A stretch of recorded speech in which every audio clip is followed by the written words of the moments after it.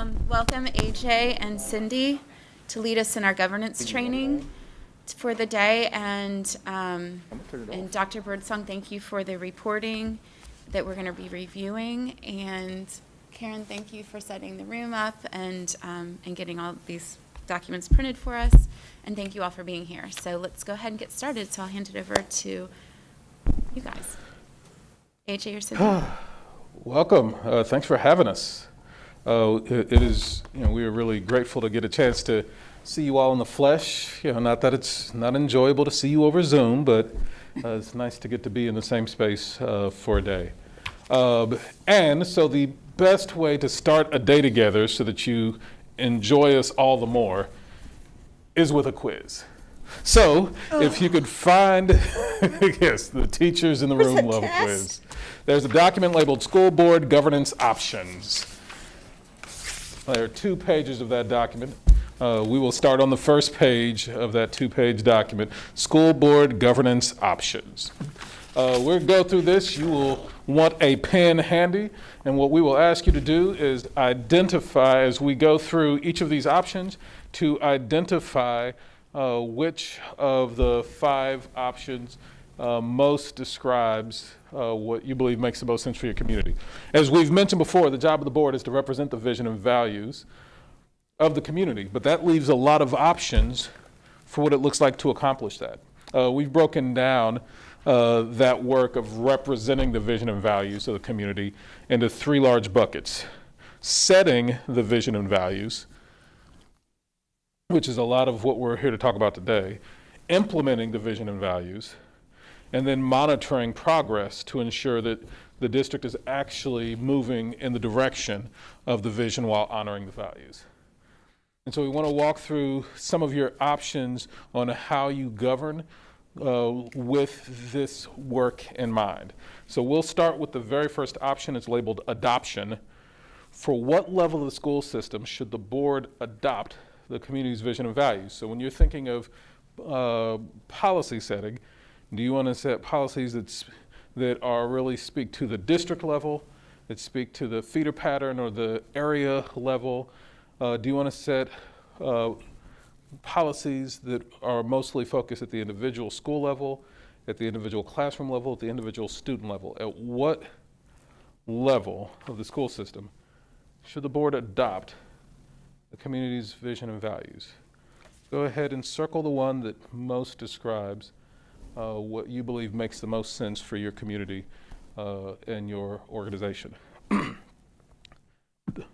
You'll notice under each of them it gives a sense of what are some of the pros and cons. Here's the thing, there aren't right and wrong answers on this document. What there are, however, are trade-offs.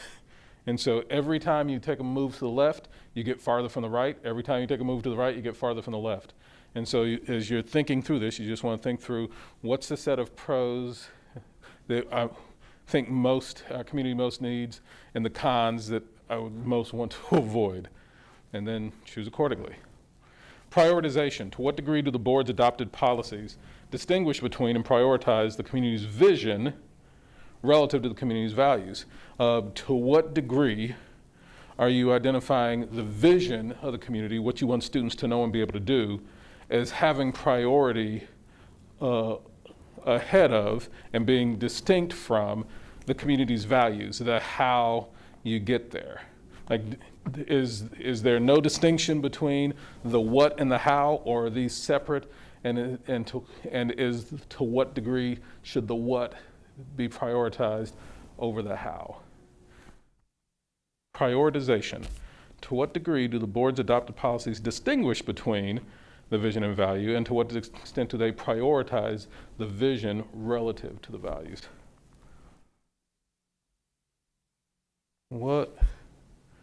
How differentiated are these things? Should they be in your adopted policies? Autonomy. At what level of organizational decision making should the board adopt the community's vision and values? Should the board be adopting them at the level of district-wide policy? So this is what needs to happen, or district-wide procedure, how it happens, Or a school level policy, this is what needs to happen. Or school level policy or school level procedure, this is how it happens. Or classroom level procedure, at what level of organizational decision making should the board adopt the community's vision and values?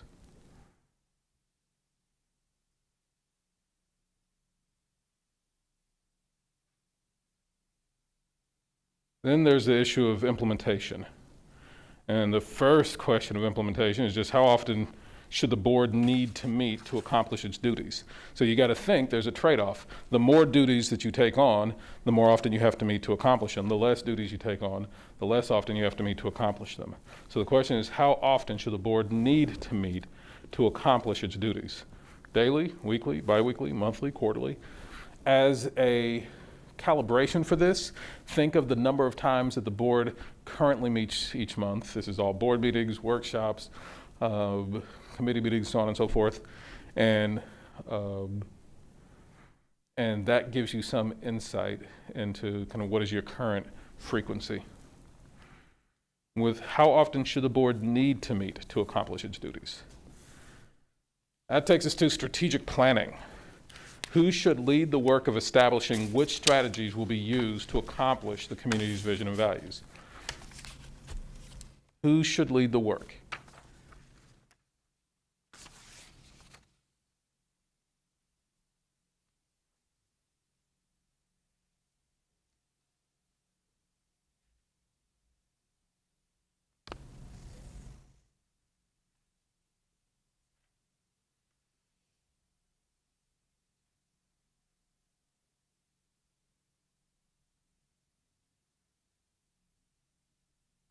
And there's role delegation. To what extent should the board establish an inviolable line between the work of the board and the work of the superintendent? To what extent should the board establish an inviolable line between the work of the board and the work of the superintendent?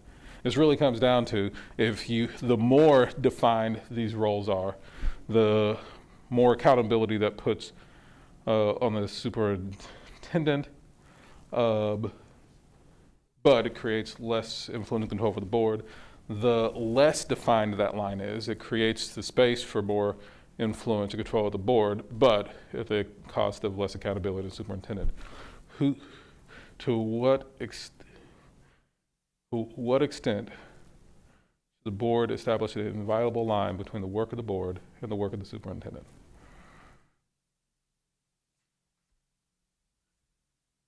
Staff management.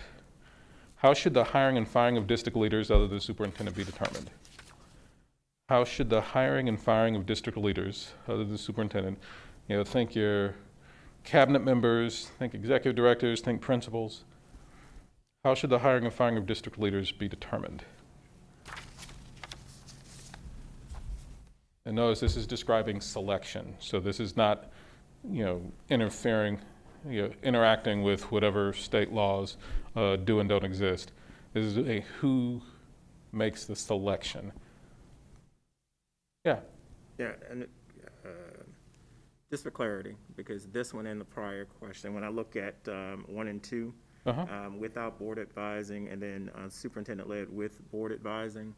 So when the board has to have a discussion and a decision on that, would you consider the discussion advising? And so the underlying question for both of these is the board's role ratification or not, which basically the final product comes fully baked and you thumb up, thumb down, or does the board have a role prior to ratification in the actual selection or the design process? Got it. All right, thanks. And these are not asking about ratification because there are legal issues that interact with that. This is asking in the baking of it. Thank you for that clarifying question. And then beyond implementation, there is monitoring. What is the minimum number of times per year that the board should monitor progress regarding the community's vision? What is the minimum number of times per year that the board should monitor progress regarding the community's vision?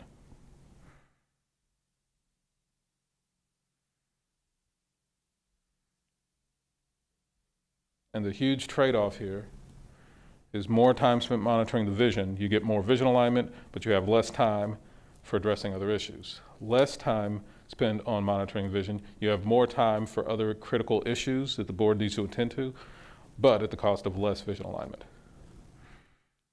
What is the minimum number of times per year the board should monitor progress regarding the community's vision? Data granularity. Sorry, when I was typing this up, I just really like that word. Data granularity. At what organizational level should the board evaluate vision and values performance data? When the board is receiving monitoring reports about progress relative to the vision, should that be district level data, feeder level data? Should it be school level data, classroom level data, individual student level data? At what organizational level should the board evaluate vision and values performance data? And then finally, oversight. With what frequency should the board be able to cycle through individual monitoring of every board adopted policy? With what frequency? So imagine all the policies that you have, and if you have more of them, then it's going to take you longer to cycle through. If you have less of them, then you would be able to cycle through more quickly. So the question is, with what frequency should the board be able to cycle through individual monitoring of every board adopted policy? Having fewer policies allows you to cycle through them more quickly, which gives you more focus and more accountability, but it also creates more risk because you have fewer policies. Being able to cycle through them, taking longer to cycle through all of them, means you have less risk because you've got more policies, so you've put more things in writing, but at the cost of less focus and less accountability. All right, so now that you've taken your quiz, go ahead and add it up. Your final score should be somewhere between 10 and 50.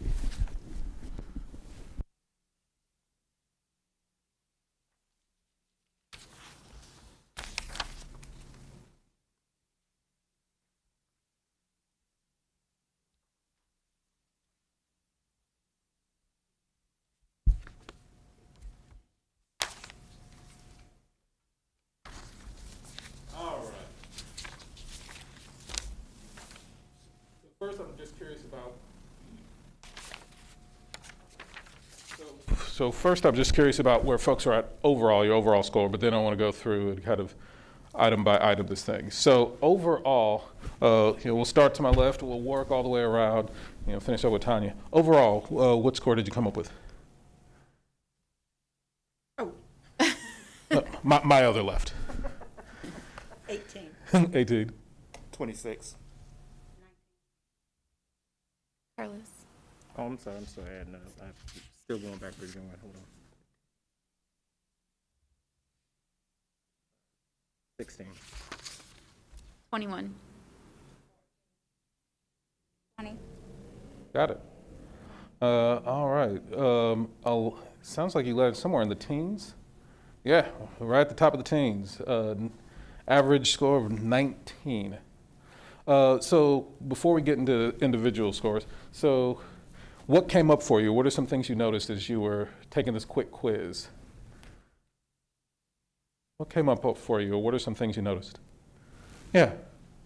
Well, I had my mind on trying to set who should be doing all the operations of the district, which is the superintendent, and we shouldn't be interfering on a basis.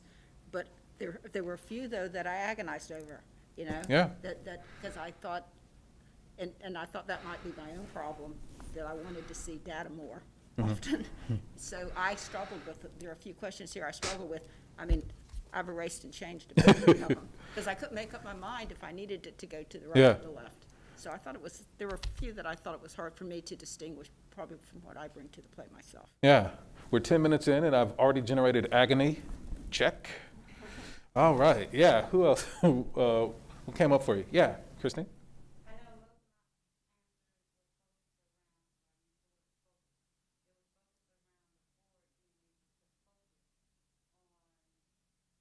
How the policies that we create Yeah. and holding Yeah. Ready? I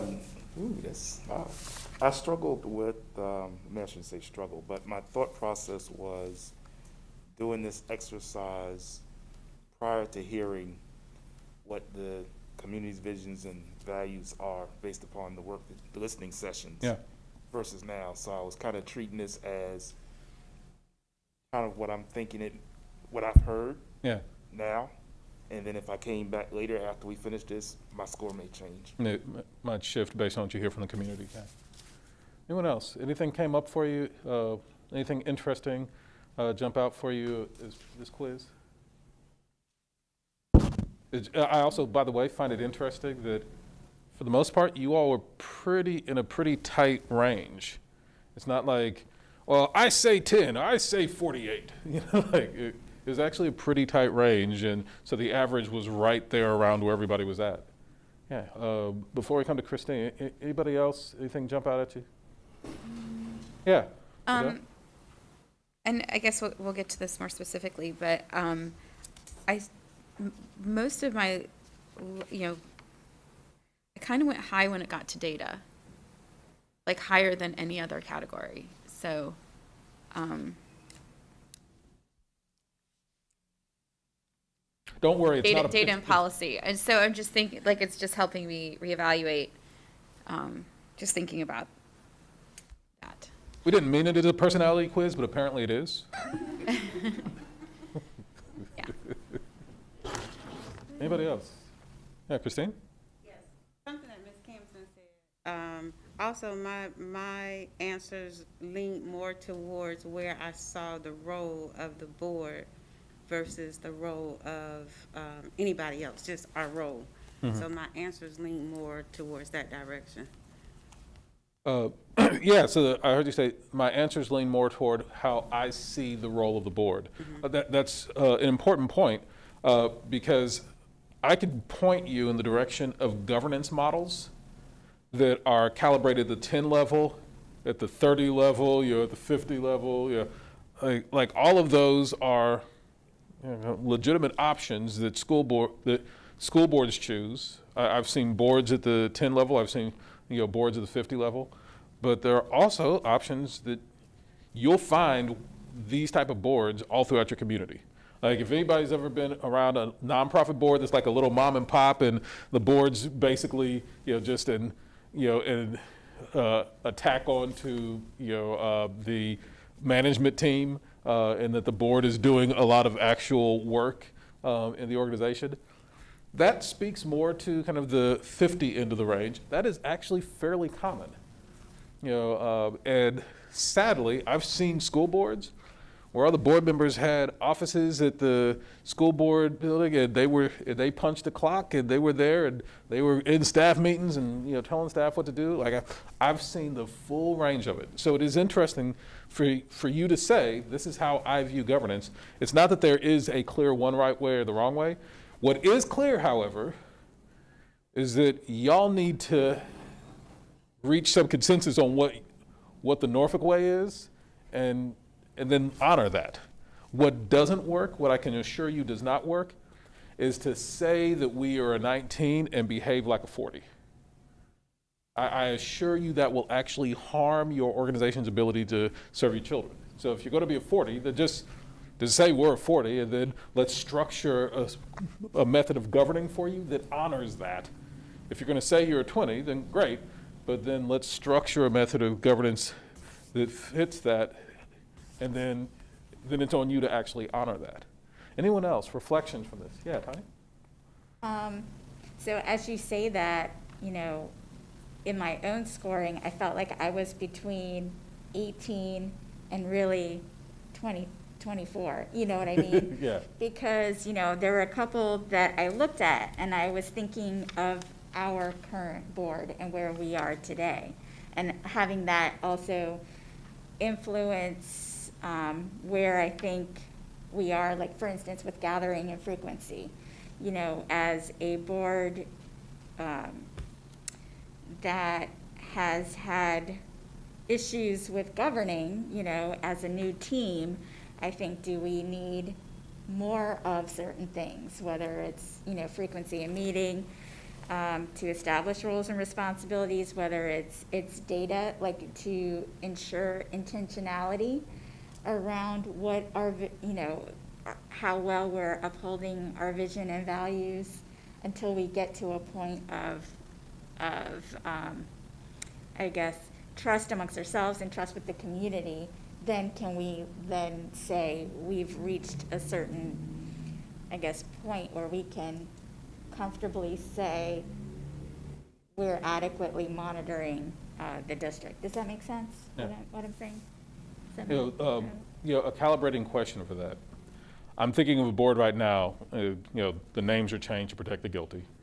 But essentially, each board member is the chair of a committee, and after the election, they'll kind of reshuffle the committee so that each board member has one cabinet area within the school system that they're the committee chair for. So there's the finance committee chair, and then there's the curriculum and instruction committee chair, and then there's the operations facilities committee chair, right? You get where I'm going with this? And so basically, each board member, kind of reigns over their one vertical area within the organization. So if you want the lawns mowed at a particular school and it's not happening, well, then you need to call Lauren because she's over the operations committee and she's the one who can get that done. But don't call Christine because she's over curriculum instruction. She can help you, figure out, what the scope and sequence, of instruction is, but she can't help you get a lawn mowed. You'd have to talk to this board member instead of that board member. Do they have a superintendent? A very sad superintendent who does not enjoy their job. But that, however, I describe that as appropriate behavior, for 45 to 50. Would that be appropriate behavior for a board that identifies as a 20? No, but I'm sad that we're halfway there. So the question is, why not? Why would that not be appropriate behavior for a board that identified as a 20? Because you're not executing the plan that you established. Why does that matter? Who cares? Right. But that means Care you're not because aligned. you're not meeting expectations. So? And you're not, but it's creating chaos. It's, when you establish something one way, and I hear your so's, but when you establish something one way, and you do something else, you're sending mixed messages, and you're not able to stay on task. It's difficult to hold people accountable because now they don't know. The policy says one thing, but you're doing something totally different. It's difficult to hold people accountable. It's difficult for people to know what's expected of them and to do it and do it well. Yeah. Tony? I agree with what you said. It's saying that you may understand the role and responsibility, whether you're a board or superintendent, but you're not executing as per the role and responsibility. So, as Christine just said, the accountability is not being placed where it needs to be. So? To lead a school district.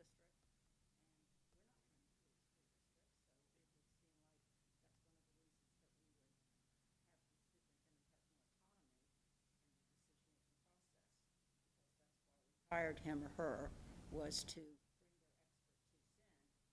bring their expertise in to run our school district. Christine?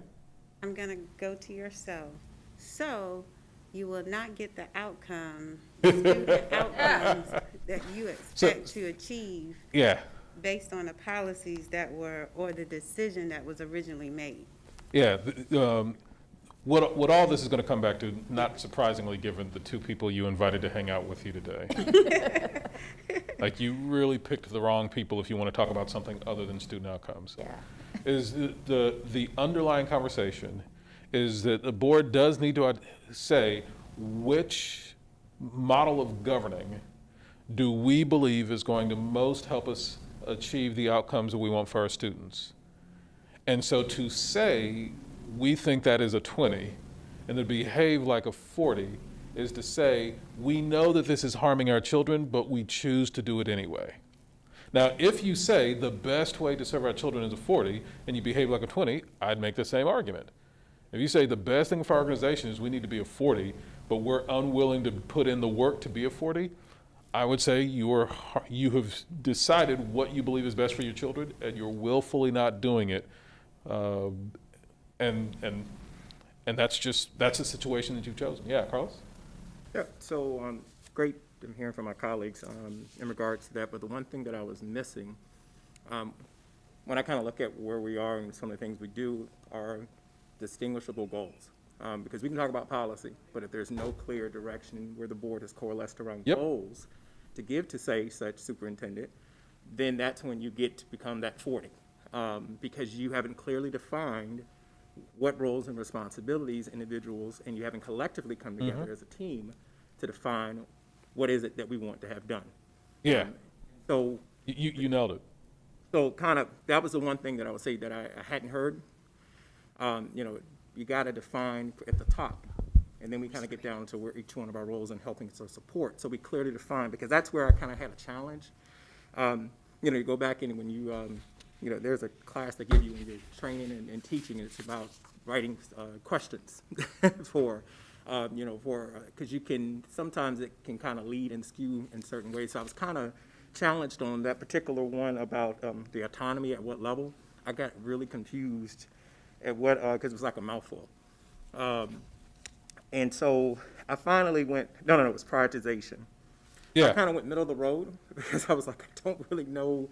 And I know we're going to talk more about the vision and values and priorities. So I just went, let me just kind of go middle of the road here on this particular one. Doesn't mean that won't change. But I also, when Ms. Jordan was speaking after going through the listening and learning sessions, you heard a lot. And it kind of made you just, come back and reflect, okay. And then I also realized that our community doesn't know a whole lot in the respect that they're saying they're not hearing this, they're not getting this information. So it just kind of goes back to that thing that I feel like we're missing, is that clearly defined goals that we've coalesced as a group around, that we've given our superintendent. And I think that's where you'll see that middle of the road, because I think we all, from the VSBA training, all the stuff that we went through before, is that we identify that it's board is supposed to be at high level, above the waterline type of thing, and then it's the responsibility of the superintendent to come up with, well, what was that term we used to use, Rodney? I know it's been around for a long time. I would call on the well. It's the role of the board to give a direction, but it's the role and responsibility of our superintendent to kind of discharge and get it done, and then come back and report and keep us up to date. So, and the other thing on that one too, when I was looking at the frequency of the meetings, Yeah. so we get beat up a lot about having really long meetings. And one of the biggest things on that one is there's that old saying that there's the work that happens during the meeting, after the meeting, and before the meeting. And I think sometimes we do the work all in one time sometimes when we come together, rather than some of the work that has to occur outside. This is why we have committee models. This is so that we can kind of break it up, so that when we come to board meetings, it really should be about action. We really should be having conversation amongst one another, so that it isn't very drawn out discussions and asking for additional information.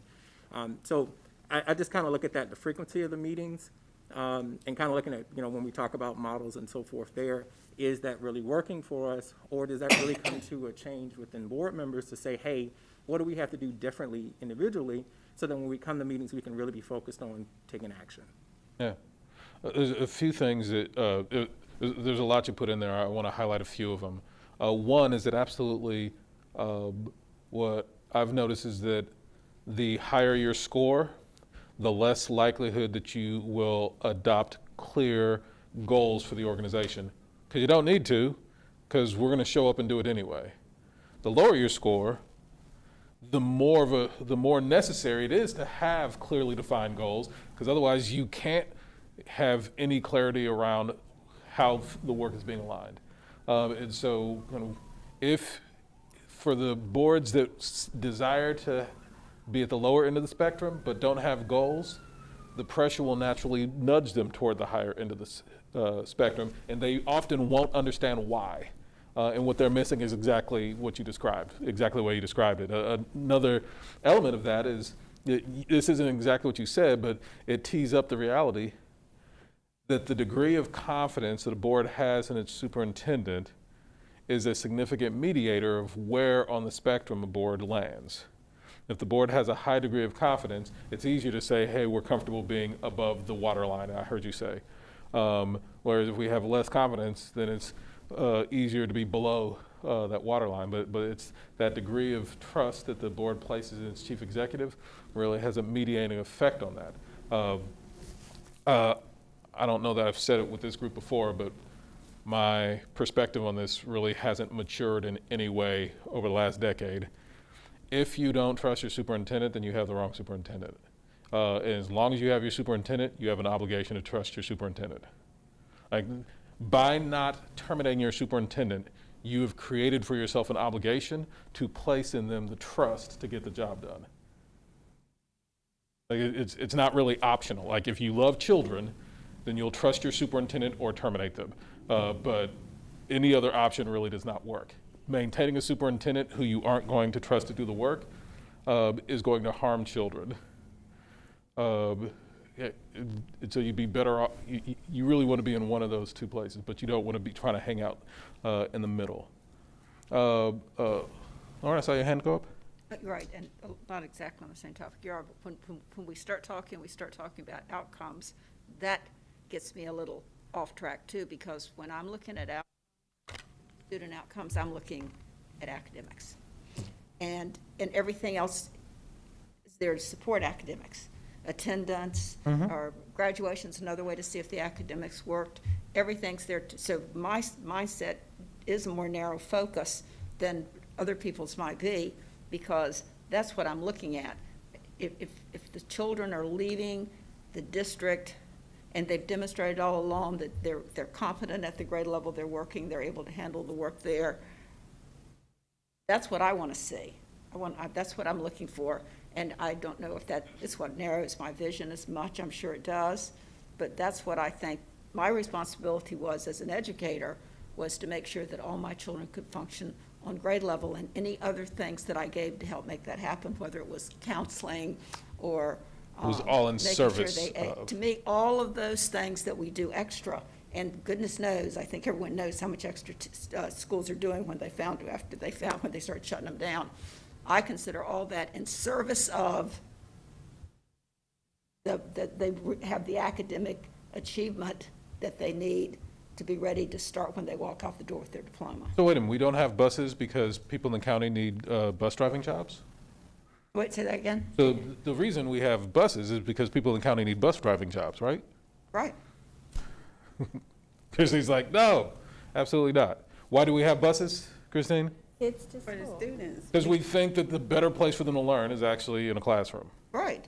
Yeah, this idea of we don't exist to benefit the adults in the system, we exist to benefit the students in the system. That's what we're, that is the purpose, that is the function of the organization, is to improve student outcomes. Sharon, I'm curious, one, any thoughts about the quiz, but then second, any particular item on the quiz that you'd like to, that you're curious to hear more about from your board members? As I was going through the exercise and listening to the scores of others, I think I had the lowest score in the room of 14. Not a surprise. Pardon? Not a huge surprise. Okay. And to me, it just clearly demonstrates that, for me at least, that there should be clear roles and responsibilities for the board and for the superintendent.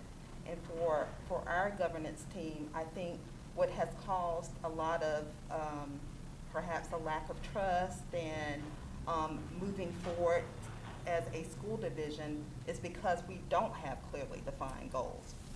And so that causes a lot of angst, and when we're meeting, so what is it that we're trying to achieve? Yeah. And so for me, that just stands out with this exercise.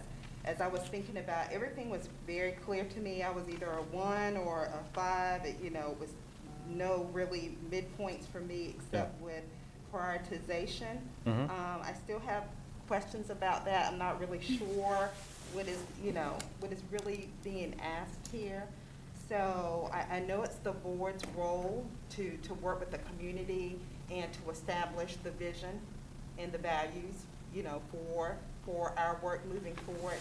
So I don't really understand what do you mean in terms of prioritization? Are you talking about What is it specifically that you're talking about? So the underlying question here is two-part, and that's probably the problem, is it's a two-part inquiry.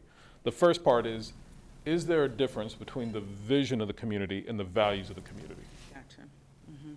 And in some governing systems, there isn't. There's just a list of priorities, but they're not differentiated between the vision and the values. It's just, here are the priorities. So for example, I'm thinking of a school system right now, and the board has adopted 5 priorities.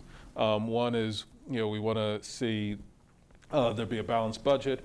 We want we want teachers to be well supported. We want parents to feel engaged. We want the operations, to be well managed, and we want students to achieve. So how many of those are about the vision the community has, and how many of those are about the values the community has? So when we talk about vision, we talk about what it is that students know and are able to do. We talk about the values. We talk about how the school system operates to accomplish that. So of those 5, one about having a balanced budget, one about supported teachers, one about engaged parents, one about effective operations, and one about student performance. How many of those are about the vision? And how many of those are about the values? Now, if you ask that board, they would tell you that all 5 of those are the community's vision for its schools. And all that tells me is that they don't actually differentiate between the vision and the values. They just see it all as a uniform set of priorities. That is one way of governing. So to differentiate and suggest that there's a distinction between student outcomes and adult inputs, that is a different way of governing. But these are 2 different models of governing. So that's the first question, is do you actually differentiate between these or not in your model of governance?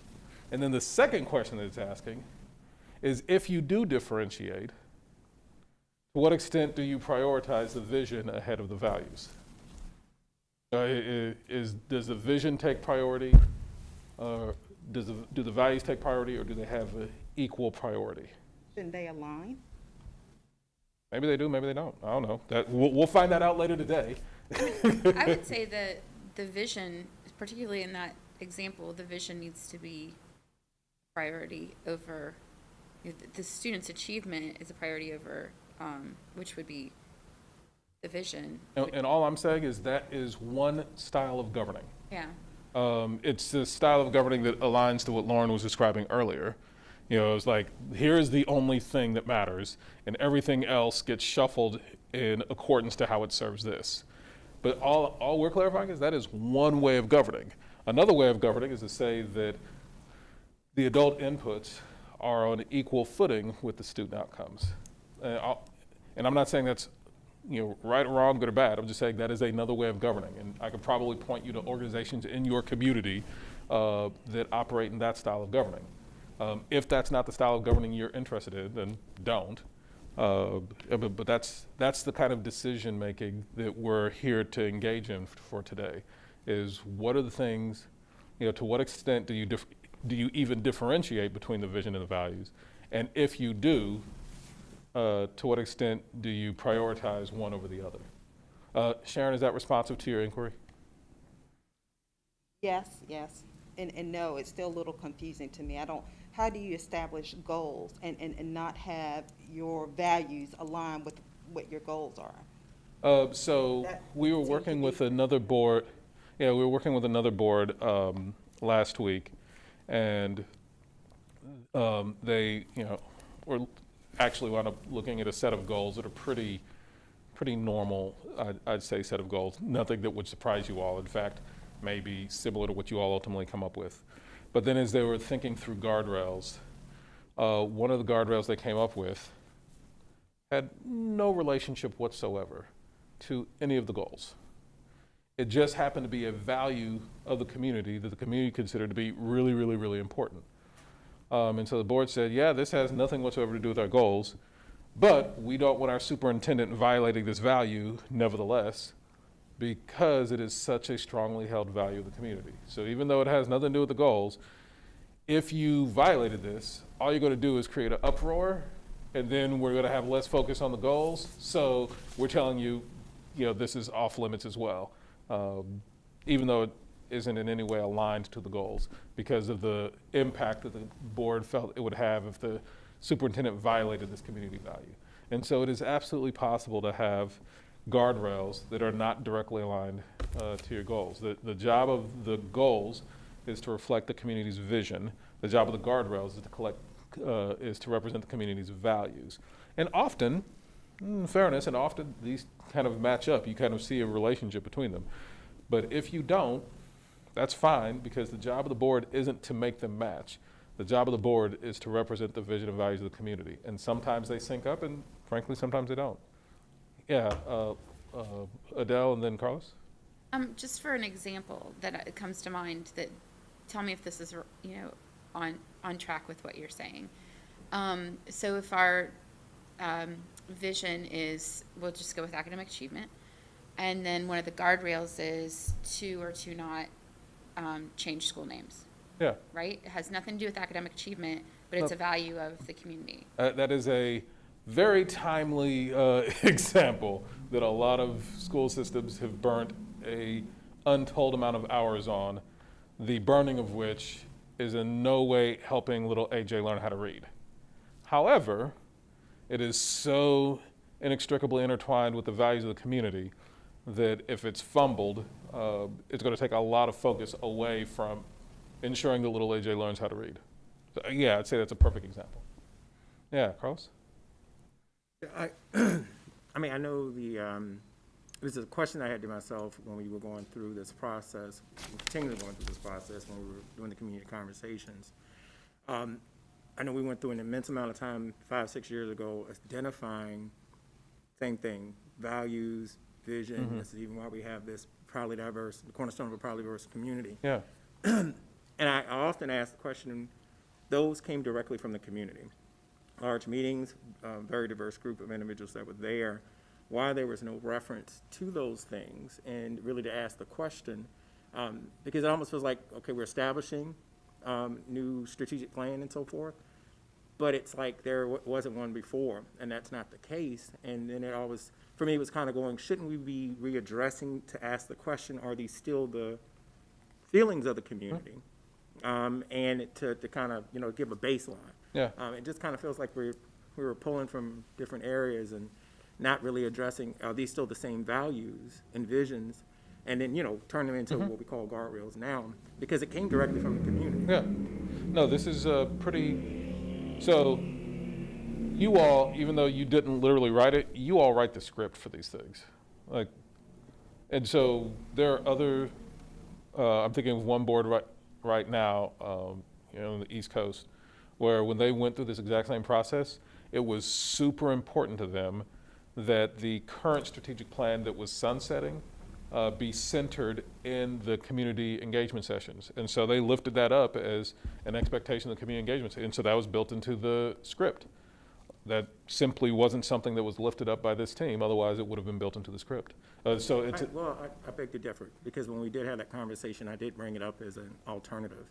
Now, maybe the whole team didn't go with that, but when we were talking about the script, and the concern came that it originally was too negative. Yeah. And also the concern was brought that it seemed leaning. I did say, and give an offer of an alternate suggestion, that we already have goals and we have values from our current strategic plan. Why don't we offer that out there to ask the question to the community when we're kind of saying, if we get them in there, this is what we currently say, and this is what was said 5 years ago. Is this still the question? I did. Yeah, place and all I'm saying with the other board, that was clearly the will of the board. Okay. And so it made it into the script. If that was clearly the will of the board, here, it would have made it into the script as well. That was inescapably, abundantly clear that that is what that board wanted.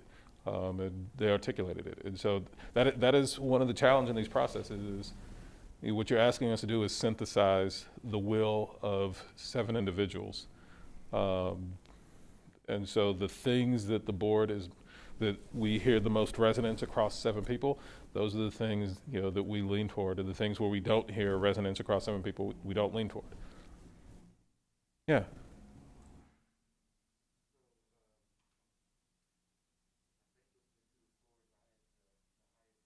Yeah, you did. What was it, 26? Yeah. On the assignment and,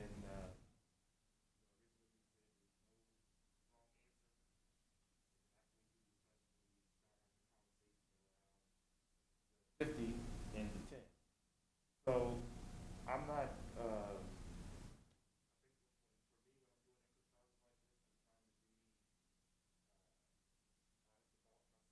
Yeah. where I am, and I think that there's a tendency often to, psychologically, I know where it should be. Mm-hmm. So I could skew my results so that it says this is where we should be. I think that it's important to just be Mm-hmm. more honest about where we are individually.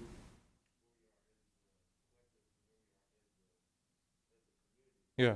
Because going back to your earlier comment around mismatching, I think that's where we have challenges. So, and I mean the collective we. So it's easy to say, this is where I want the governance team to be, and then individually want to dictate everything, or vice versa. Yeah. So I think It's not helpful to so I actually be think dishonest about this. Yes, I think we do these exercises. I think is important. Sometimes the messy before it gets clean, Yeah. and I think it's important that we feel comfortable enough and individually and as a team to just really say this is how we see it, how we feel about it, how it is. And then I think if I understand the exercise correctly, make a determination what the model is that we collectively say we're going to consider, and then govern ourselves accordingly Yeah. to that. Doesn't mean it may not shift, Mm-hmm. but that's how I take it. And I know I did a lot of in the middle because I wasn't always sure. Yeah. And then on the one with data granularity, Yep. while personally I was thinking at a district or feeder level, what I felt I was hearing in the listening sessions representing the vision and values of the community, I did individual student level because I think that's where, when I heard about individualized learning plans, making sure that each individual student gets what they need, those types of things, that said to me that looking at some of the data at the individual student level is where I felt we were now. How many students do you have? 30,000. Are you going to look at 30,000 different student data sets? Well, that's not how I interpreted it. Yeah. So what this is talking about is, do you want to look at so all this data is about students. The only question is, are you looking at in the aggregate at the district level, or you're looking at one data point for the entire district, or looking at the feeder level, so you're looking at data points. How many feeder patterns do you have? I have no idea. How many high schools do you have? Five. So you're basically 5 feeder patterns. So you look at. No, I don't agree with that. We have 5 high schools, but I don't think we have 5 feeder. Okay, gotcha. Okay. Are you looking at the end of, how many schools do you have? 50, 45. 45. So are you looking at it through the lens of 45 different entities? Or are you looking at all the way down to individual, are you looking at 30,000 different data points? That's what this is asking. Right. But all of those are student data. It's just a question of what level of granularity are you looking at the student data? Are you looking at it student by student? Or are you looking at it classroom by classroom, school by school, feeder by feeder, or at the district level? Right. But as I read the question, at what organizational level should the board evaluate vision and values performance data? I chose individual student level data because what I felt I heard was the performance of the individual students would determine to what extent we are successful at achieving our vision and values. That's how I interpreted Got it. So now that I'm offering you the poorly worded but intended design of it, how would you score? I'm not sure yet. Because I'm assuming you're not actually suggesting that the board should look at 30,000. Absolutely not. I hope not. Need a lot more By no than means, by no means am I suggesting that. So I want to be clear. I currently today, I serve on one board that is a rock solid 10. And I currently today serve on a different board that is a hard 45. And both of those have chosen governance models that are entirely appropriate to their circumstances. So and it's a little bit of whiplash. Fortunately, the two meetings are like 2 weeks apart each month. So, well, actually, no. One of them is quarterly meetings. Not monthly. So it's a little bit of whiplash going back and forth between them because they're very different models of governing. And so I just say that to share. Any place on this range can be an appropriate form of governance. I think of myself as a full-blown governance nerd. I serve on a 10, I serve on a 45, and I would argue you to death that both of those are the exact right calibration for those particular organizations and where they are in their life cycles and all the other things. Your task isn't to try to come up with, the right answer that sounds good. Your task is to identify what is the right answer for Norfolk School Division right here, right now. We share all of this and start this as a way of engaging because it was starting to occur to me from watching your board meetings that we are not well calibrated with where you all are at. So the coaching that we've been offering you is really most appropriate for a board that sees itself somewhere between 10 to 14. To the extent that you all see yourselves more in the 15 to 22 range, that is a slightly different style of governing. And so, we'll be prepared to calibrate around that, hearing that you all fall, in a slightly higher band than I think we previously understood. So that's part of the benefit of this, is so that we can calibrate around where your needs exist, rather than our misperception about where your needs were. But it also highlights that some of the things we're going to do today are just simply non-negotiable. To Carlos's point, if you're going to be a 20 and you have no goals, you're going to be a 30 in reality, 40 potentially. And so if you're going to be a 20, there are some hard non-negotiables. And one of those is you need goals, and they need to be fairly well defined. Otherwise, you will never stay in a 20. You will quickly rise to a 30 or 40, even though that is not your stated intention. Carlos, did you have your hand up? I did. Adele? I just wanted to know, are we going through these individually next, or is this the process? We were going to, but I'm actually leaning back from it only because of the time. But if there's one in particular that you're curious about. Well, that's what, so the prioritization. Yeah. Like Carlos said, I also picked a 3 because after, not, in my experience with the community listening, but also, with civic leagues and things like that, the communities, community doesn't I feel like my experience has been that the community doesn't always know what we're doing, so they will explain things that things that they want from experiences that they had 20, 30 years ago. And it's like, things have changed so much with education. I mean, they haven't, but I mean, there's a lot of really innovative things that Norfolk's doing and that they obviously don't know about because they're not parents or, anymore. They're just not as involved in the schools as they once were. And so to align what we're doing perfectly with what the community wants, I just don't think, I think that'd be a disservice because we have more information. Well, so let's clarify this. If I'm a parent and my child is suffering right now and I come to you, what do I want that score to be? Whatever it takes to take care of my child. What do I want that score to 5. be? Yeah. 50? I want that score to be 50. Yeah. Like, you need to be clear about that. Yeah. But what I hear you saying is, I can recognize that there are times when the community wants us to be a board at 50 because they want what they want. But I say, what was your score? 3. It depends. That's No, I mean overall. Oh, my overall, I was a 21. Well, but I say overall, what's most healthy, for the Norfolk School Division is for us to be at 21. And so you just need to sit with that, tension is that the people who put you here are going to be clamoring for a 50 if there's something that they intensely want in that moment. And they're comfortable with you being a 21 as long as they don't need nothing. But the second I need something, I'm gonna need you to put your 50 pants on and get it done. Okay. I mean, so you just, this is what it is to be elected officials, is there's what the people who put you in place want, and there's what you say is the most functional for your children, given all the other details that you know that the general community doesn't have. And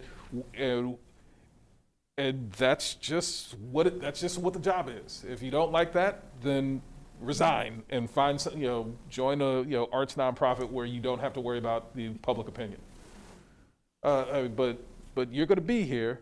There's always going to be that pressure for you to be a 50. There's almost never nobody's going to come and like, you know what, I really wish you all would act more like a 10 board. I really wish you all would do that. Which, that's not realistically going to happen.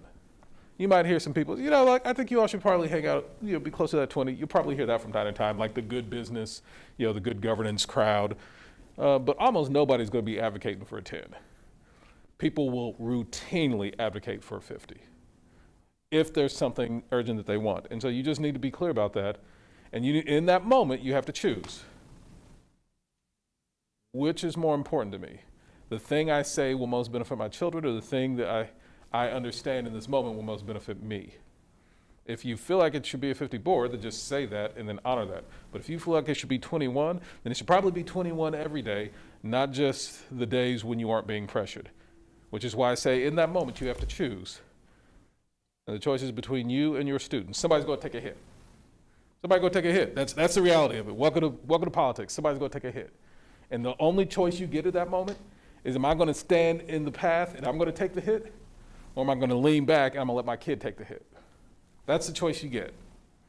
It's not fun. It's not joyful. It's not glamorous. Fortunately, the great thing about being a school board is everyone trusts your motivations and believe that you want what's best for children, right? Sure. Yeah, sadly, no. But this is the nature of the work. This is the nature of the work. Any other, anything else you want to say on this before we transition? Any other reflections, questions, anything else you want to say on this before we transition? I want to just use this as a way of clarifying what the stakes were for today's work, and to get a sense of the realignment, of if there's any realignment that we need to do, and there is some slight realignment we need to do, so we'll work on that. Any other questions or comments, reflections before we transition?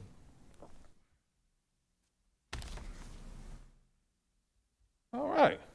See, Lauren, quizzes aren't all bad. Whatever. All right.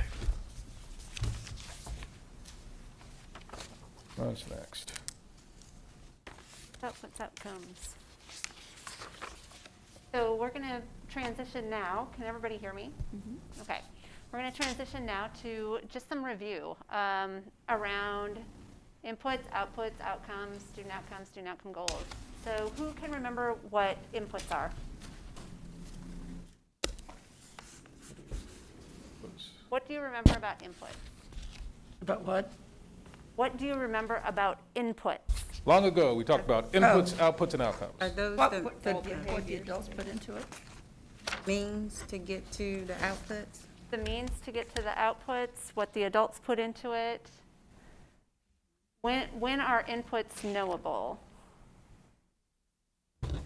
Knowable, like identifiable, when they're outputs? When they're measured? Oh, when they're measured, is that what you mean?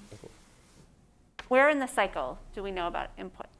In the beginning. At the beginning. Beginning of the cycle. Yeah, they're knowable at the beginning of the cycle. What do you remember about outputs? The product. It is the ends. The Means to product, end, the outcome, the outcomes that you're looking for. the outcome that you're looking for. When are the outputs knowable? After the process. At the end of the cycle. Or it could be, As it we could be as as you, we if you're identify monitoring them. along the way, yeah, it could be throughout the process, but Throughout the process? whether you're in the- successful. in the midst of a cycle? Yep, in the middle. what are examples of inputs in a school system? The building. Building, Those buses. Transportation. The buses, Yeah, I was just thinking the same transportation. thing. instructional materials, the instruction Highly itself. effective Instruction, staff, the instruction itself would be an input. The lovely board. yeah. Nutrition, all the, So then what would be some examples of outputs? Knowable in the midst of a cycle. Grades, test scores. reading proficiency. Students able to read and write, function in society after high school, moving on to higher endeavors after high school. That's more outcomes. So, so we've talked Did about you ask- inputs at the beginning of a cycle, outputs in the midst I of a missed the cycle. question. So then what do you remember about outcomes? Oh, outcomes. Oh, well, I guess I was thinking, Final outcomes. cut. For long-term. yeah, End of the cycle? Yeah, okay. yeah, that's what's at the end of the cycle. Okay, so what's an example of an outcome in a school system? Closing achievement gaps, higher Our graduation rates. Graduation rates, Attendance. attendance? Is attendance is an College ready. outcome? Employment. On-time You said graduation, attendance Ready, is an right? outcome? Students attending college, Students attending college, career moving on, certifications, getting careers afterwards, being active in the community some kind of way. career certifications, Am I missing? placement after Yeah, placement after high school, high basically. school? I may be off Then- the cycle and the definitions, but so I think outputs can be more quantitative and outcomes are more qualitative, so that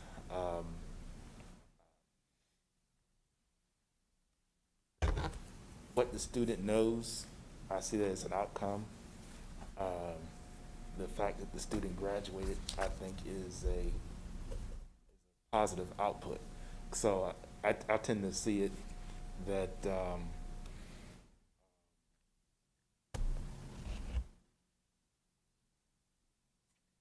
outputs are good, but only when you have the right outcomes.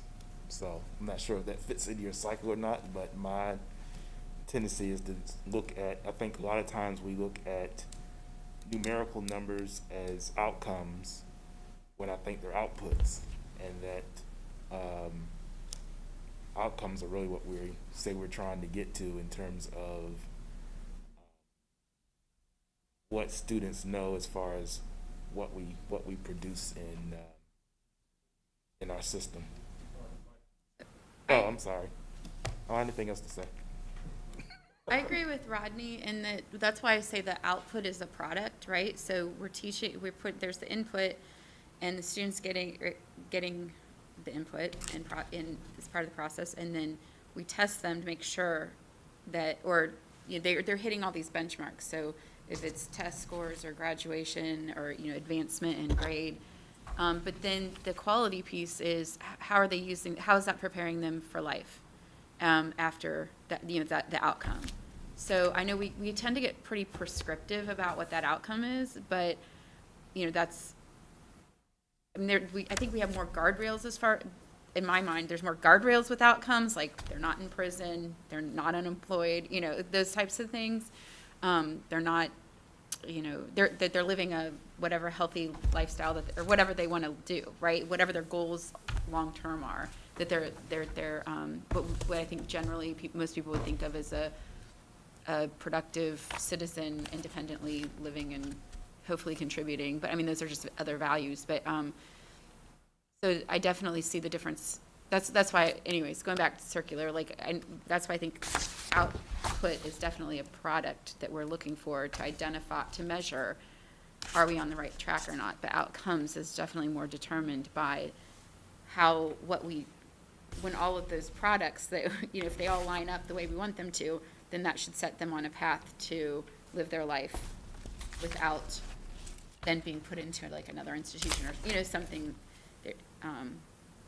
in a negative way. Yeah, It's hard to speak so generally because there's so many scenarios, but So I think there's a few things that I'm hearing here, because we're talking about inputs as knowable at the beginning of a cycle, outputs knowable in the midst of a cycle, and then outcomes knowable at the end of a cycle. So there are times when an outcome,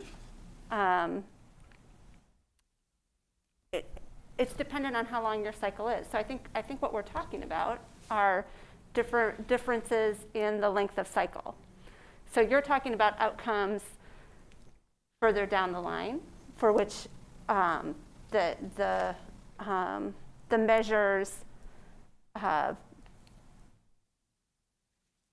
output might, in a shorter cycle, be an outcome. Is that? Are you? Yeah, that makes perfect sense to me, is that if we're wanting to know, did students cross the stage, then at that point, graduation rate is an outcome measure. But if we want to know if students are successful in post-secondary, then graduation at that point is just an output because it actually falls in the middle of the cycle now, rather than at the end of the cycle. So how you define the cycle is determinant of, is this data point an output because it falls in the middle, or is it an outcome because it now falls at the end? they leave our institution at graduation, so it seems like the natural end process. But we do still track Boards post say that. graduation. Some boards say that and some boards don't. That's a y'all decision. Ms. Campson. I'm now not clear Okay. on output and oops, I'm finding that, are you okay? Oh, don't pay us no more. Sorry. Oh. Nothing to see here. Not cross my legs. So, to clarify my own mind, so I don't get lost at the beginning of this training, the input are what we put into it, instruction, feeding, well, all those things. And then an output would be maybe like your example of how they perform on the spot for something. You know, that you teach them the information, and then they get a quick quiz and they demonstrate that they've got it. That's the output. For the outcome, which would mean they're promoted to the next grade, for example. Is that, okay, I just want to be sure that it was seeming a little muddy to me. Okay. Mr. Jordan, I'm did you good. have a question? Ms. Campson helped to clarify some things. I was originally was going to ask a question about, I was going to ask you to redefine what you meant by cycle, because I think there's cycles, and then there's cycles inside of the cycle. So I think I'm following the Yeah, last and- discussion about the fact that one cycle's outcome can be another cycle's output registers with me. Yes, and that's the decision you all get to make, is what the length of what your cycle is. Okay. Yeah, yep, so that's part of the decision. So then, when we're talking about outcomes, what do you remember about student outcomes?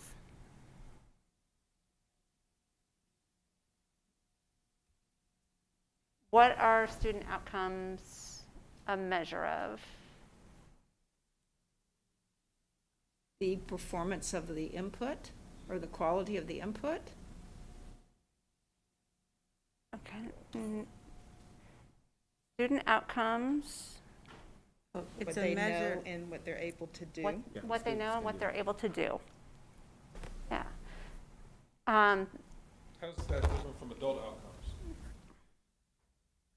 Adult outcomes impact student outcomes. Or adult inputs impact student outcomes. Affects student outcomes. Adult outcomes may not be aligned with student outcomes.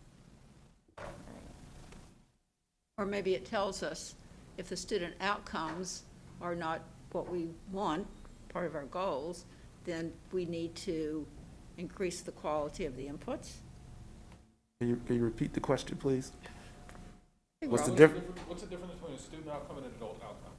Well, one difference is who the target is.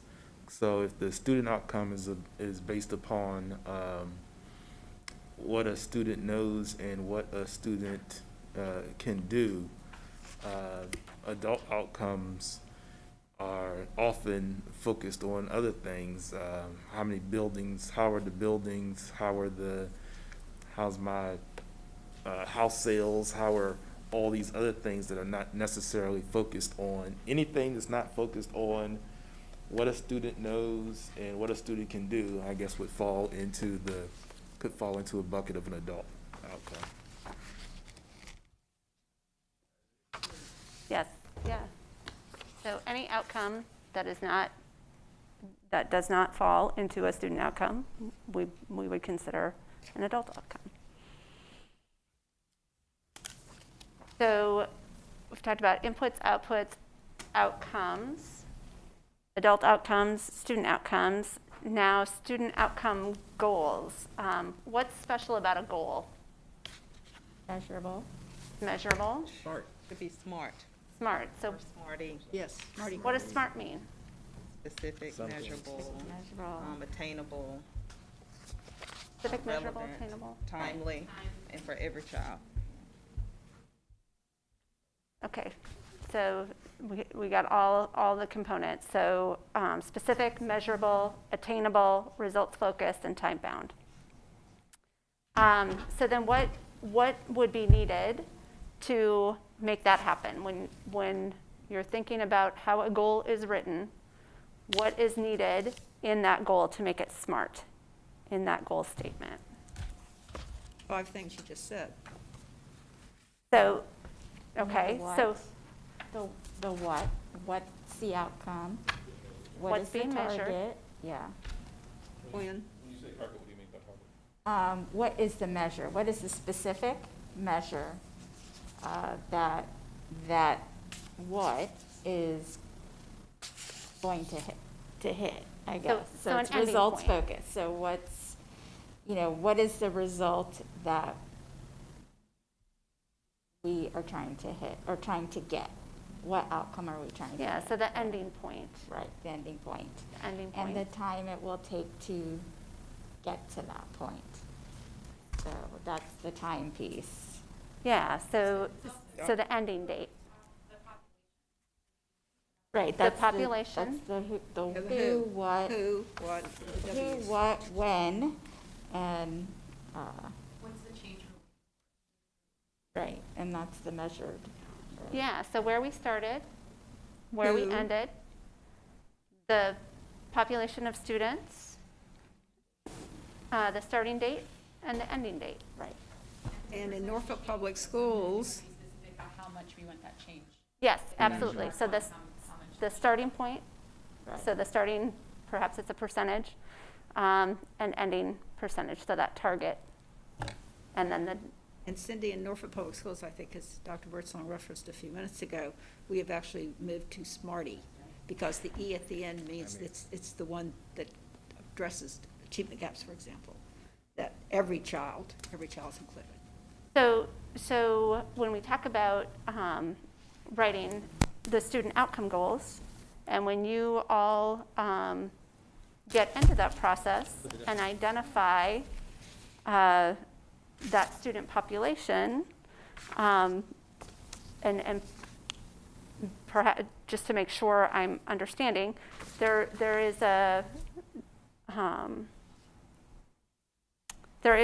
are times where you might choose, for example, third grade students, right?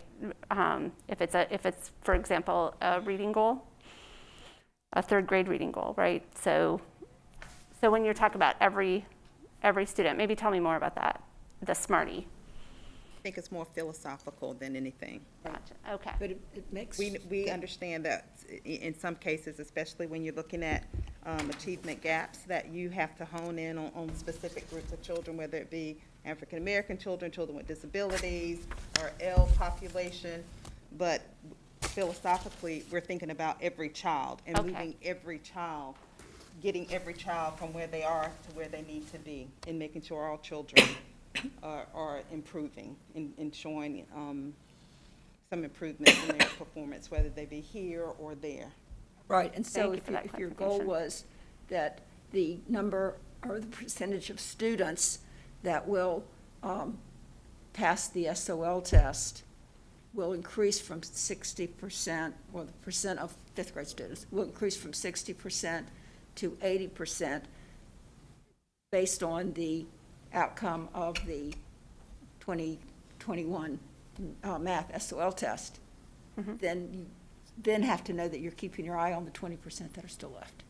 You make the goal, but you have not forgotten the other 20%. You made 80, and that's great, but there's still 20% of the kids that didn't make it. Thank you for I mean, that. that's how I interpret it. Clarification. Sharon, is that a, okay.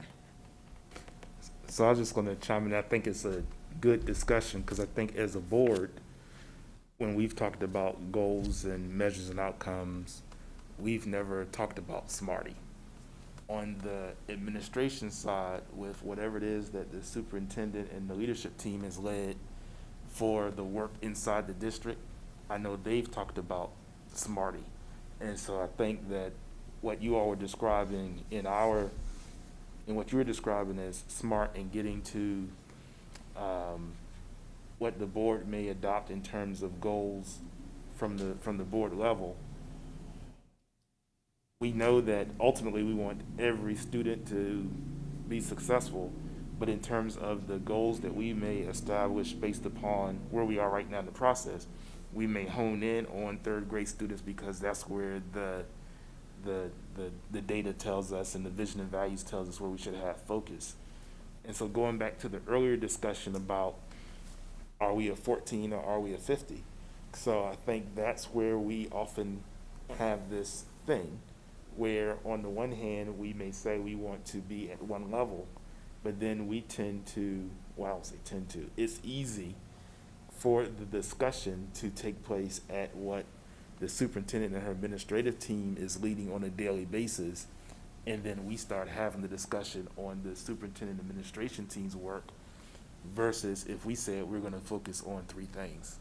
And so listening to the discussion, that's just something that resonated with me. And I think that's something we will have to, we will continue to work on as we understand your model and your language and where I think you're trying to take us. Thank you for that. Any questions or regarding student outcome goals? What do you remember about guardrails? The non-negotiable values. Non-negotiable values? What else? What else do you remember about guardrails? They may describe what one cannot do, and then outside of those guardrails, then everything else can be fair game. Yeah. We talk about guardrails, are we, I'm sorry. Oh, Johnny. go ahead, I'm sorry. When we're talking about guardrails, and this just hit me, are we going to, and I guess I need to read some more examples, are we talking about what we shouldn't do or what we should do? In other words, is it a positive or a negative, the way we address the guardrails? So they are written in a certain structure. And does anybody who remembers what that structure is? How are they written?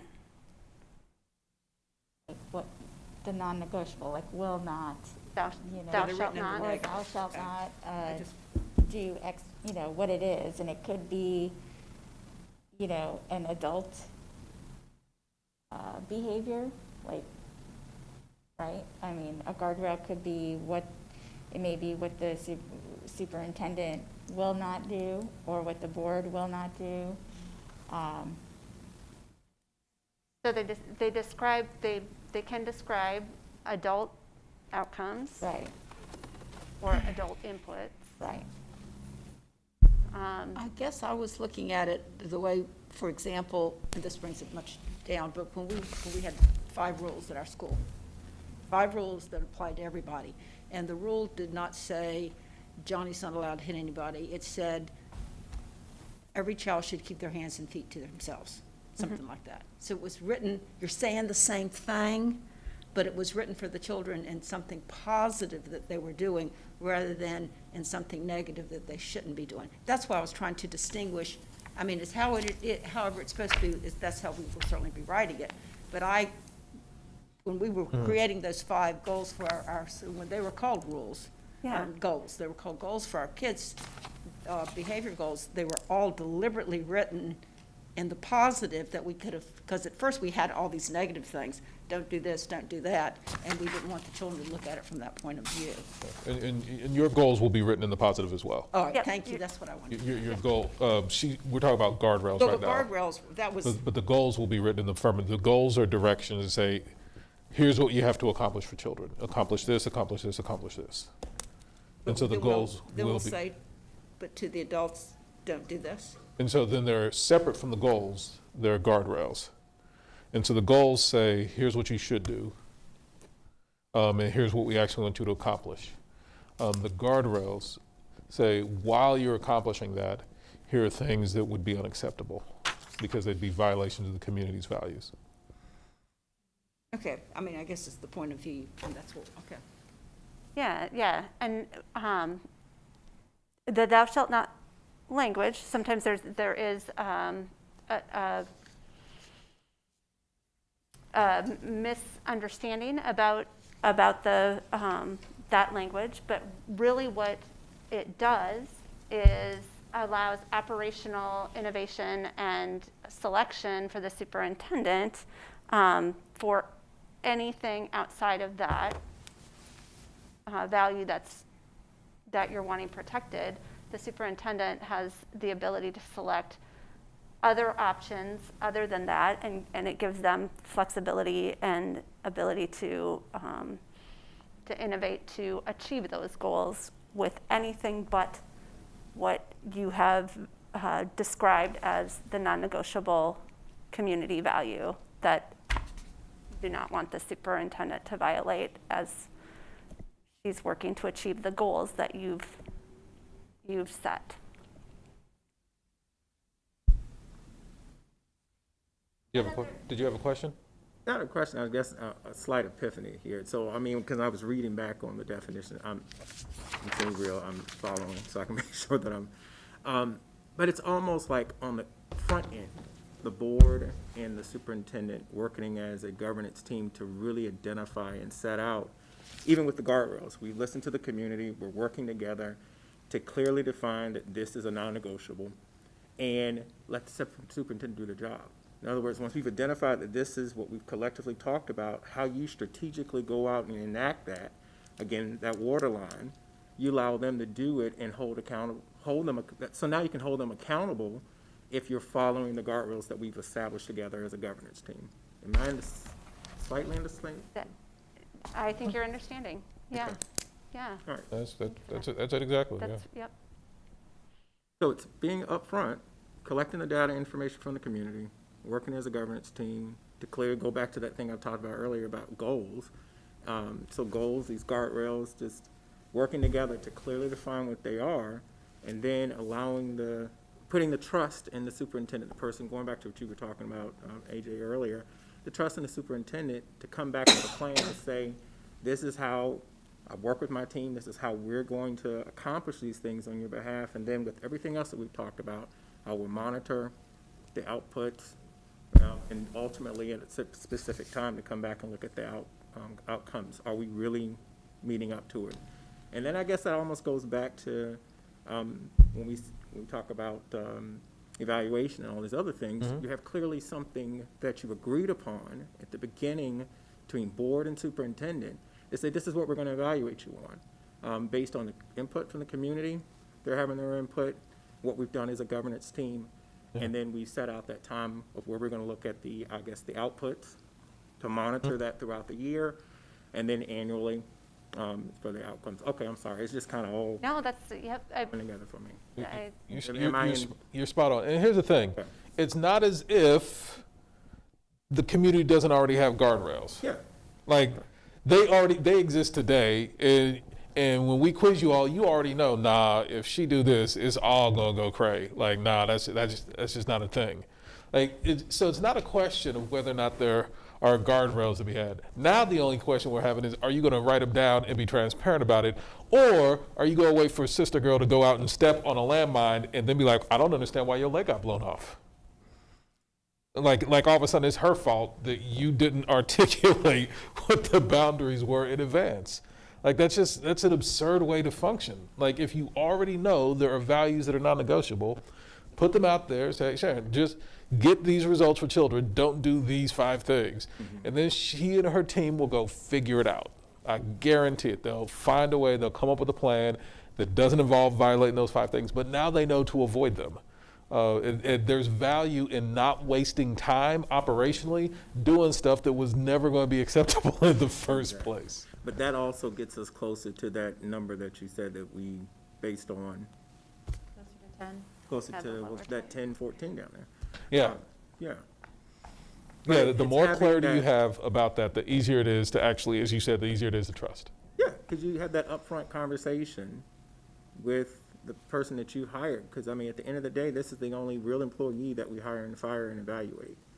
And so, all right, I'm going to shut up and listen again.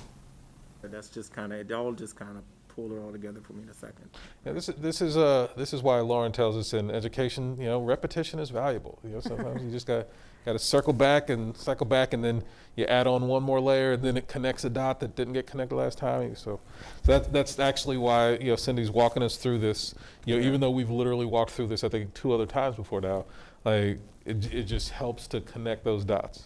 But then, AJ, it's almost like the board, we have to create our own guardrail Yeah. for ourselves and the Oh, we're gonna respect come to of that. not- Oh. I'm not gonna go too far, but that we, No, trust and believe that is on the menu. okay. Not everybody gonna like how it tastes, but it is definitely on the menu.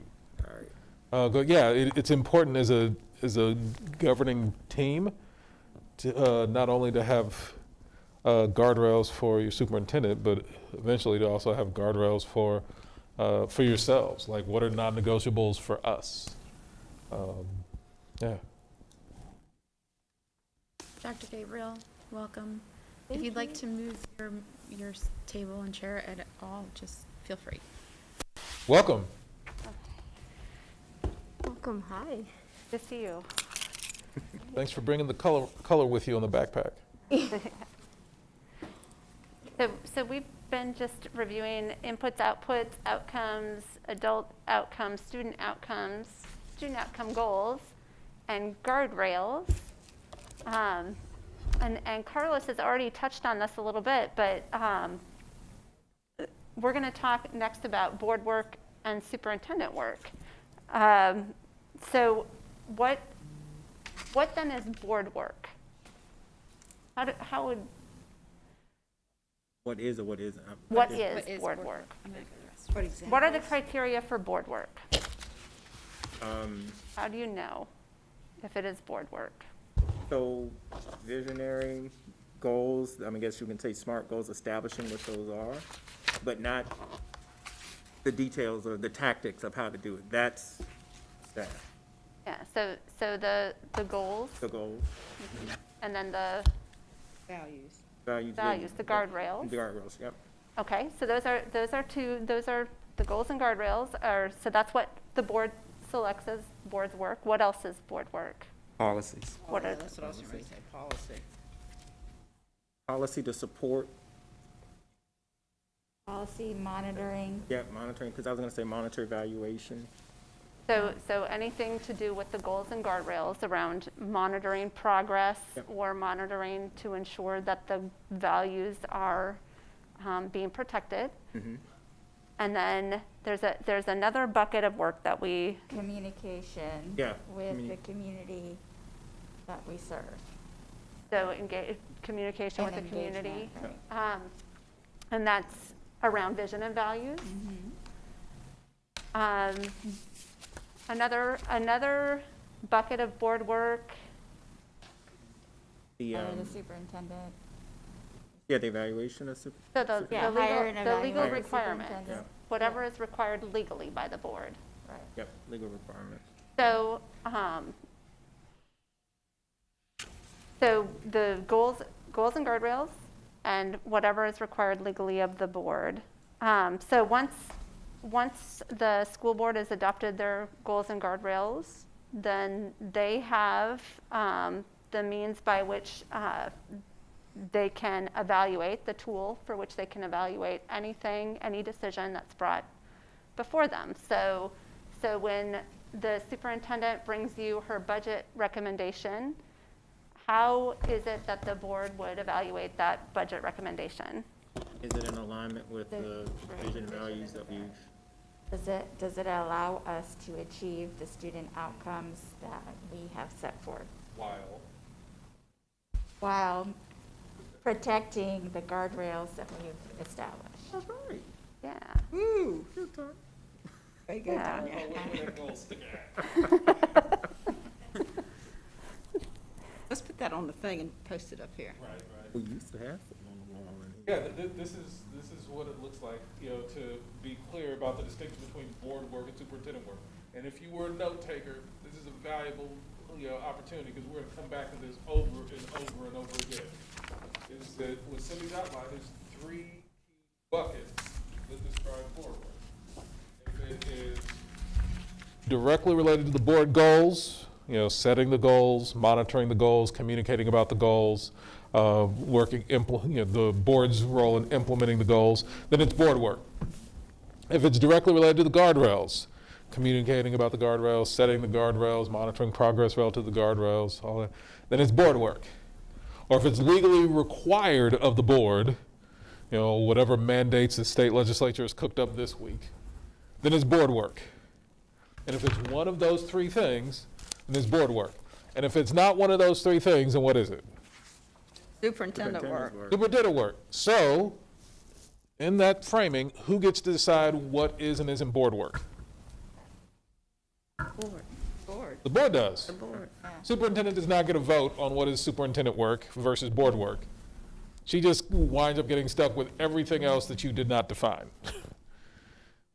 But the board defines, is it board work or is it superintendent work? You create that line. Now, one of the questions in the quiz is how inviolable should that line be?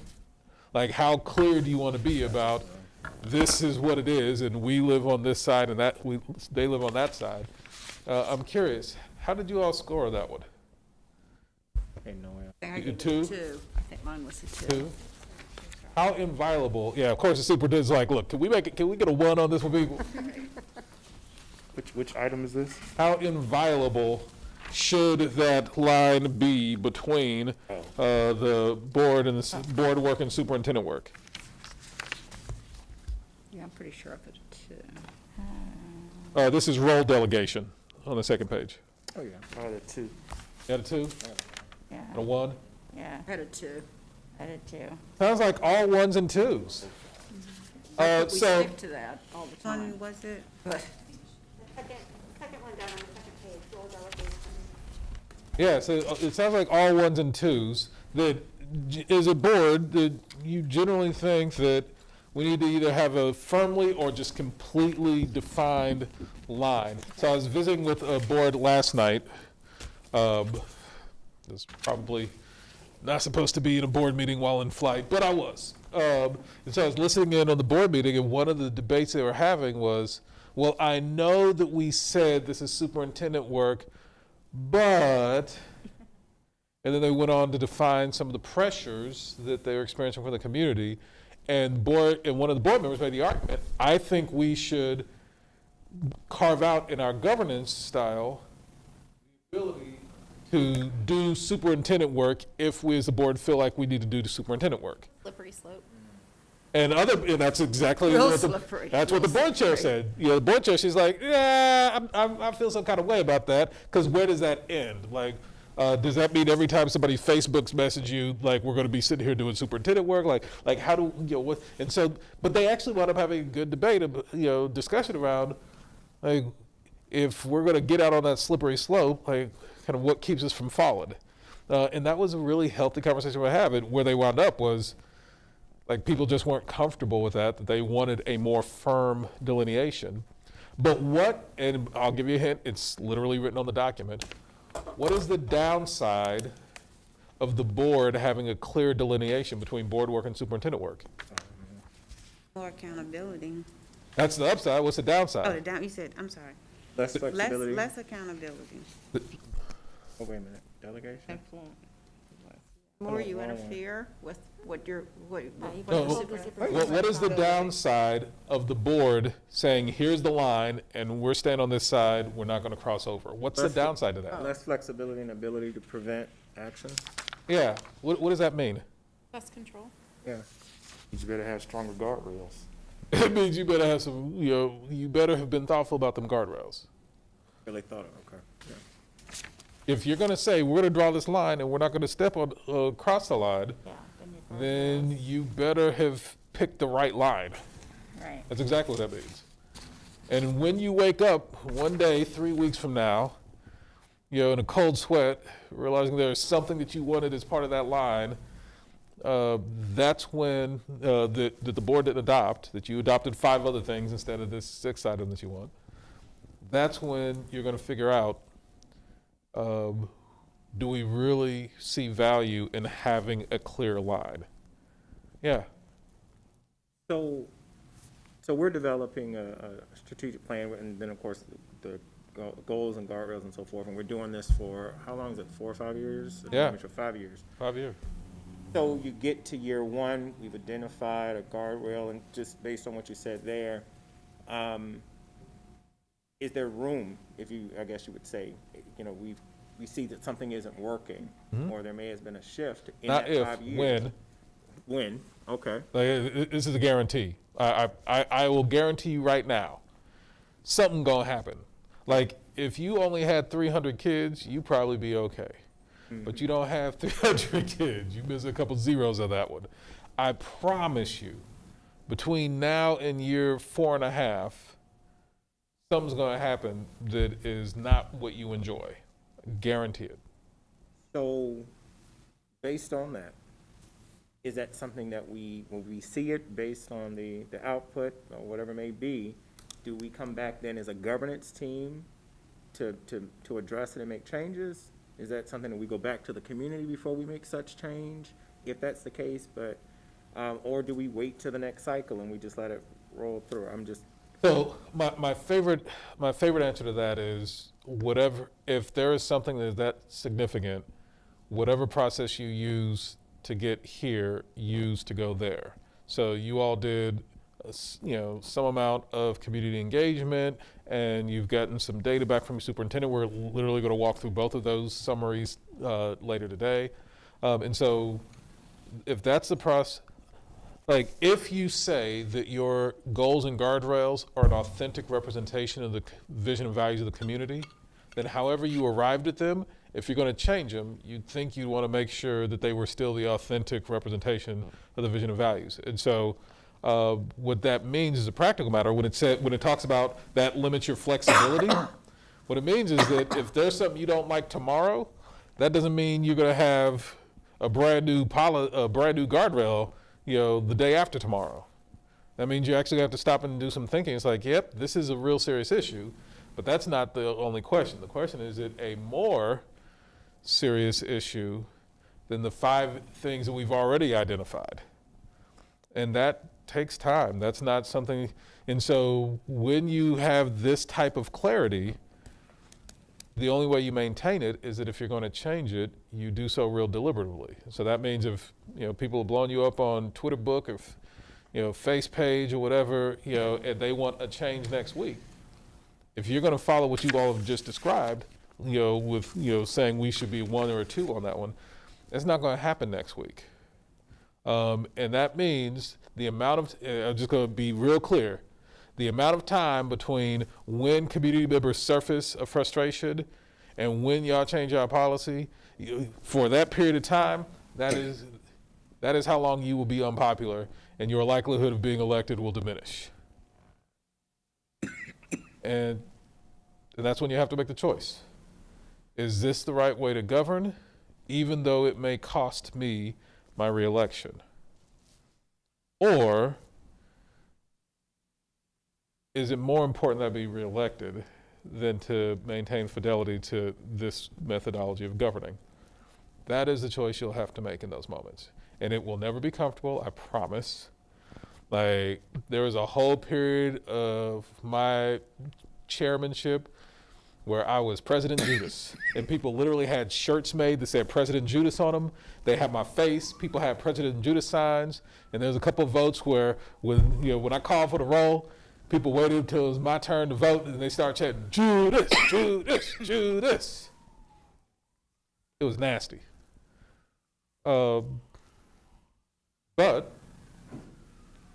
we stayed the course, and over the subsequent 6-year period, the rates of literacy and numeracy for my students doubled, and graduation rates went up about 15 points. And I also happened to get reelected. But the easier thing to do in that moment would have been, you know what? I am really uncomfortable with, because I felt where they were coming from. I didn't like the things they didn't like either.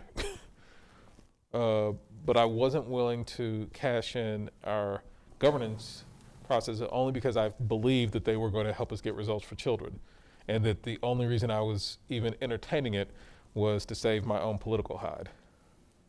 Like, this is going to be this is the situation that you will run into. And so I'm just exposing it for you today because it's not a hypothetical. I guarantee you are going to find yourself in the same position I was sometime in the next 5 years. Guarantee it. Welcome. Well, great to have you. You've come at a very uplifting moment in our lives. I like biblical stories. It's good.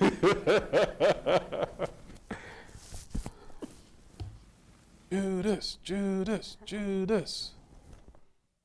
Yeah, true story. Other questions or comments about the distinction between board work and superintendent work? Other reflections on the distinction between board work and superintendent work, and particularly what it may cost you to honor that distinction? Any other reflections before we transition? Yeah, Lauren? So as we go through this, we're going to determine what's the board work and what's the. That's your call. You all are going to Now, I think we're muddled with that. I think we all have different levels of where we think. Yeah. Certainly, we all have been into it more than we should, as Rodney reminded me my whole first year that I was spending my life in the weeds. That doesn't sound like Rodney at all. Oh, no. And I think a lot of us, even now, step in the weeds. We may not always stay there, but we are in. That was my first year in office, no doubt. Yeah, so as we move through the process, we're going to be a lot more exact about what we're saying, about drawing the line between interfering with the superintendent or supporting her, something like that. Okay. Other reflections on board work versus superintendent work before we transition? Any other reflections?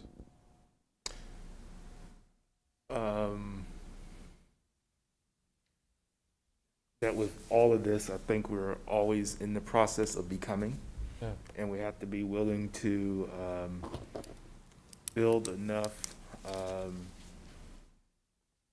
transparent communication amongst the team as a whole to be able to have those conversations when we feel we are no longer aligned with what we said where we said we were going to be, and that mistakes will be made along the way, and we have to be comfortable in how we deal with those mistakes when they occur, and to celebrate the successes that we have, and to gird ourselves so that when the challenge comes, that we don't just throw everything out and revert right back to where we say we don't want to be. That there's that'll be the temptation. Yeah, there's a commitment, integrity into the process, and if we're going to be committed to it, then we're going to be committed to it as a team.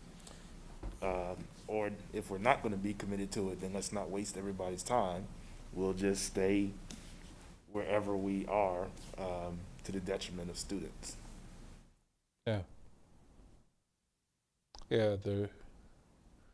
you'll be in the moment, and you'll have to sort out like which do I want to do, and the easier path will be to say, you know what, Cindy and AJ, they don't know what they're talking about, man. Let's kick this out.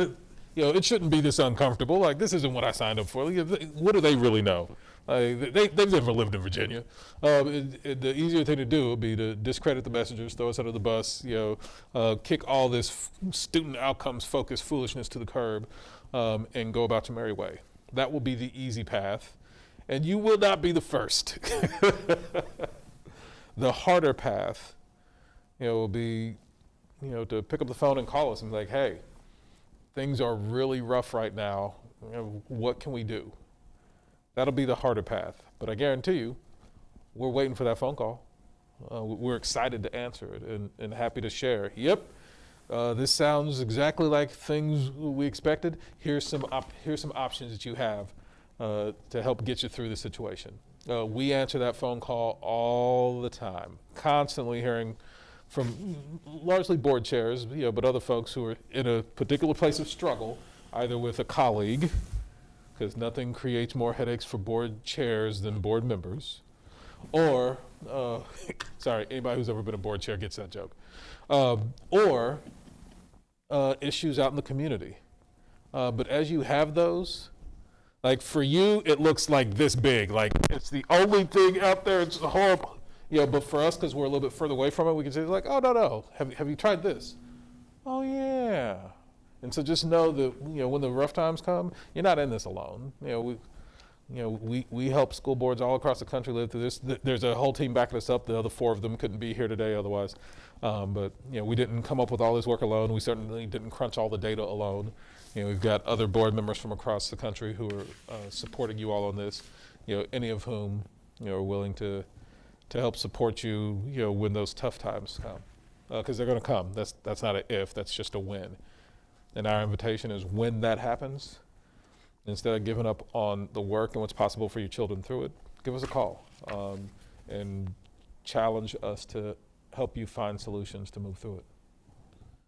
Any other reflections? Yeah. One other thing. So sitting in the room right now on the floor is our governance team and our consultants. So we have these conversations about the role of the board, the role of the superintendent, and what we're talking about from a governance team perspective. We don't have our attorneys on the floor. Yay. We don't have the mayor on the floor.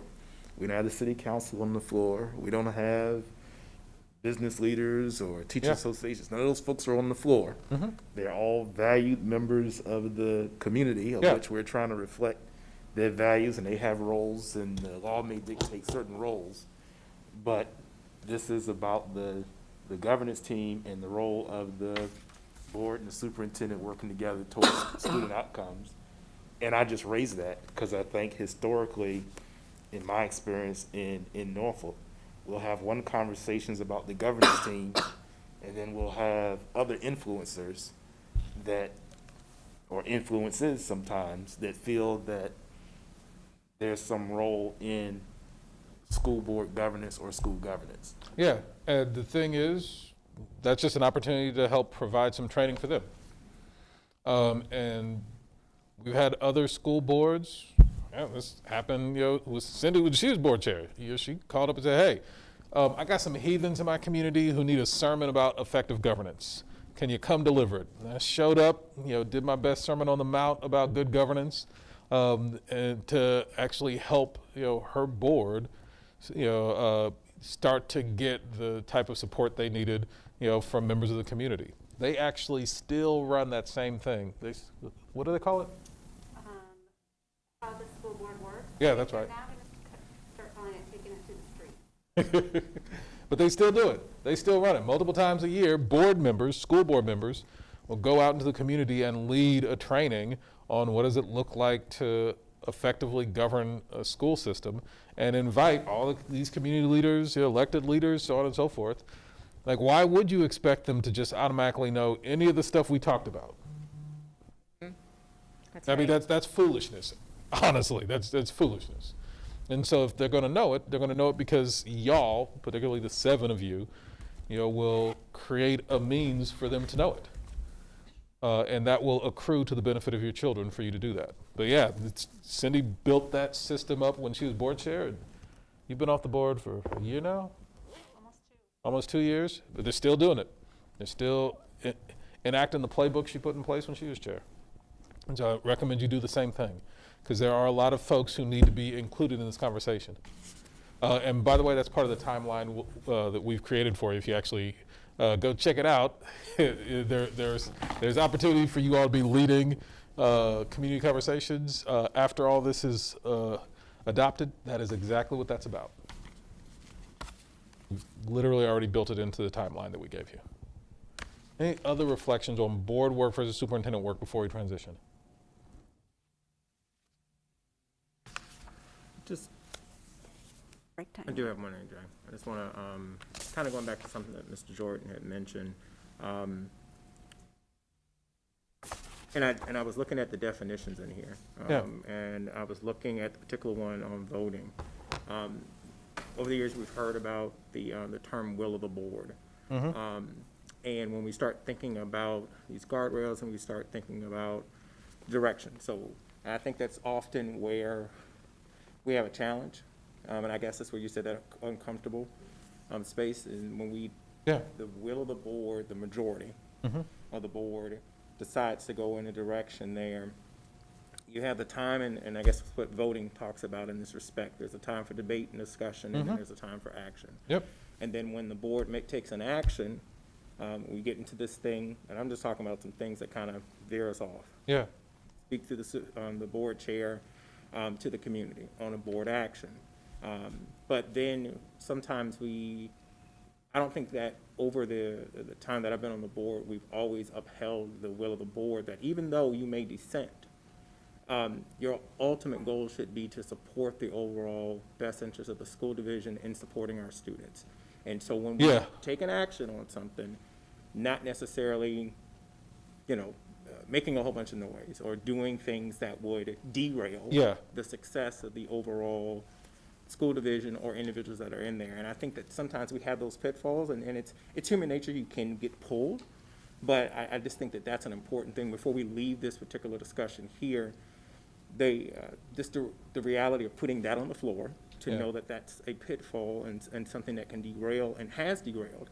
Because this is not the first time, or we've had this conversation, but we've had other conversations to talk about when the board makes a decision, that we go with it. We may not all agree with it, but if we're in for the best interest of students, then we've got to support what we're doing. And being able to have that opportunity to express your dissent, and that's doing your discussion opportunity, and to express it through your vote. And for the community to understand that it's not going to always be kumbaya. And I think that that's where another thing that from the community conversations that we heard is that, where there's infighting or fighting or whatever else, but there's responsible discourse in the respect of being able to share your opinion, put it out on the floor, take a vote, and at the end of the day, you're still operating as a governance team. That say, I didn't necessarily agree with that, but I support the school division, and I'm going to do whatever I can to support the division. And I think that sometimes, based on community conversation coming back and just being here, that becomes a pitfall that kind of derails us. No, I appreciate you lifting that up. As board chair, we had a lot of 8-1 votes. And usually during the time of my chairmanship, if there was an 8-1 vote, I was the one. and so, but also because I was the board chair, the media would run up to me after the board meeting because they always want to get a statement. And one of our operating norms was that only the board chair or their designee, speaks, to the media. So if I'm out of town, then maybe I designate my vice chair. Okay, if something comes up, you got to be our voice. But for the most part, that meant whoever's the board chair, they're the only one, out in social media, public media, all of that. Like we just shut it all down. We didn't do any of it, except for through the board chair. Even individual board members, we didn't do social media. We just shut it all down. And our reason for doing that is because we quickly realized that after the vote took place, like there'd be vicious debate before the vote, vicious debate. But we quickly realized that after the vote took place, if we didn't close ranks, then whatever just got voted on half of the staff would take it seriously, the other half would ignore it. And so board members realize if I demonstrate in any way a non-allegiance to the decision that was made, then that means a thing that the board did is going to get ignored by half the staff. Because half the staff will be like, well, AJ doesn't even support it. Well, I trust AJ. I'm definitely not supporting it either. And so they're just not going to do it. And so now we've just told the superintendent, go do something. But through our actions, we've just told half the staff to ignore the superintendent. And so as board members, we realized if I act that way on the things that I'm mad that we adopt, on the things that I really, really want us to adopt, if other board members undermine it publicly, then that means the thing that I really care about also is not going to get done. And now suddenly nothing is getting done. So that's the realization we came to, is that if we didn't behave in exactly the way you described, the impact was that the organization just didn't get anything done. And then we sit around and be mad at the superintendent, but realistically, we undermined the superintendent's ability to get it done by telling half of her staff, ignore what we just told the superintendent.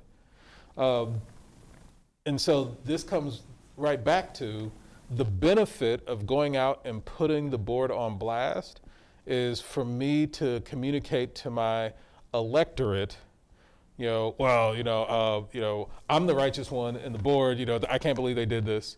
And you will be beloved by your electorate for being the righteous member of the board, and your children will suffer the fragility that you demonstrate by needing to be loved is actually costing your children in the ability of the organization to actually execute on the mission. And so I couldn't agree with you more that I think you all eventually will have to have the conversation, and what we'll do is we'll just take notes and then write up operating procedures for you, and then how are those operating procedures enforced in reality? Like, how do we actually hold each other accountable to it? And then we'll watch your board meetings and monitor your social media and give you a heads up like, hey, it looks like you have clearly violated this norm that you all agreed upon. That should probably come with some type of admonition or deprivation of privileges. We'll walk you down that path, but that ultimately what it comes down to is, are you willing to take a hit with your electorate to do exactly what you just said? To say people, yeah, no, I didn't vote for that. Here's what I would say when the media rushed up to me after the meeting. No, you notice I didn't vote for that. Yeah, I did not. But I trust the will of the board, and I completely support us implementing this on behalf of our scholars. That was, if that sounds practiced, because I had a lot of practice saying it. There are a lot of times where I was the one in an 8-1 vote. But that was the only thing. And so then there was no media drama about it.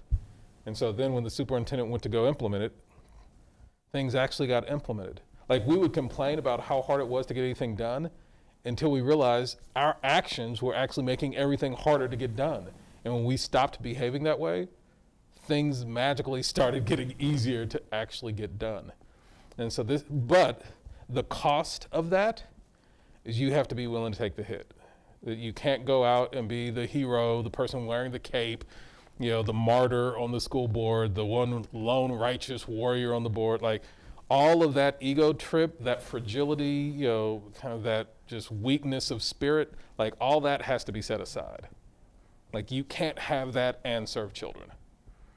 And so, yeah, we'll help you write that up as a set of operating procedures and means of enforcing those.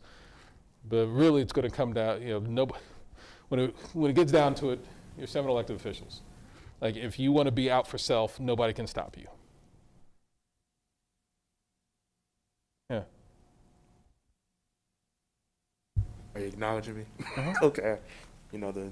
I see the eyes, but I wasn't sure about with the mask. So just piggybacking on that, for me, in that conversation, I just go back to what we talked about earlier. So if we decide that we're going to govern as a 50, then our actions in board meetings may be 50s. If we say we're going to govern as a 10 on the chart that we talked about earlier, then I think this discussion that we have up front around what our governance model is going to be is important. And what we talked about earlier was, at any point in time, you can go as an individual or is a majority outside of what we've agreed to. But I think part of some of the struggles we've had is we never arrived or had the discussion around what our governance model was going to be. And so then I think at times we were issue by issue doing 50 work, even though on paper we probably thought we were doing 10, 15 governance. Yeah, and what we would hope that this activity, Noel, we'll have to catch you up on it, but what we hope with this activity is it'll give you, kind of a code language to share with each other. It's like, Rodney, I feel like, we agreed to be a 20. I feel like you're trying to push us to be a 10. And I think that's a fair, pushback. Or, Rodney, we agreed to be a 20, and I feel like you're pushing us to be a 30 right now. And I think that's a fair pushback. Now you have kind of a metric for kind of what that looks like. Are we talking about kind of, 3 behavior down the middle? It's, a 30. Are we talking about largely 2 behaviors down, a 20? You all basically have said you want to be mostly 2s on this thing. That's kind of what it averaged out to. And so if you start seeing behavior that looks consistently like 3s on here or consistently like 1s on here, I think it's appropriate for you all to call each other on it. And particularly if you start seeing 4 and 5, level 4 and level 5 behavior on here, I think you definitely, throw the red flag. But I think if you see kind of all in the 1s or all in the 3s, I think you should throw a yellow flag. 4s and 5s definitely get, a red flag, but I think 1s and 3s, given that you all said you want to be in that, I think the actual number was 19.14, but, essentially said you want to be kind of in that 20 range, then I'd say call each other on it. But we didn't say that collectively yet. No, we you just haven't. individually scored. That was the average. Yeah. That was the average. That's correct. Any other reflections on board work versus superintendent work before we transition? So, Karen, you got some good news for us?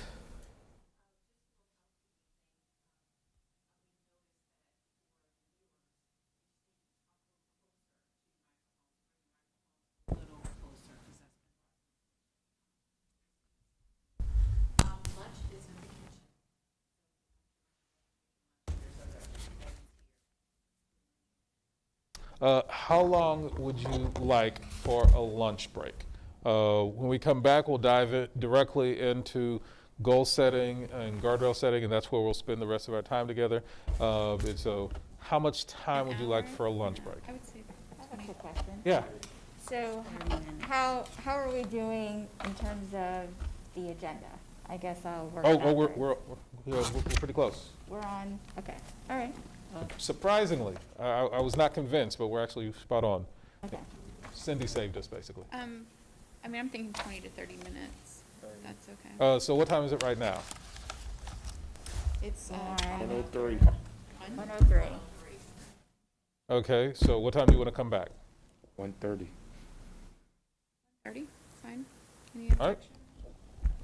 Does that work? So my request is to be back fully present, ready to go in your seats at exactly 1:30, not like 1:31, 1:30 and a half, not I'm here at 1:30, but I'm still checking my Twitter page.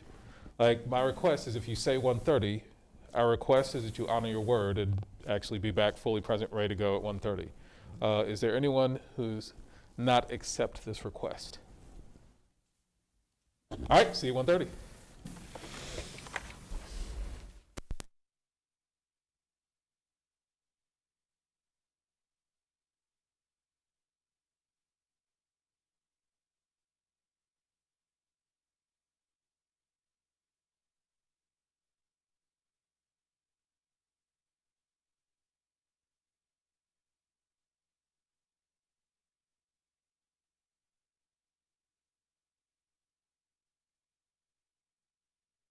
Yeah, so what we'll need.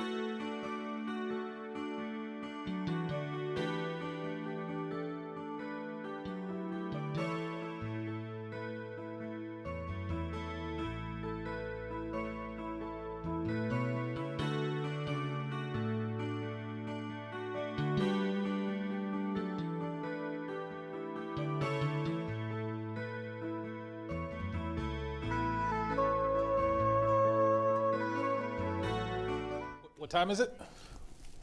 I'm here. 1:30. All right, welcome back. For those of you who chose to honor your word, thank you for that. For everyone else, please practice. So, no. What time do you have, Madam Chair? All right. You go.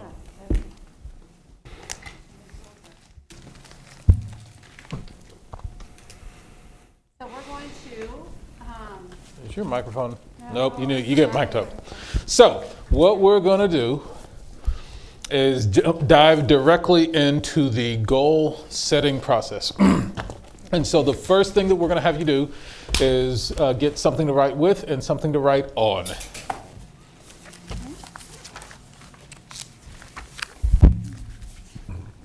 You're going to need something to write with and something to write on. We're going to go old school. You're actually going to write stuff on actual paper. I know for some of you it will have been a few years since you've done this.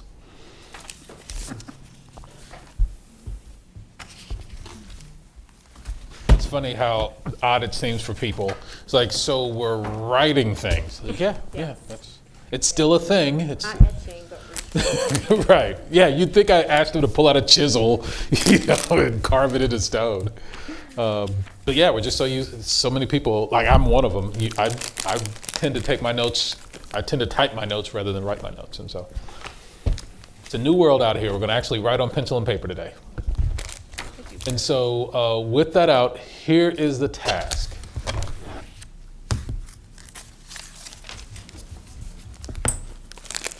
So what you're going to do is you have in your folders the comprehensive needs analysis that Dr. Birdsong provided you. You also have a community input synopsis as well as the knowledge of your community input listening sessions. And you are going to, on your own, go ahead and craft 5 goal statements. And remember, SMART goals,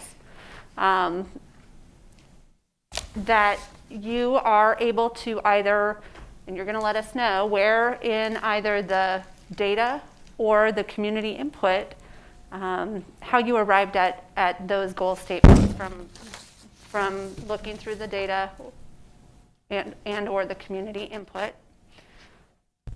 And we're, just so you know, we're going to be a little bossy about this. We're going to give you probably, let's say right now it's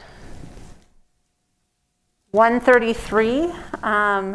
We're going to let you write for the next 20 minutes. And if I see pencils down earlier, we'll call it earlier. But just writing on your own those 5 goals. So if you need examples in your manuals, there are examples. I think those are on page like 11 or 12. 11 of your Student Outcomes Focused Governance Manual. So if you're wondering what the structure of the goals looks like, you can see it in there. But you're going to write no fewer than 1, no more than 5 potential goals. But for each potential goal, make sure that you're prepared to indicate where in either the student data or the community listening was this pulled from. You are not just randomly pulling ideas from the ether. You want to be able to identify where did this come from? Because you eventually want to go back to the community and say, we heard you, here's what we heard you say, and we've crafted things that honor the vision you've articulated, the values that you've articulated, or when that didn't happen, it's because we saw this high need, high leverage area in our student data that we needed to be responsive to. No more than 1 to 5 goals. Be able to point to either the student data or the community data that you drew it from. And if you need examples of what a goal looks like, because most of them are going to sound like the percentage of 4th graders who can juggle, will increase from 50% in June 2020 to 70% in June 2026, something like that. But if you need examples of that, I think it's page 11 and 12 in your manuals. Yes, sir. I have a facilities assessment document. Is that attached to the back of the governance thing? Is that there for a reason? I did not put, not certain. Maybe Karen was recycling paper and printed it on the back of something else. I don't know. This facilities conditions assessment, is that, everybody have that, or is that? No. No, you're, Oh, no, so no, that's not us. That was, it must have been on the copier printer okay. You're and just being special, attached. please stop. Well, Christine has one. Where is page 12? Yeah, I had the same, I had the This? same thing. Yes. The whole Oh, thing. everybody has that. Yeah. Oh, really? I don't have that. think I have it. Huh. But is this, Not fair, you got something I don't. Yeah, so whatever that is, that ain't us. Okay. That's not me. Oh, wait a minute, hold on. I lied. It's in there. Is it? Yeah. Okay, now I just wanted to make sure that. No, no, thank you, because we had no idea what that is. We all got it. Okay. Huh. Lauren, did you find what you need? oh, I already found sample guardrails, somehow I'm not finding sample. The sample There's goals are no right before numbers that. on the pages. is The what- sample goals are right before the sample guardrails. So whatever page you were on, it's right before that. Oh, You good? All right. yeah, I should be able to do it without looking, but it's been a while. I apologize that the copy seems to have cut off the numbers. Sorry about that. I'll try to figure out how to better number it.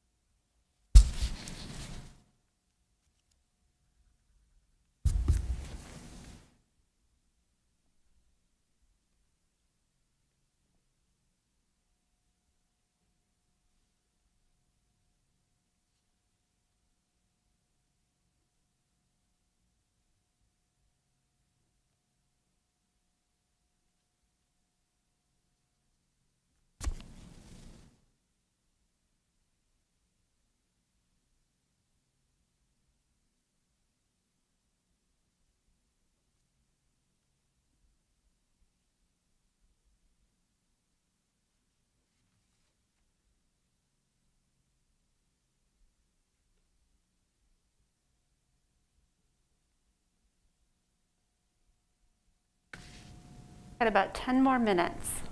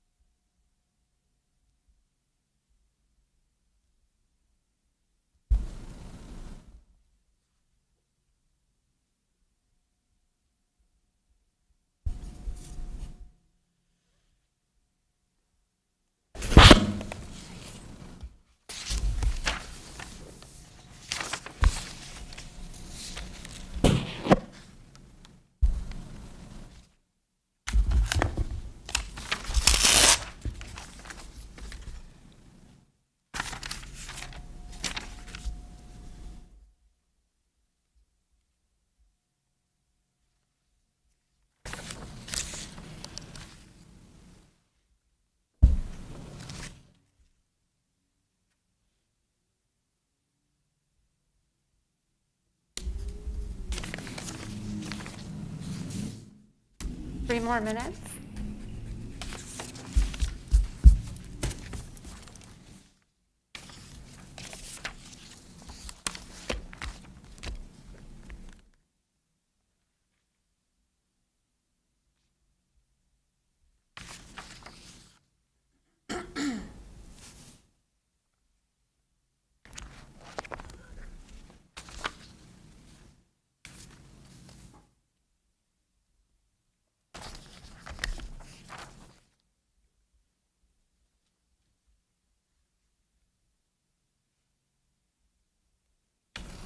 5.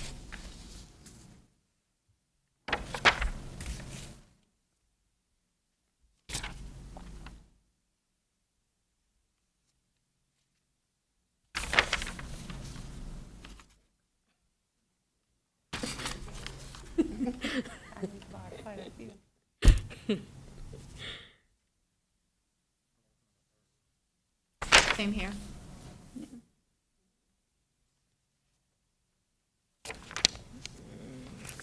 2, 3, 4, 5.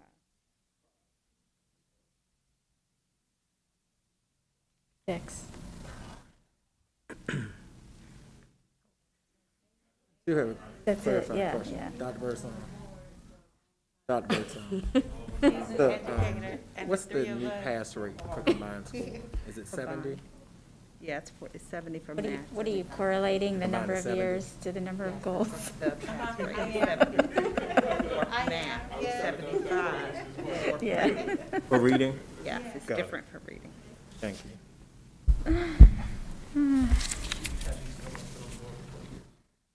Oh, heck no.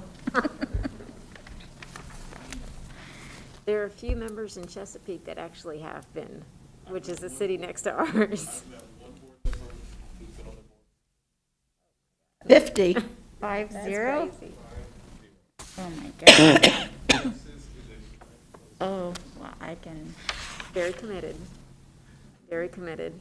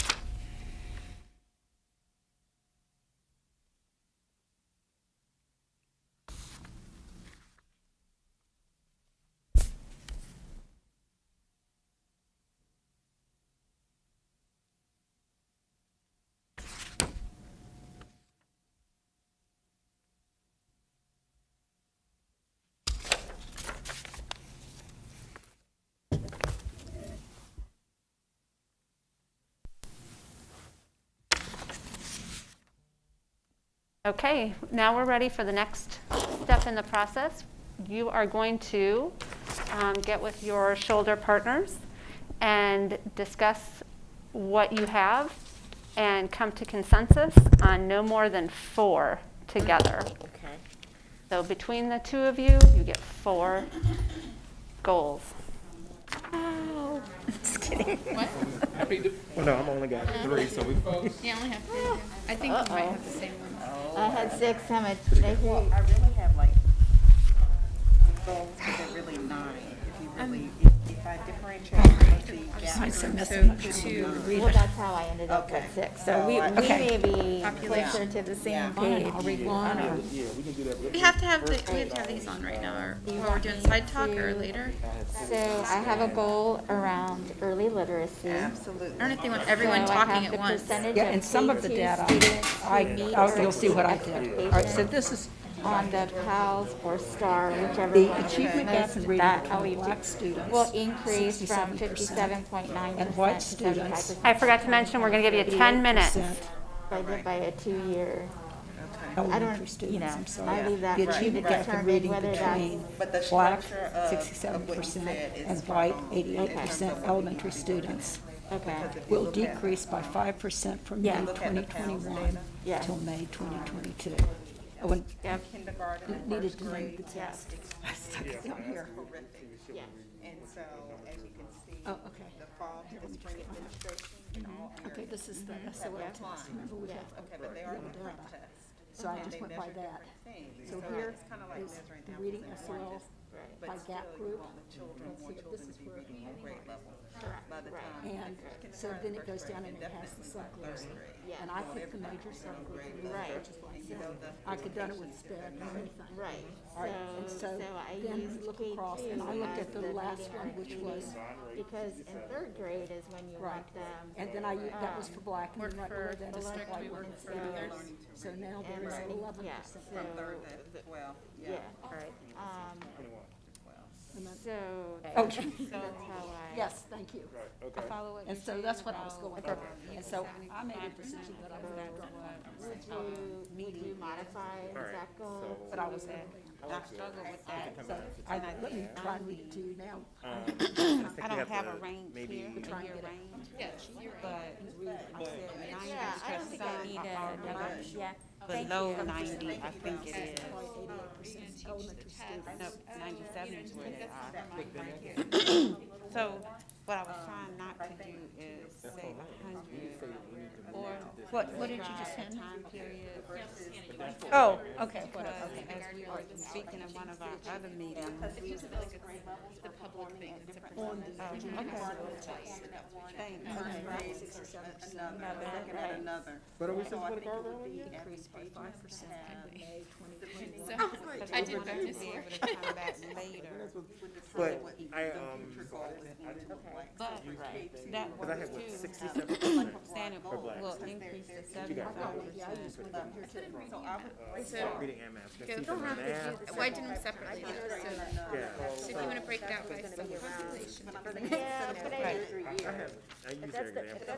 So we can leave it from, we can leave it from 75% to just say meet or exceed. So then that you're opens thinking it of a goal for to, each you know, grade level up keep until they're improving. at that third and grade. still say no Right, school will be so allowed I to even wrote one Well, and I was debating, like, They but let you them- want By them- 2024, I it's picked 100% down the road. too, because that is assuming that you know, kindergarten, we can, first grade. I think we can definitely agree on the proficiency one. Oh, yeah, Let's yeah. Flush that one out. Something else you Then said, that so is their 1 year to 1 year, 2 year, Oh, I don't think we should But as a say board, that. okay, That's what I was trying to get okay. at. I don't think we should When say we are monitoring the data, we want to know, As I said in one of our okay, other where are meetings, the we? superintendent should To then come enter together and into say, I'm gonna take this goal But here, it's gonna be 5 and years. this year, Yeah, because whatever. the reason I did it Okay. was because having. that's the big difference. Alright, so got a clarifying question. Yeah, Right. So for timeline, Right, But I also do because like we to say, have all to right, narrow timeline, this like down. the goal. years, are we gonna get picked, there? you know, a But I can, level, I can like hear like from the grade superintendent three. first and be like, all right, That would tell buy you that. how That's good for well me. But if we- they're I can prepared. listen First. first. I'm with you on Yeah. that. Okay, my next Okay. one. You know, All right. what you have for the next one. I have, the division will realign the curriculum in elementary, middle, and high school levels to provide a pathway opportunity to ensure students are exposed to and can become certified in X-trait pathways, whatever the pathways are. Yeah, they may not, Trade, that would be, so HVAC, whatever. Don't we already do this Teams stuff? say should be the, don't, by, we by have the them right time closer that to they're the in, technical center. Right. that's, so whatever, that should be our target. Right, okay. So to your point, Yes. your point, So, I have goals written it's for not, students. right now, it's like, So, for if example, you're I have applicable, equal it's like just of arts. You know, there's really not an opportunity to maybe do like an entrepreneurship academy. reach from. Or if you're at Norview, it's a leadership academy, it looks like straight up business things. so we're just trying to figure out how to write, because we gotta put a time frame. So I was thinking that in order to make sure that we're diverse and almost equitable And then this for all is- of the high schools, every high But this school has like Assessed two, by the three state different administrative that You're doing a great job. The math was on the next sheet. dive into Whatever school year. I may not understand. Well, I had to, because well, thought basically, that my second one's the these same. programs that exercise. I mean, exercise is are being offered throughout the district in various schools. Between black black and white elementary students, Yes and grades no. 3 to 5. So will like if you decrease want to do on pharmacy, math. you can go to any of the schools, On but then Virginia math, SOL, by after 5%. you have to put it on the technical side. You wouldn't wanna say the kids. Or if you want to do hair and nails, you have to Black put and it white on elementary the students. you do your school in the morning, then you go to Norfolk Clinical I Center. knew that was going to be technical, Yeah. but I must have misunderstood how she Yeah, explained yeah, it, so because I that's, thought. right, and I get that, but I guess I'm thinking Norfolk from Technical. a board level And then we perspective, had you know, Math, SOL, these are by two 5% that was from May throughout. 2021. I gotta go back. So that's, I guess I just want to really rev up And it's what on we the offer right for of PT, and I put on here, because our long-term goals. right, and financial what literacy, different because subsets, there's which is down to check, which is the next but piece. things like that. But I'm saying is, Well, one question, the goal would be to double the number of students graduating with questions, but like, certified I found it credential or interesting have that them our on a trade EL pathway. That's probably more. So that's my number 3, where I said increase the number Because that's what of, you get. and I was more generic, college ready career community from blank to blank. But is it, Well, I is said it two, here, 90% was there of all a change graduates. in what So, assessment it was? Because So when I look there at was the a time, percentage. I But what find I'm it, trying to that's what say I is- have a note here, if whether it's A certain current. percentage of our graduates, Okay. we will know that they're going to. Okay, access to L, but that changed, Yeah. Will increase from 88%. Career ready. yeah, okay, so that's what I, Else they choose to do. yeah, yeah. 88% to 90%. That's what happened. That's a great question. But I'm 80%. And so, Okay, because based 2021 on, to 90% in well, June based on 2022. historically, I was wondering, What we're looking at here is what I heard from The division will realign curriculum in the elementary, middle, and high school level to provide pathway opportunities to ensure students are exposed to and can be certified in X-trade pathways. I have a specific goal about growth in, trade pathways. growth The and goal would be to proficiency double the in number of English students graduating language with a as certified measured credential by, or so a you're trade saying pathway. it's called Other access, school divisions, access everybody to like L, will graduate so with like a keyboard based on that, or something. I just have X percent, the growth will be X percent.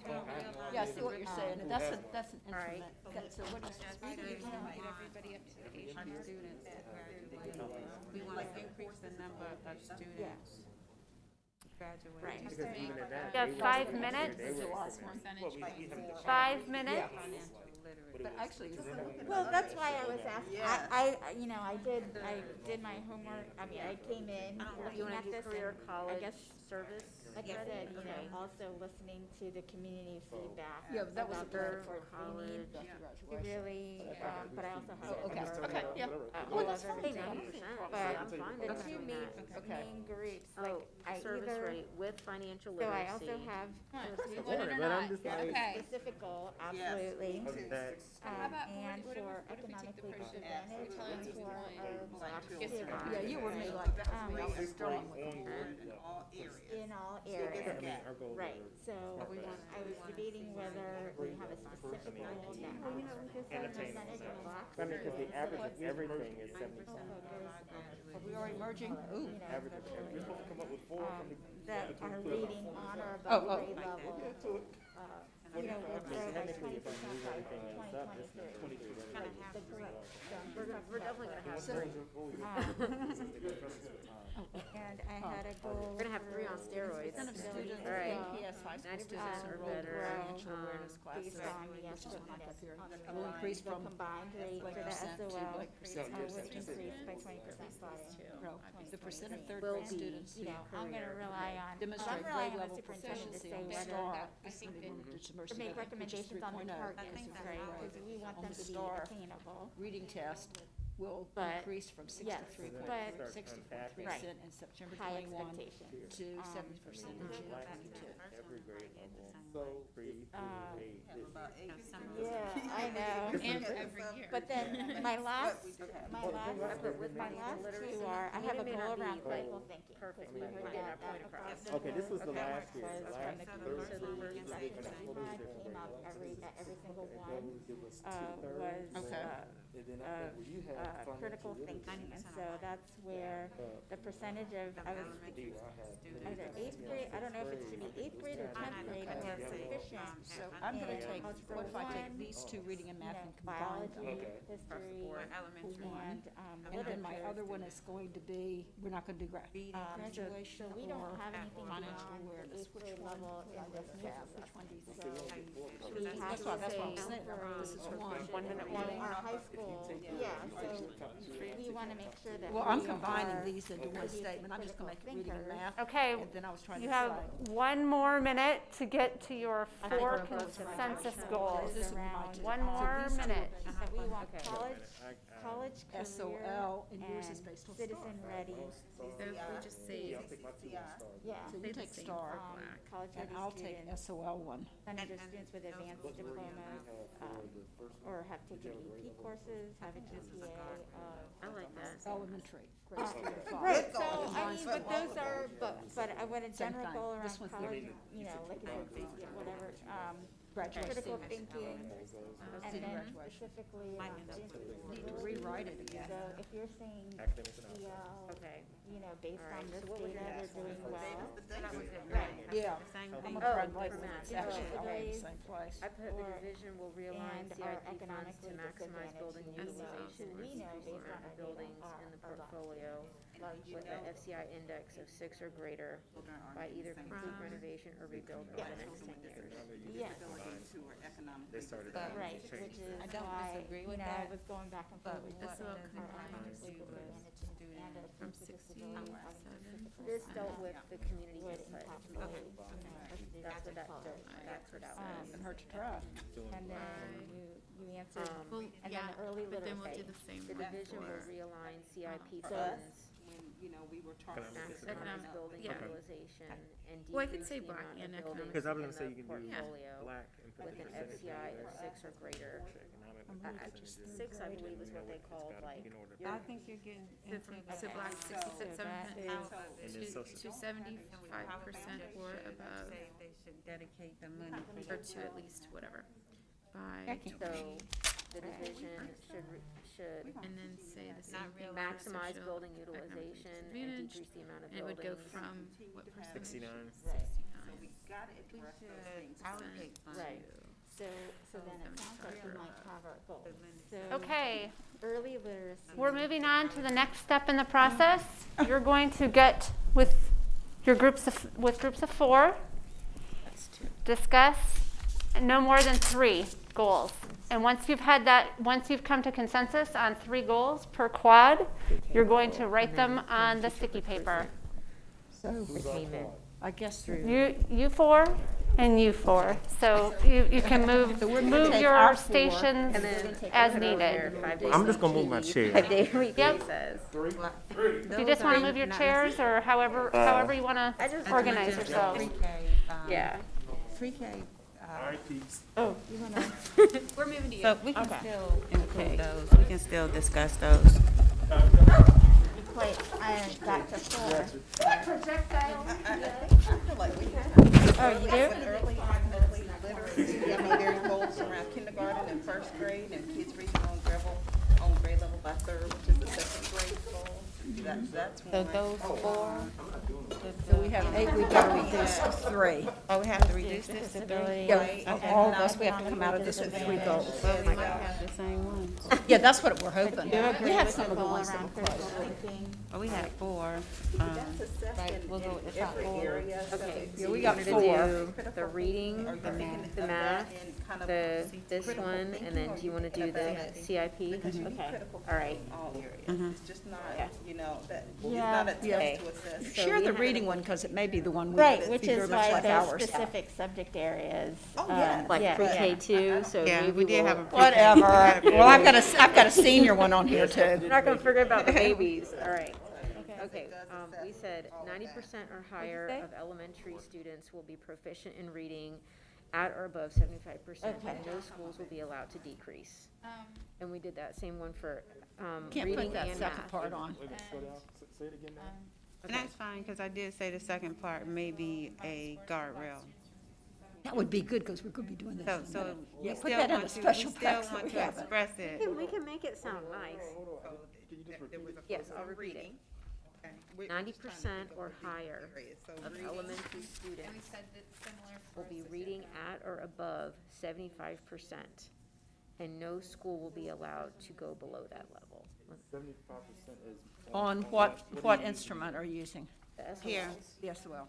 All right, let me read the one we have about that. Okay, The benchmark score is 75. We focused on the. Oh, we could say a benchmark, just in case it changes. The blank in the second one was Well, I don't, yeah, and they can always plug in the. Economically disadvantaged. From 60 90% or higher of elementary students. or above by 2024. So of our student body that is in elementary I school. had 2023 by that, but yeah, okay. Which is grades We 3 actually to didn't 5. put. We didn't But put that, a time. that I think would then be. All right, let for me the read the one administration we to say, focused is on that gaps. attainable? Yeah. The achievement Yeah. gap Get in the reading big end goal. between Like, where do I we wanna wanna say be all at black the end of the students, Because I wanted to say all 67%, students and white Because I always students, say, let's get to the Asian rate, elementary 'cause students, they're I'm always, sorry. like, the highest. Let me start again. But, The achievement gap but in we- reading. We need to be Between intentional black about elementary those students, subgroups, so our Right, black that's why I students, said our 67%, economic and white elementary students, disadvantaged, and our 88%. students with disabilities. is On when- the And I'm wondering if those. could be Virginia in, SOL test like, will the decrease by overarching goals 5% to your point from about May the overall percentage of 2021 children to reading on May grade level, for 2022. example. Sorry. That kind of, the overarching goal to increase. And it we from had the whatever to same thing for whatever, math. But you're not going So to get that there was, unless you so address we only counted, its gap. counted one. So maybe And if we those were to could pick be one, more I would pick specific reading. I interim think you wanted to goals for focus on each of reading those. more than So can we discuss that, what you all have for your reading? Right. All have Yeah, so we identified. had, we said Right. we Black come out for children, collect. that's right, and economically We had, I had disadvantaged. to, Right. as if you Right. said you're one, and you I just was shared thinking, one yeah, of our 'cause one. we never Yeah, talked and I about think the that's Asian my most important one is, was yours reading too? So you were, so y'all were doing reading overall, and we were focusing on closing gaps. Right. So those are At two least so separate far, 'cause things. we haven't heard all of them yet. Oh, okay. That's a Yeah. goal. Oh, you wanna go through all of them? At least, and then we may see some. Okay, well, we did it the Yes, same I, time I on math. don't, Kind of look at. Yeah, I we guess did I the same don't- thing on math. I don't, When Yeah. I look at So say it closing again for math gaps, then. and I look at 90% or which higher of elementary population is students achieving will be proficient What's in the highest numeracy, percentage of which is at or above 75%. I think it's 75%. Math is, Was it 70? 70. 70%, and no school will be allowed to decrease. But we That's can by say, what time? but we can say state standard, so then that leaves it to whatever the standard is, should the standard change, increase or decrease. But I'm, Why can't where'd you all everybody- get this, where'd you get but, this? Right here. but, How do we get everybody? but the group of students that has the How did you least get your? structural barriers in their way are our white students. We didn't offer an Right, average. so- Oh, so 90, no, you're talking about the 90%. They're not, but I'm thinking about the barriers that are. 90% or The all, above. it's where it's all That's students, why, and at the I elementary mean, level, they're gonna be when you look grades. at But the we're gap, saying- I see what what we're you're saying saying is that is- our highest achieving subgroup When you of look at students is these Asian scores, students. But and all students, 73% of, let's just say third graders, 67% are reading. Yeah. The overall percentage At grade of, level, for example, right? kindergarten students. Or- So we're saying we want this to be 90% or better. Maybe In some a of those year? interim guardrails to get to. Well, this is what we Or said. am I reading those numbers For it to be a smart goal, incorrectly? you have to have time. That's what I'm trying to get clear on, so, But I think Or as a is that their board- score, I'm the sorry, average yeah. score? Just identifying the that's on the, subgroups on and the first page, making, because where you see clearly, the if you don't close 67%, these gaps, you're not going to improve achievement of all that's children. all third graders. But I think as a board, so I think the That's interim everybody. goals That's at No, each grade right. level 67% may be says appropriate, but that then at the board level, All third we grade wanna students know Grade either, 3 SOL. Oh, you yeah, know, right have a here. goal Okay. around early Uh-huh. literacy, which is I the thought I percentage of understood. You just K2, said which and then, also you know, supposed to say kindergarten, we first did grade, you know, K2, so that by the time they enter third grade, we know that they are either Third, meeting fourth. or exceeding, Fifth. Fifth graders, is that what you're doing? Okay. or reading on But- or but- above grade level. Okay, so, huh? Too, so that when they enter K3. And I'll tell you why. Or use K3 But as I'd like that, to you know, Extend that all the way like up a to the eighth grade though. recognized age group. of Because if when you we look want at our to numbers, and I don't know how to on get our in above front of grade this, level. first and kindergarten seems to do well, but then the As numbers a drop. board level. From there, they just grad, that makes no sense to me how you can have first grade on point, and then you just start going down. That's two different, it's not the same measure though, the same.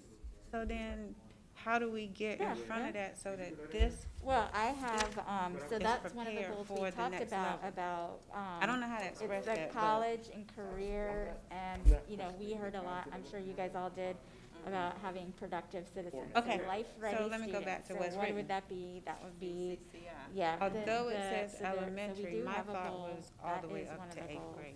So we have To that improve early the liter- reading early literacy. proficiency, where Early we want literacy, 90% which we talked of about all the the student subgroups that we already talked population about. in a Then particular we were just grade debating, I mean, not debating, but, at you know, the talking state about, level like, or above. I came here today That- thinking, that makes like, That's how we I'm have a trying goal to in say it. critical thinking that That's a included high, science and a high history. goal, and then we Subjects we didn't that, wanna like, you know, set when we a get particular data reports, we timeline always talk because we about really reading wanted to and get math, feedback from the superintendent and to say, not as okay, much based about, on what she What the goal knows, is, science. how here's can how you I do plan that? on For a accomplishing better it. time right now than. I'm gonna do being part- 3% this and I year. told her, I was like, well, I And do like to give a the little last goal, one but was I'm around willing to hear college what the and superintendent career says first and then and provide life some ready. feedback. But I understand that that's not necessarily a smart goal. Okay, we can tweak it. Yeah. We can tweak it. What was the same concept for elementary? The greatest. I mean, math, for math, I'm sorry. Highest leverage. And I do think this reflects Well, that's Fourth two. one was- that, but I also Yeah. know there are other areas Yeah. Yeah, that. so our next one was, graduation and things of that nature. oh, CIP. Right. But we can't get the no, it was 90% or 90% Right, so of which is why graduating that students has will be career, college, service ready, and No, financially. it's not really Oh, prioritized. that's a good one. That was when I was trying to figure out how to get to that. Shouldn't even put that on there, but it was just to give you an idea that Well, overall, how the kids are okay, are 90% performing in or looking better at each of the gap of graduating groups that are students of great concern, will be but career, also looking college, at highest service leverage. ready, Again, if you and focus on financially this, literate. This will give us measure the that. bang for So our you will buck. measure the college ready. Be able to measure it. That's right. When do we want to measure it? So we can Yeah, do, we this can was do, so fast. we can do, part. no, we All can do right. 5 years. All right, I think what he's saying is that we need to put a timeline on We it. can That's put what a he's timeline saying. up there. Yeah. Yep. You were being so- aspirational, I and would then we say can put some 3. timelines. Yeah, by 3 years. 3 years. All of I them, like 3 years. all of them 3 years. Yeah. But that's what I'm That's, using. that would be in the early literacy, Yeah. And I don't take it as a challenge. because if we get them in early, then theoretically, you The know, percentage of Norfolk they're Public School being seniors who prepared, right? graduate And as one a board, time will we're, increase from, and I didn't have a So- date because it wasn't on here. I just made up, so I'll just put a question mark on Let's it. do From 3 blank to blank in June 2021 until June 22. Goal statements. So maybe what I should do is now So the make that a percentage- 3-year goal like we were gonna Data do. looks like. So now it goes from 21 to 22, 23, 24. yeah, that's what she's saying. And whatever it's gonna be at the beginning, the starting point, our aspiration would be 95% graduating on time. Sounds What we good. know So- the goals should look like.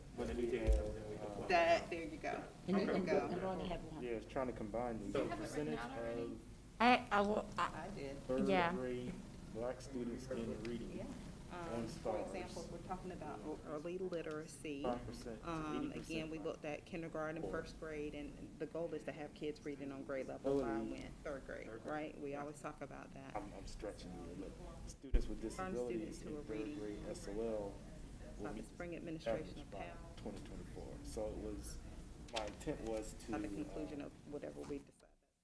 focus on a group based upon Looking at the first policy. grade, the overall percentage of first grade. Second one was percentage of black students arriving at sixth grade on grade And level the overall percentage of per second star grade will increase from growth from the fall 45% administration. to 65% Our by assessment will increase. 2023. And so I was trying to get the same thing that I think I just heard you all said, that if third By grade third is, grade. so if And- that is, but that should be then the overarching middle goal, schools is and that individual points based it's upon either by K2, which is what I was getting at, because you want them entering trying third to target grade, a group to be you know, ready to learn, on reading to learn, I mean. And Or, then these or would we be say our the overarching goal guardrails. is third. That's what I was kind of Yeah. hearing from you. by sixth grade. Yeah, But, Those are the interim. but Yeah. somehow or another, isn't what's happening in kindergarten The monitoring, yeah. playing a role Because if on you wanna what's look at taking place cohorts. afterwards?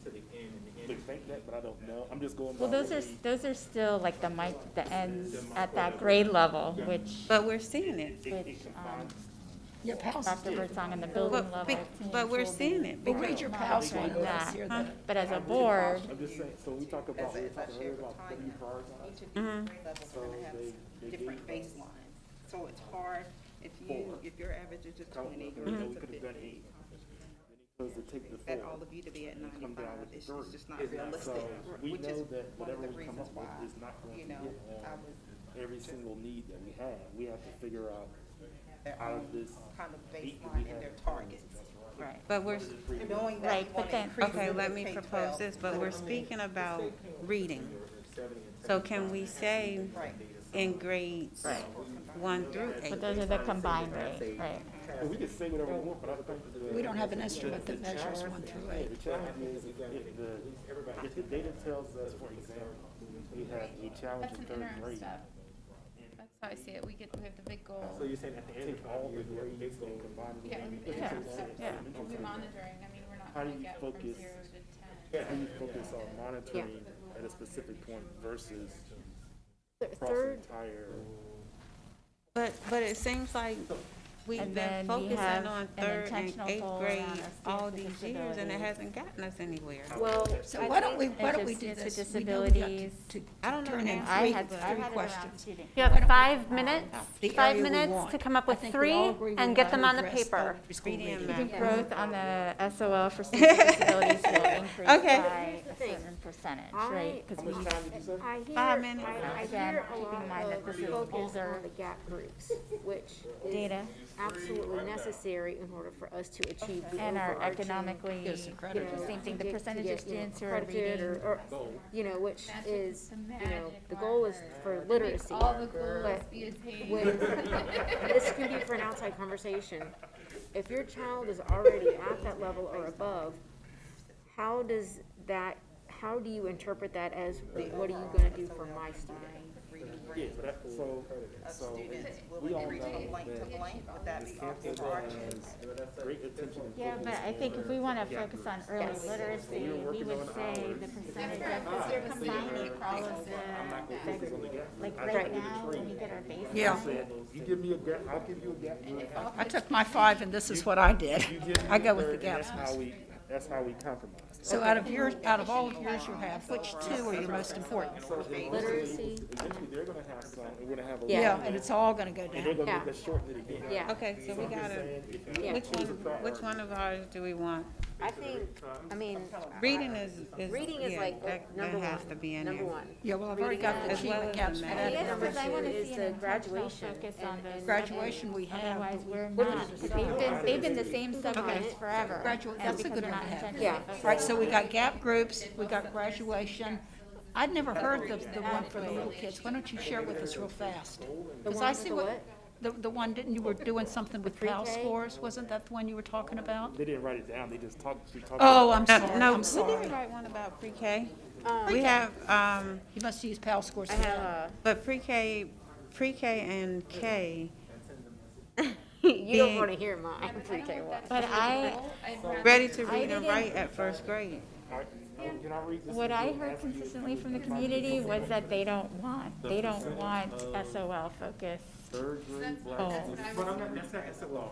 I mean, somebody's graduation is 65 to 80% based on 2020. Is that stars math or reading? Well, that's why you could talk about growth. Okay, You could well, talk Still about under student the umbrella growth. of reading. so you know, we can combine reading and math into one goal statement, like for this one on the achievement gap. Is I'm okay for combining reading and math. If we're gonna look at K2, like, do we use PALs, because not. So I would say, this is the case. What is it again? The overall percentage of So K Kate's two gonna students rise. who are reading on grade level, as assessed So we're by pushing all these goals. the spring But administration. wouldn't that be a subgroup up under the bigger one? Percent to blank percent. Yeah, because- By whatever year. I'm just asking, can I? Does that address what you're trying to Yes. get We at? can combine it.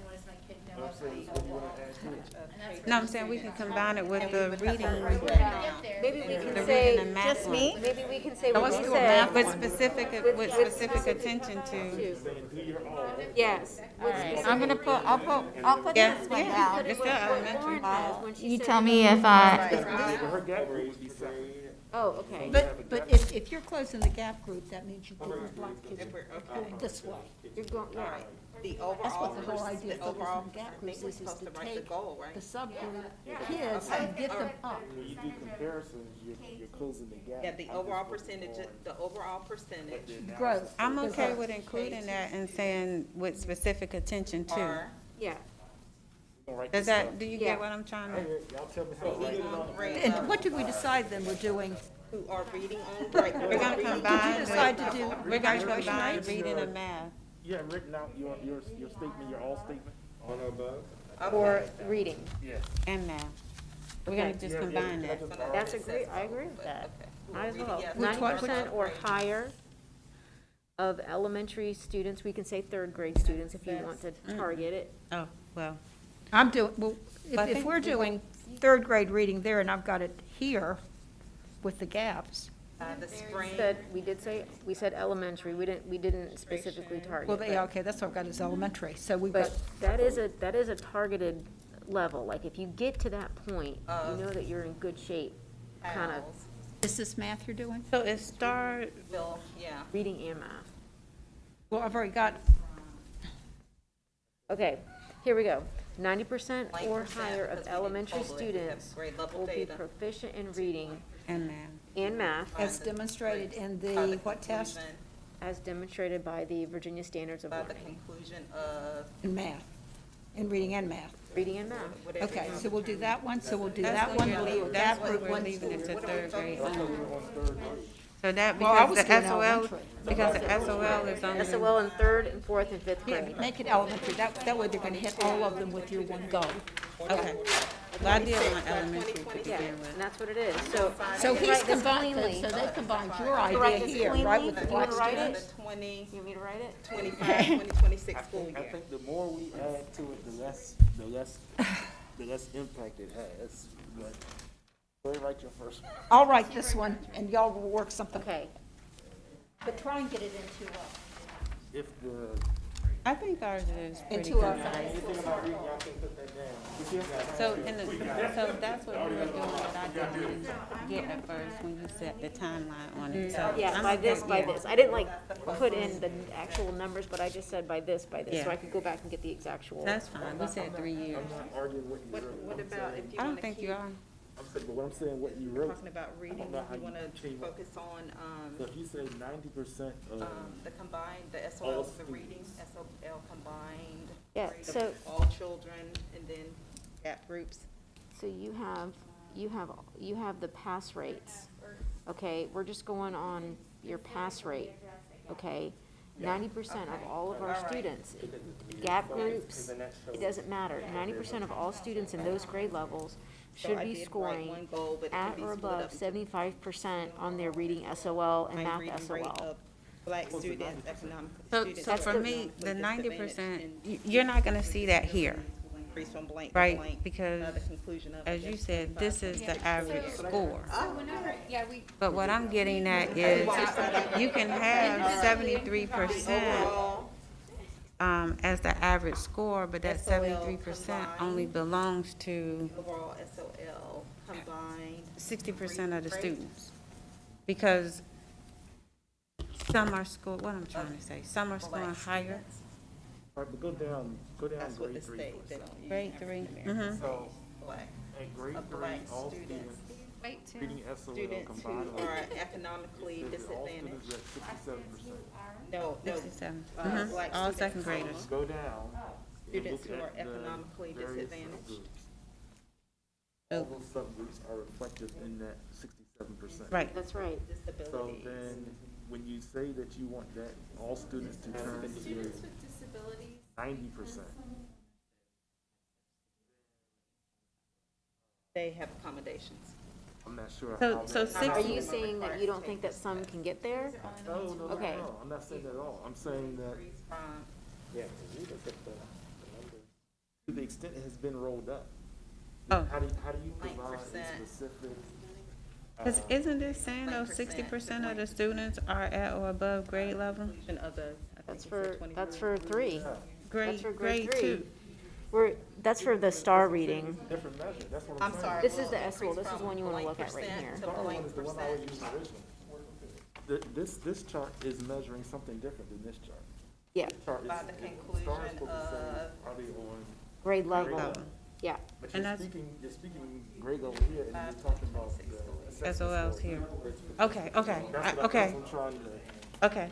So when I initially started, I was speaking on grade level stars.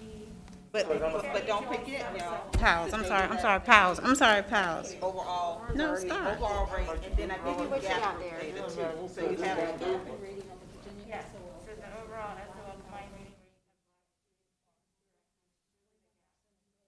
2019 will be up. Okay, so this will be different, so let me just ask you this. So we're going from a Broken it 21%, down is that what I'm saying? by gap group. 20% to But 5%. it's Okay. reported out Okay. as all students too. That's what this So top yes, number is? that's right, that's Well, I right. mean, but then based on. So we were still trying to. So when I was initially No. speaking, Rodney, I was speaking in terms of the star Unfortunately. reading. Like, if you look at, let's see, like all Percentages. students. Getting Grade three, those we're at up to 67%. 90% above, You got it? across the board. Ah, okay. So Yeah, I you see got what it? you're doing. You're unpacking it here Right. based on their grade level. That was what But I on was the- trying to say. On the second page. Okay. End of course. That's end of course. reading. That's high school Uh-huh. and some middle school students. Well, y'all agree on this one, could we do maybe? On the second page, So let under me ask you this star, Uh-huh. out loud. or grade 3, Would you Yeah. want, the board want to, just because Black it's across the students board, an area of growth 59%. for like language learners, all grade students? seven. How, Uh-huh. how Because can we're we still low. I see what you're saying. that, I I can know see that we as will a have smart interim goal. How can we guardrails also say on something gap groups. Do we want to Okay. We're focus pushing on all students. gap groups here, like as a How specific, can we okay? also say something Mm-hmm. to it? Because that's three different. That is why our Third overall grade grade star reading of black students. I'm not even talking about math, I'm talking about reading. It could be written, it could be written in this format. Okay, but, so even if you're at the elementary level, and we're focusing on that group right there, Catch-all. that's closing a gap, that's not pushing anybody up. So, that's pushing one gap group up, one gap group, but what about the others? Then that just defeats Do we wanna say anything like that? But Okay. although I'm leaning in All your right, direction. all right, we need to move on, because they're gonna want our stuff. So, this is what Lauren has right now. Can we All right, so, kindly- hold on. But Could we do the why high can't- school one, why can't graduation we one, while they're have doing a this? curriculum What does your high school that one say? addresses, Our high school one says. that addresses reading at all levels, regardless of what grade you're in? To be economically disadvantaged, to black children around the same. Okay, and then can we put on there, one, Address that group. Okay, there, okay. something about credentialing? I'll support Or it. financial, and you can't measure financial literacy, but. Oh, I mean, like, But there could be a specific, We'll start later. We'll go over it.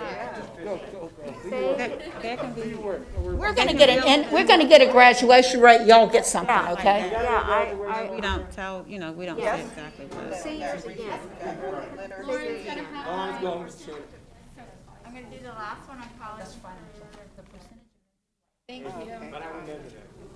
as assessed by, we have a new, it doesn't start yet though. Okay, that's fine, that is a very clear SMART goal. How do we incorporate career ready, college ready, service ready? That's a whole lot. Okay, So we want to make sure that that is. Focus would be, yeah, that's too much. So what we The had, percentage of NPS seniors who graduate on time will increase from whatever it is now to 95% in June. Just focus on graduation rates. so that's like a graduation statement. Yeah. That's just fine. But can we put something in there? Well, you really can't measure State that. is looking towards a. Yeah, we can measure that. Kyle, what are you using as your instrument? Don't they know how many Yes, the students are going to college? Don't Virginia students provide, they don't? If you want to just emphasize college. There are tests to measure, like it's not the national occupancy, whatever. Well, I tell you what, why don't I get one down here on graduation? You can write We all get something else. Goal that will, one assessment that will be. You got I them got right you. there. I just think I we need support to you. just narrow it down a little bit. I get it, we can still, That is that I'm group just trying to figure out. in third grade. You have to improve. All right, I'll get this one. If y'all, did y'all get the one for your, didn't you have a PALS one or something? Fine, we need one That's what I now. was saying, did y'all get one? So write your graduation run and then put college and career, right there. I really do feel strongly that we need to say something about credentialing or something like that, because that's like the yardstick that folks are looking at. A keyboarding credentialing, a trade credentialing, Microsoft Office credentialing. Certification maybe is the better word for it, Including a certification. Okay. including a certification. Industry certification or credential. Industry in demand. Financial literacy is. Yeah, financial literacy, so Make a list of those things y'all just said, because I'm gonna. Now I'm with just certification. Because if you start making this, you're gonna miss something. Right. Rather than just stay at the high level. I feel like there's an overarching, and then everything they're mentioning. Okay, Yeah, so we I have guess, two. but that's the kind of thing, like, I want that to be a goal, because our community said that should be a goal, and I agree. But is that a guardrail? And that goes back to the, I think the surveys. prioritize. Most people said they not just wanted students to graduate, but they wanted them to graduate and be able to move on to the next phase. Yeah. And the certification, because everybody's not going to college. But they're gonna, they So need to we, be ready for isn't can we classify certification if that's the end of, that marks the They're end of having the certification? same right there. discussion. Well, we're having the same discussion, so Or is there, give it a word, like, But there's full? we'll come to an What are you agreement. trying to measure that, because Well, we all. she's saying Sometimes there's they have a graduation certification. and there's certification, so is, All right, so I wrote this, and then this is what I was thinking we did. The percent of NPS seniors who graduate on time will increase from whatever in June 2021 to 95% in June 2024. Then I was gonna write in parentheses, college readiness, certification, so maybe we could figure out how to Consider get having that that in as a one goal statement. alone, Career. maybe as an, and then Service. 2 goals from what you just said, because College, career, those will have a different Service. measure. I mean, different, Service. I don't know why you would, the Military benefit or, of lumping them you know, in they're gonna go together. to Why Job wouldn't you Corps, they're consider gonna go to having Teacher them as Corps, separate whatever goals? it's called. On-time graduation is definitely something that What is it called? GCI. Yeah, that's right. Because he said three. He said three. That's why I lumped all three of them. What is most of the Certification goes in there too. with the community? What is something that they Well, that's want what, to- that's, All right, Lauren is writing her third. I'm writing my second, but I'm getting ready to write my third. certification, diploma, and Write her third. Okay, Rodney, you're, And y'all were supposed to give me a third one. What's the third one? Did That y'all do third one anything you on want. CIP? Did y'all do anything on CIP? Like your CTE The certification? buildings? prepares them to get out. Did an third outreach. It one, wasn't do an your outcome, gap but it was one. from the community. Go ahead, give us the Still wording not for a- your, Still not a student outcome. Okay, but it wasn't, so they want us to, Y'all are kind of like, they said to use the data and the information that we got from the community. To see if it was important. What are you proposing? So we proposed, That means that they've taken certain classes. the division will allocate funds to maximize building utilization and decrease the amount of buildings. This might be a little too wordy, but Collaboration, decrease the amount of buildings with an FCI of 6 or greater, either by complete renovation or rebuild over the next 10 years. It's a great goal, but it's not a student outcome. yeah, it's not, it's not. We haven't read anything about I'm just like, a kid who says, hey, I'm not going, we're gonna straight to meetings. So is it the, is it? Well, we said you could do your, I think it's a gap, great your goal. black students. But I think it's one of those ones that come So underneath maybe increasing the number of the high school- operations of thing that you graduates in have. Well, Norfolk let's go Middle back, because Lauren did the, it's still reading, but. Or increase the Reading. I did number of reading. Can you children, read that? have a achievement gap in CTE or reading able on to the achieve a SOL CTE test between credential black upon and graduating elementary from high school students from whatever to whatever? Is that They what have you're a looking at? credential, they can go to work. but that Right. doesn't Yeah, I don't necessarily- even know. CTE I don't even know credential. if 5% in May 2024. all kids So are let's placed put the where they math need to one be. up there. But then why don't I just put Always math in see that parentheses right finishing above it? Okay. Diploma, certificate, whatever it is, walk out the door. So are you looking at So I graduation don't know, I have rates? to say we need to increase. We don't one have or a the third other. one. We did, we had, we We can do combined. pre-K. We can do Oh, the pre-K one. Yeah, Whatever it is, pick a student outcome one, we can do that. Increase. okay, this is what I put for pre-K. So you wanna because increase it it? will, Yeah, you wanna aggressively increase create that from and something nurture to early something? childhood universals. We can do that, we have K3 data around that, so to increase, yeah, I said that. So I'm just having. 3 minutes. You have universal 3 minutes to get your pre-K last and one through on your paper. That through whole kindergarten. CCI, a goal. So that Increase students 3 are minutes, leaving 3 kindergarten. minutes industry, to get it the on number paper. of- So you don't need to give a percentage of reason, just students what's the percentage, Tanya, instead of number. The I want percentage them, of I want them format. 100% passing students PALS. Graduate All right, with so what are the, they yeah, now? industry So- Do you credential. have a district one? By when? Anything not on paper Say by- in the next we can say by 2 160 years. We can say by seconds 2 is years. going to be left. Pre-K through K, Why are you yielding that one? pre-K through K. The, You know, there's a wrong one. the black, so the the black percentage student Increase gap. from, Cause we can't get consensus on it. Percentage of pre-K. I don't think we got to consensus K. on any of them. yeah, we increase from blank Okay, I'm the worst percent writer. to blank From percent. pre-K to Let's K. put that one By up the there. 2025, 2026 school year. She who has the. Pardon? Which month of year? Meeting the benchmark, we're doing PALS, right? Yes, Meeting the benchmark. meeting and By exceeding. June of 2026. Starting in which month of year? Starting now, I mean, starting in August. this blank is for August of So that'll be based on, I would just say bring the benchmark yes, June, That's from would this, would we say June of 2022? July 2021, This year is an odd year because June 2022. pandemic and 20, some people not being able to get. 4 is 3 years, right? Fine. Will Yes, we would. So then start increase next school year, from, school year, then what's your you're percentage? Okay. August or September, whatever. Don't know, we'll put a question mark. Put a And question mark for there right now. I'm looking, I'm trying to find the PALS data. Oh, here it So is. why not, yeah, June of, what, June of 21? Okay, from 70, it's basically 73% Maybe to 23%. Yeah, 95%. June of 22, Tanya. You want me to read that one you have? okay, the percentage of pre-K to Because K some of the students. assessments were taken out.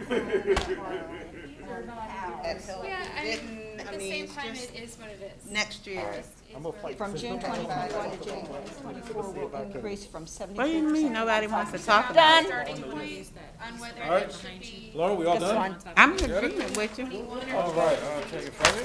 Well done. Too much pressure to go fast. Yeah, I think it's good. When you explained it, I understood it better, so that was what, Further data. So if we have all the data of 21, June of 21, would be a good back year, whatever. Do we start now or do we wait until June? Hopefully, We'll have 21 data. That's why I said 22. I'm just Yeah. stating. All right, let's, we will reorient this a little bit. Dr. Birdsong's our spokesperson. Oh, well, what? Looks like I'm getting a great job. I mean, AJ still was literally putting it where I couldn't see it. Don't sit yet, I'm gonna get your chair. Oh my God, don't sit, don't sit. Oh, He moved the chair. oh, thank you. Don't sit, Lauren, yeah. All right, so let's see what happens. The achievement gaps in reading, in parentheses, math. Well, that was so you could do it both ways. We had to just keep going, So ignore the back. yes, No, No. no, keep the math in there. all right. We're gonna let you speak without us speaking. So go ahead. Oh, Or both. Both, both, It's both. it's both. So they okay, keep the gap in reading and math. Yes. On the Virginia SOL test, between black and white elementary students, grade 3 through 5, will decrease from 21% in May 2019 to 5% in May 2024. that would need to be updated, of course, with new data. And by the way, the percentages and the dates, Yes. Yes. we will charge Sharon Squad with coming up with the actual date. That's something that will follow through. All right, next one. The percentage of our seniors who graduate on time will increase from X% in June 2021 to 95% by June 2025. Oh, and they were concerned about how to add colleges and careers and certifications. So you could say Inclusive of a the certification. percentage of our seniors who graduate on time who are career college ready or who graduate with certification, something of that nature. Yeah, so we just wanted to focus on graduation too somehow. So graduation or graduation plus? Plus. Graduate Readiness Plus. Plus. Yes. Oh, graduation plus, that's a great way to put it. So pre-K through K, the percentage of our pre-K and kindergarten students meeting the benchmark on PALS will increase from 70% in June 2021 to 95% by June 2024. Yes. Yes. All right, so we've got, We've got So reading, essentially, they have everything we wrote, Lauren, so great minds. basically, We are a great team over so here. basically Lauren wins is what I'm hearing. No, it's a team. That was a team. Next time, shield your work better. Well done. All right, so to recap, we have so generally I see boards come up with goals in 3 large categories. Goals that are about proficiency. And what that means is there is a defined threshold, and we want to measure the percentage of students who cross that threshold. That makes sense? I was trying to do. Proficiency. She was trying I was trying to do. A second to write that PALS one. A second style of goal is growth. And that's not saying there's a defined benchmark. It's saying wherever little AJ came in, did we see an appropriate amount of movement in where he ended up at the end of the year? That's growth. That's the more typical one. And then the third type of goal that I see boards contemplate is comparison. It's like, okay, there's this group of students. How are they doing relative to this group of students? that was your, yeah, okay. And so to recap, what I'm seeing is a comparison goal. There's about literacy and numeracy for elementary students, comparing black and white students, expecting the gap to decrease. What I see is a proficiency goal for seniors regarding on-time graduation and college career readiness and certification. And then what I see is a proficiency goal for pre-K and kindergartners. Am I understanding your 3 goals correctly? All right, let's look at the other side.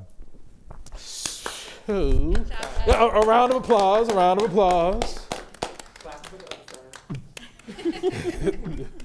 So the other one I'm seeing here is the percentage of students graduating on time or with industry credentials will increase from X to Y and this date to that date. So this is kind of your college career readiness goal. The overall percentage of K2 students who are reading on or above grade level as assessed by the spring administration of PALS will increase from X to Y.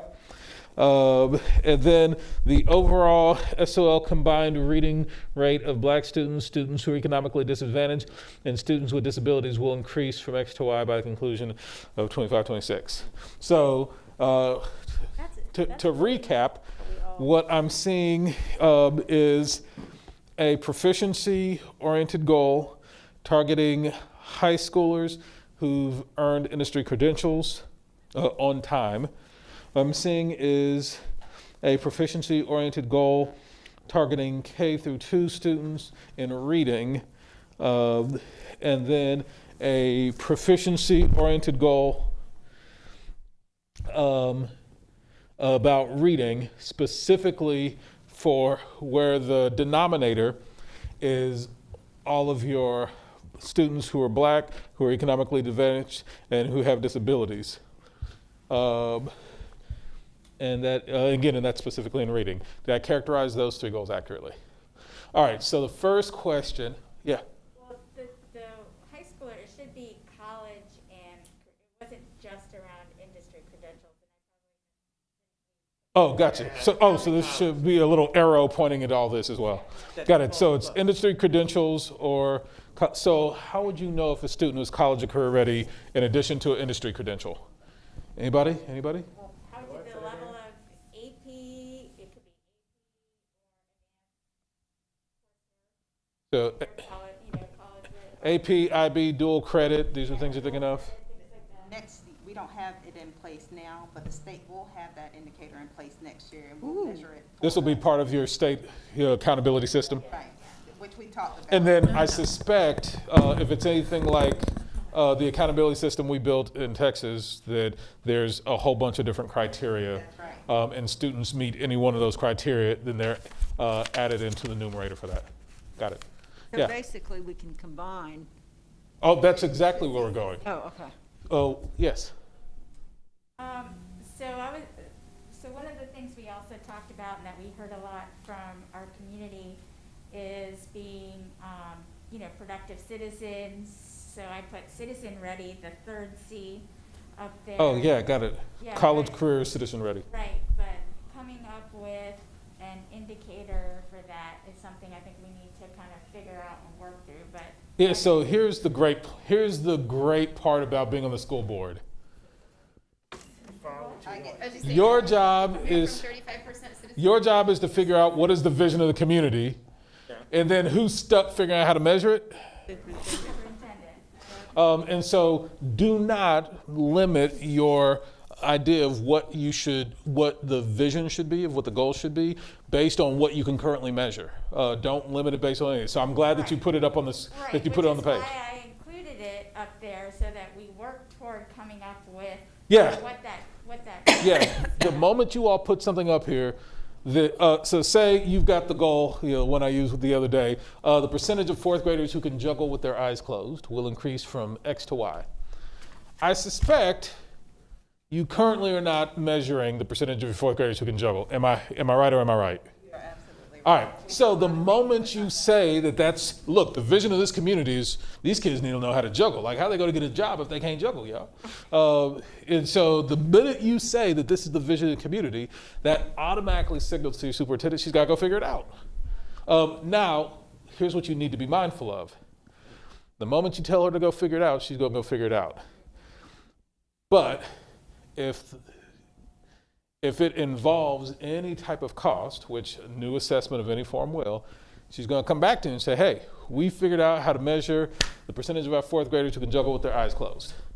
But here's how much it's going to cost for that assessment. Here's how much it's going to cost to train the teachers to deliver the assessment. Here's how much time it's going to take away from other instructional activities. And then she's basically laying out the question. Is the juice worth the squeeze? If you apply 1,000 newtons of pressure to an orange and you get 1 drop of juice, I would submit to you that the juice wasn't worth it. But, if we just kind of lightly pinch the orange and a whole cup of juice comes out of it, then I'd say the juice is worth a squeeze. But that's a decision y'all will have to make. So she'll come back to you and say, here's how we're going to measure this. And you say, okay, that's worthwhile or it's not worthwhile. And so just know that there will be some back and forth in this process. Go. So, and that's an important, going back to some of our prior conversations. So the superintendent has come back with a plan, and now she's coming back to the board to say this is how much it's going to cost. We, as a board. But even before that. Before that, what? So before she goes to create a plan, she has to have a clearly defined set of goals. Exactly. And I'm saying in the goal development process, before you have a clearly defined set of goals, there may be some back and forth as she says, hey, here's what it would look like, and you all decide, yep, we just need to eat the cost. Or, so I was working with a board last week, and they're going through the same thing, and they wanted a measurement. They wanted it badly. But as we queried the superintendent, the superintendent was clear, we don't have that data. And we don't have anything that is synonymous with that data. And so one of the board members was like, well, so AJ said that we get it anyway. And I was like, she's like, yeah, we can definitely go get it for you. It would involve administering an additional summative assessment for all of our students in that grade band at the end of the year. Then the board members started to realize, wait a minute. So the only way we get this is our students who are already taking the state assessment, but we don't like the way that data comes back. So if we want that same data, we have to, after they finish the state assessment, then they have to do this additional district administered assessment, and then we have to pay for that. And when they thought it through, the board's like, nah, the juice ain't worth the squeeze. And they said, we're just gonna stick with the state assessment, even though they didn't like it. And so just know that there'll be some back and forth about that before you finally stamp your goals. Once you finally adopted them, then she goes out and creates a plan on how to get the job done. But my other piece to that one is that once we've adopted it as a board and she goes out to do this, as a board shouldn't come back and then nitpick it. Yeah, so actually this is part of our quiz earlier. This is literally a part of our quiz earlier. So if you all recall, there's a section here in implementation called strategic planning. So this comes down to, where did you all land on the strategic planning question? Is it that the superintendent builds that, or is it, without coming back to the board to say, tell me how I should do this? Or is it the superintendent building it with the board saying, hey, tell me how to do this? Or is it the board plus the superintendent who are co-owners of it? Or is it this, so where we started this process is when we listened to you all speak, what we took away from you, what you all said, was that you wanted a process where the board said the what and the superintendent said the how. But as I said earlier today, hearing where you all landed on this, you all were more in the 20 range than in the 14 range. And so that leaves me questioning, are you all still comfortable with that approach? Like, are you comfortable saying, here's what has to happen, and defining it very explicitly in goals, and then leaving it to the superintendent to come up with a plan for how she's going to implement that, recognize that that's her plan. It's not something you would have to, that you would have to say, yes, we agree with this or disagree, but instead your evaluation is, did she get the goal accomplished, not did she follow the plan? Like if you're still comfortable with that, then we can proceed. But if you have a discomfort with that, then we need to clarify that today. So just hypothetically, if she says, okay, this is my plan to do all this, and she gets it done, and then we find out she did away with recess. Mm-hmm. So that would be one of our guardrails, would be recess. Right? Yeah. So if you have a guardrail about the superintendent will not do away with jungle gym. The superintendent will not get rid of the monkey bars.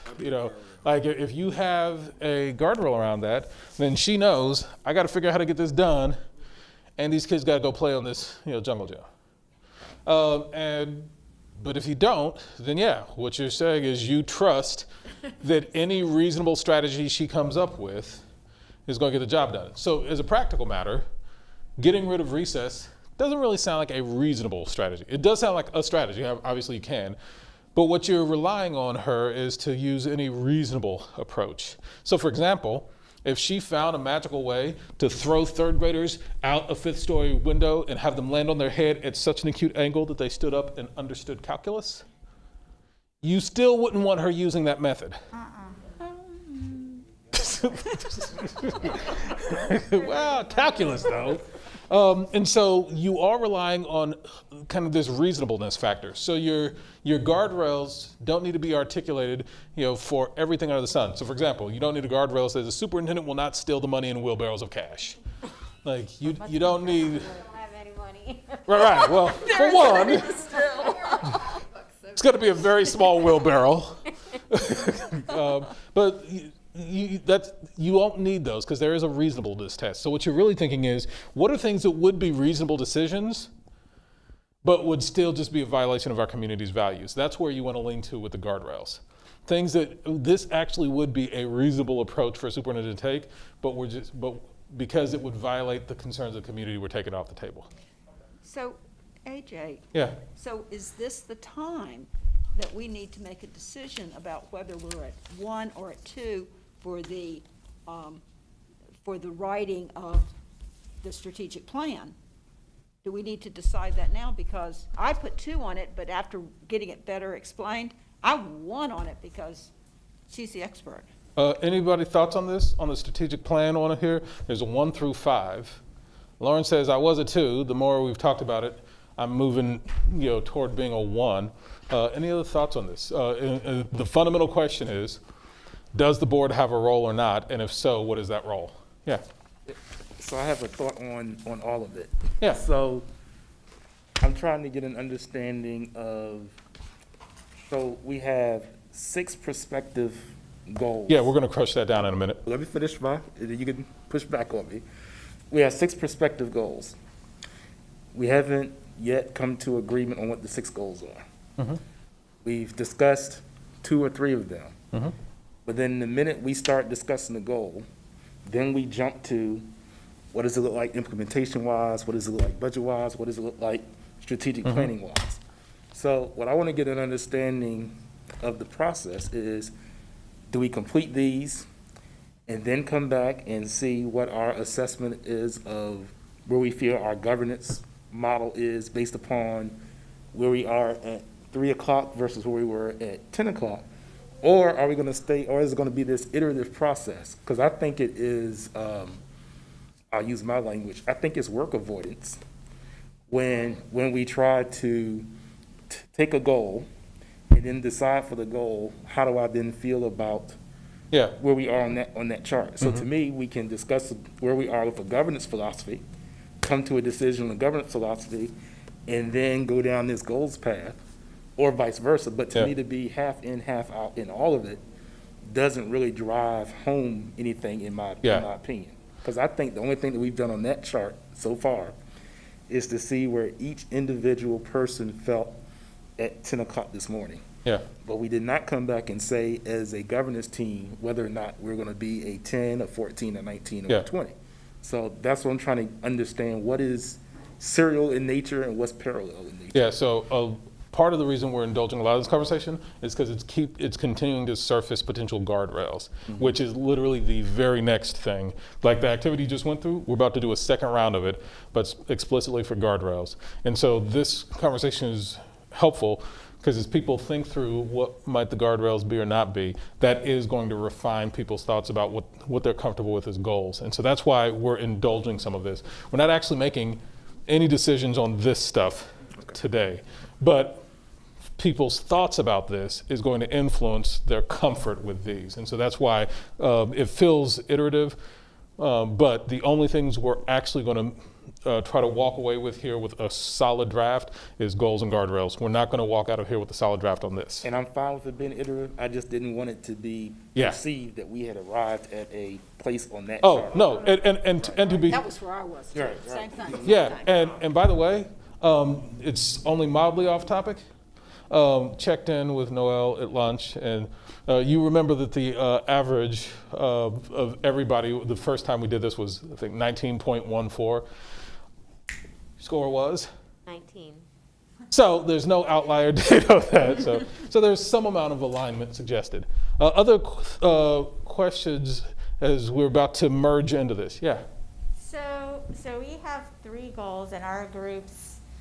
We're on sort of the same page. Yeah. But we have, there were things that came out of the community sessions that we did, big themes like around critical thinking. Yeah. And how we might define that. And one thing I know some of us on the board have talked about, a goal around that isn't assessment focused, still student outcome. Well, I guess I'm asking you this. If we want... The answer is yes. If we want a goal around the percentage of students that report on a climate survey that their teachers care about them, we want that number to go up. That could be a goal as well. right? So Would that be the larger question you're asking around social emotional competencies, the answer to that question is yes. Yeah. For the question you just asked, so if we have a climate survey that asks students, does my teacher care about me? So once we know what that data, does that tell us what students know or are able to do? No. Who's actually being measured by that? The It's actually measuring the adults. Right. We're asking the students to measure the adults. That's not the same thing as asking the students what they personally know or are able to do. Right. We've literally asked them, what do your teachers know or are able to do? So in the realm of guardrails, that would work. In the realm of goals, absolutely not, because goals are about what students know or are able to do. But that being said, the larger question is, can we do some type of social emotional competencies that do actually look at what students know and are able to do? The answer to that question is yes. The corollary to that is you almost certainly are not measuring that right now. Right. And so you can write this, you can write it up, Well, it's and actually then written. it becomes her job to go figure it out. Yeah. So we did talk about that, and just to be clear, because it's not written there, but in our group's discussion, you know, the college career and citizen ready, part of the citizen ready is the social and emotional competency. And so it's not written there, but we talked about Yeah, it in so our group. so if this is all you say, the other thing to be clear about is the moment you stop being specific, whose job is it to interpret from there? Right, hers. And so if there's anything, That's where I was going. yeah, so if there's anything here that you say that is not crystal clear, what you're really saying, superintendent, we expect you to interpret this. So she could look at this citizen ready thing and say, you know what? Exactly. I think you're citizen ready if you can engage in critical thinking, collaboration, and problem solving. And so then she said, I'm going to come up with some way of measuring these three things. I'm going to call, Castle and figure out what they are doing with their new metric system. I'm going to call OD, and see if the School of Ed over there has got something popping for us. And she's going to come up with it. And then she'll come back to you and says, this is how I'm measuring whether or not students are citizen ready. But that certainly doesn't exist today. Thinking. So what? I said, and then what happens for us is that we say, no, that's not what we were thinking, and then it's like a horrible cycle. No, so that's why I said, this is why I said there's this iterative kind of back and forth as you all are developing this, is because she'll come back and say, got it, this is exactly it. And you'll be like, nah, this ain't exactly it. And that's an appropriate part, is a super predictable part of the process. It happens almost every single time, is that you are gonna see some back and forth as the board is confronted with the reality of what they're trying to do. Sometimes we realize, oh, got it, that isn't as awesome as I thought it would be. And so then you move away from that. Christine? Similar to what Ms. Basine was saying in that first one, we were trying to incorporate something that dealt with financial literacy. But Got that too. can see it fitting under that citizen ready piece of it, but not knowing how to incorporate that into it to ensure it gets addressed.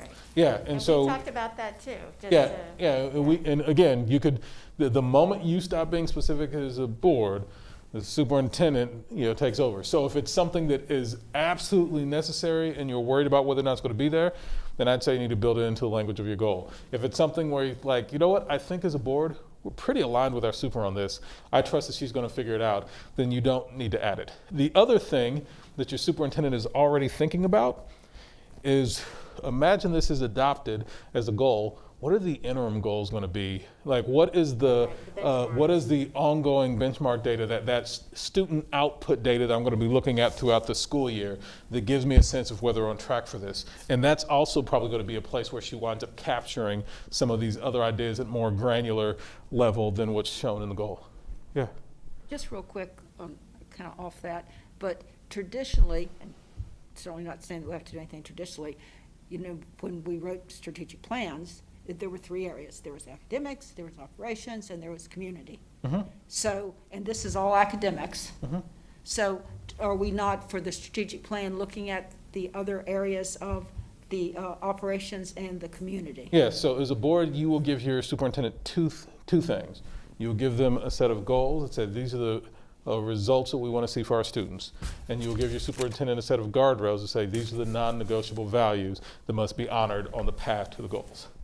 And whatever you think is important needs to be in either bucket A or bucket B. It either needs to be a goal or a guardrail. If it doesn't fit in one of those, then you are directly signaling to your superintendent that is not one of the highest priorities of the board.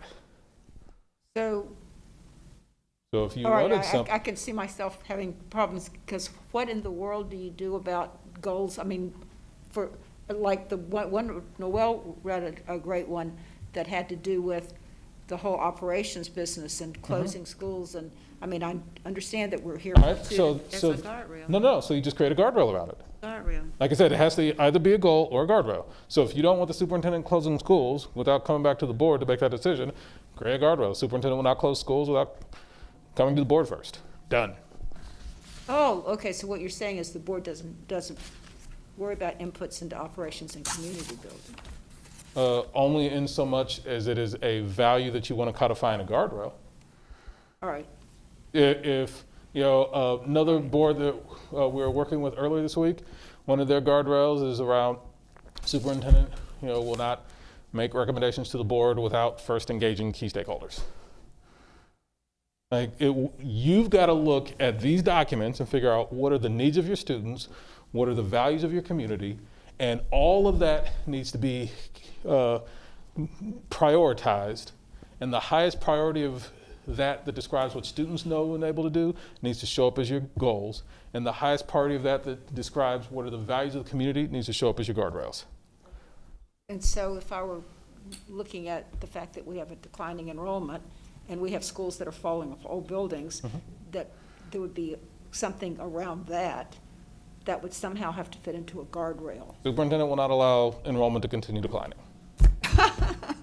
That would be a really Yeah, that, crusher of a guardrail, but yeah, that wouldn't work for us, because we don't want our, there you go. Control of that. Noel? These goals are very focused on academics, which is great.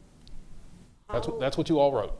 That's right. And so my question is, we have the student data assessment that the superintendent provided to us, but we also have the information that may not be associated with the actual data from the community conversation. So things like infrastructure improvements or teacher retention, that's not a direct student outcome, but are those things still considered fair grounds for including them in a goal? Are they about what students know and are able to do?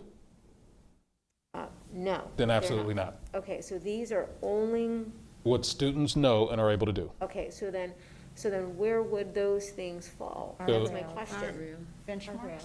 Guardrails. But how would you put improving your infrastructure as a guardrail? The superintendent will not allow infrastructure to decline. You can use what you were talking about. You could say the superintendent will not allow any school Any to have an building to go FCI beyond the below whatever. FCI Oh, of 6. ABC. There Okay, you go. all right, so that's how you would incorporate that then, okay. That Your makes- task is to figure out what is the vision of our community, what is our community want our students to know and be able to do, take all of that, prioritize it into between 1 and 5 goals. Then your secondary task is to listen for the values of the community, of all the things that the community considers non-negotiables that have to be honored on the journey to accomplishing the goals, prioritize all of that, and write it down into between 1 and 5 guardrails. Got it. And if you don't put it in one of those statements, then what you are literally saying to your superintendent is, it may be important, but it is not the single most important thing that we're going to be evaluating you on. These are the most important things that we'll be evaluating you on. Yeah. So for example, and in fact, one of my goals here was the financial awareness, and, it was a goal I put down. Yeah, and you can So do I it. could now see that more under a benchmark, under the one that has to do with graduation and blah, blah, blah. Yeah, so if it talks about citizen ready, one of the potential interim goals under that could be the superintendent could say, you know what, if they're not financially literate when they leave up out of here, they're clearly not citizen ready.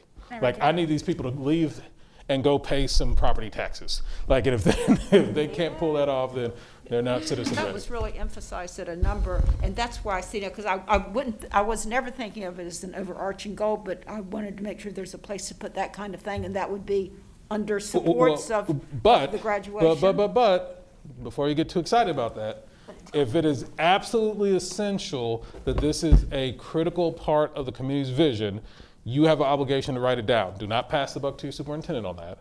You have an obligation to put it in writing. If Citizen ready sufficiently captures the vision such that any reasonable interpretation by the superintendent you would accept, then stop with citizen ready. If there are reasonable interpretations of citizen ready that still would not capture what you expect, then you need to change from something, you need to write something other than citizen ready. I like Yes, those ma'am. two things that I were kind of added. like citizen ready. Citizen ready, well, I absolutely, that is something I would value. What happens when someone's college and career ready and not citizen ready? Do we hold them back? So what your graduation requirements are, that's a y'all thing.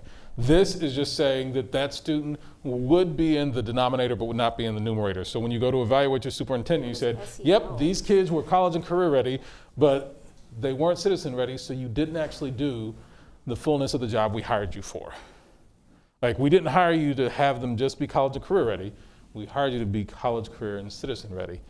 And so this would not necessarily have an impact on your children, but it would have an impact on your adults. Did they get the job done or did they not? So right now, so we don't have citizen ready as a criteria of graduation or certification. And you don't have to. That will From be- 0 to whatever. It will be in Graduation rate place. could be under citizen ready. The state's putting it in place for you. Oh, okay, I see what you're saying. Never mind, I So forgot you I said can't that. see that. Oh. What it, I put Frank, what you put? It says- SEL, social and emotional competence. Social emotional learning competencies and financial literacy. Okay. Yes, sir. On number 2 on the first chart. Yeah, the K2 reading. No, I'm sorry, at the bottom. The number. Oh, number 2, yeah. So this is the comparison. Have a- No, this is the Subgroup. reading Yeah. proficiency for 3 groups. Black students, students who are economically disadvantaged, and students with disabilities. Right, so my question is that one goal? That's one goal. Or is it 3 goals in one? That's one goal. That means all 3 of those groups of students are in the denominator. And then you figure out how many of the students from each of those 3 groups meet that reading proficiency rate, and that's what your numerator is. Okay, so then I think that's where you all were talking about all students. You were envisioning something like that. Yeah, you can break it down like that. That roll, no, I'm saying, Also, Rodney, no. when you were So talking in about there- black students. Right, but I'm you said saying, right in there. right, so in this particular one, you're adding black students, students who are economically disadvantaged, and students with disabilities as a group. Yeah. That's, And then we're saying that they will increase from the percentage, whatever it is, that taking those 3 groups together and add them together, you get a percentage. And then what the expectation is for that group as a whole. So Which is- which if is- you add up all of your black students, all of your economically disadvantaged students, all your students with disabilities, and that's 100 students, then your question is, how many of the, who happen to, let's see, oh, you know, so if that's 100 students, then the question this is asking, how many of those 100 students increased their reading rate, their literacy rate That's what I'm saying. We meant something else. on SOL combined? and ours. But you Right. could do Wait. that where you separated each Right. designated group. Yeah, Right. that's what we wanted. Well, Gap so that was our intent. I mean, Only have that's to say what so. we, That's what I advocated. we had, you know, we each had them as separate goals, but the pressure of trying to come up with just 3, we ended up, But you could just call them gap groups, designated gap groups, which is what we use anyway. right, which is what that is, which is what I wrote on the side. State has a couple more But than we that. still have to be intentional about each of those groups, which is what we had, There's you a know, way to Dr. write it Birdsong to make had it that way. suggested. No, and- there's actually and I not. too had it in I don't my actually notes. think there's a way to write it to make it that way. So here, this is why we're having this conversation. You don't get 1,000 goals. Like, if you actually want to get stuff done for kids, you have to prioritize, and that will always be painful. There will always be more need than you have the organizational capacity to solve right now. And so you start at the highest priority and you keep working your way through. We solve this goal, and then we go ahead and sunset that goal, and we pick the next area, which is why the data that you received from your superintendent was about your highest need, highest leverage areas. You will never have the infinite level of resources you need to solve all of the need immediately. And so what we are encouraging you to do is prioritize and say, what are the highest need, highest leverage areas that we have to hit first that's going to do the most good for all of our students across the system. And then as we knock that out, then we go to the next and the next and the next. That is what we're doing. But you need to be clear, no, there is no scenario where you're going to walk out of here with all of the goal coverage that you want. There's just too much, your system is too large. If you had 300 kids, you might be able to pull that off, but that's not your situation. Noel?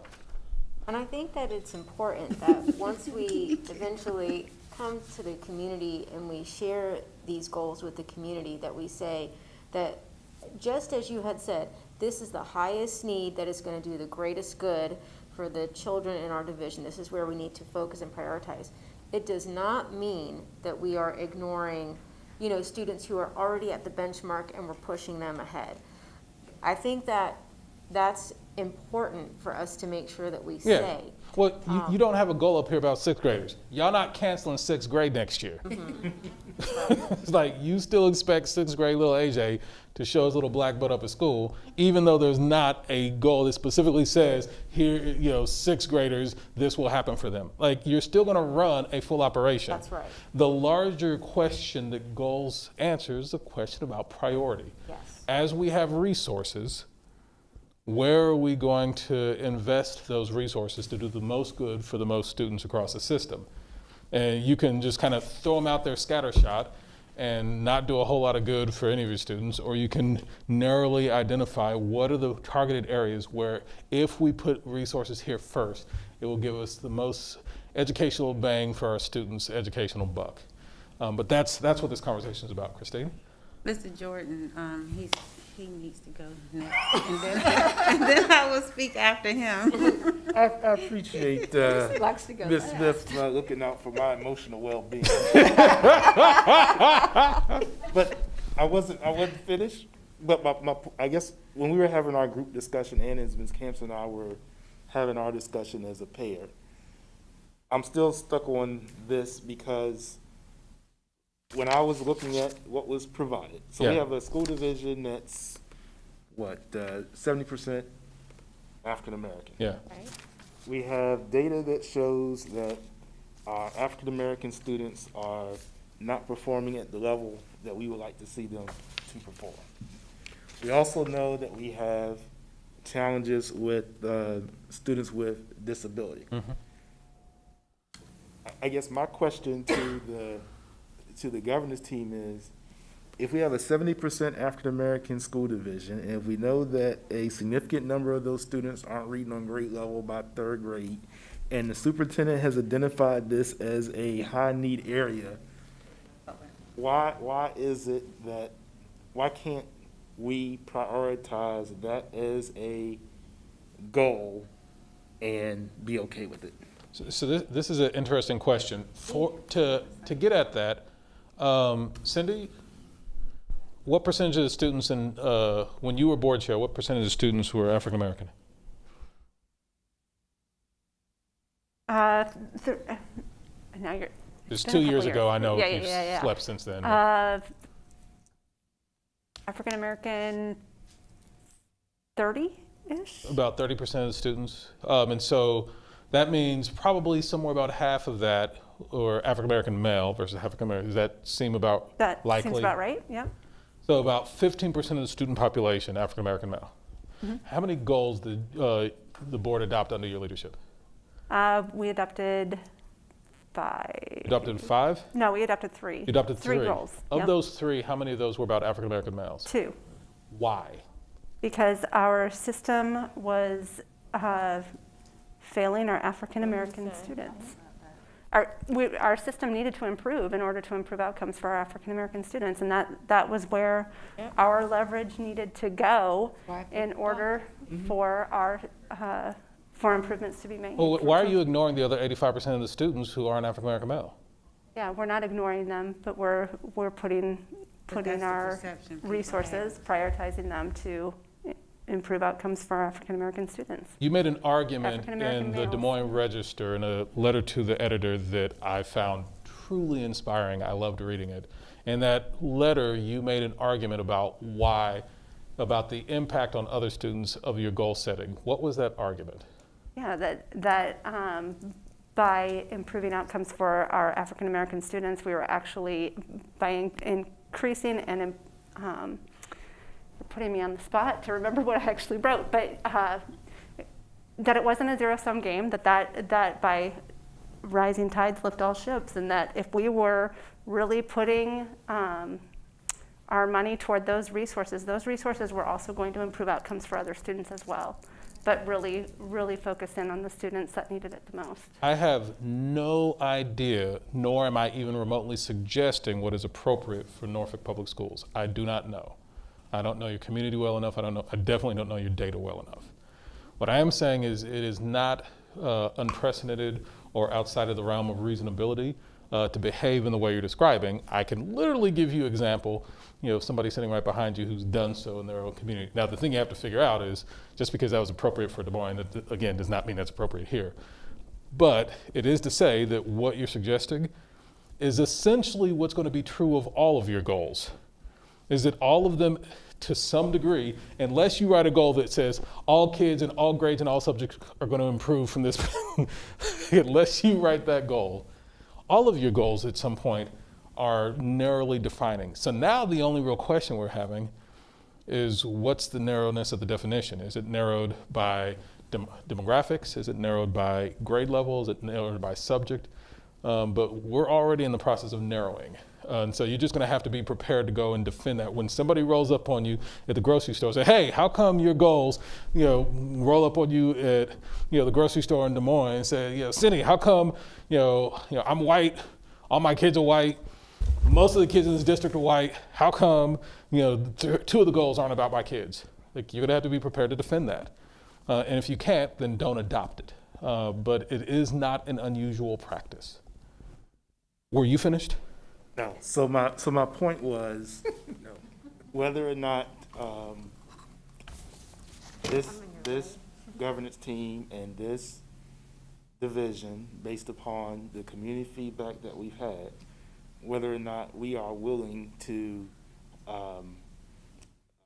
isolate focus on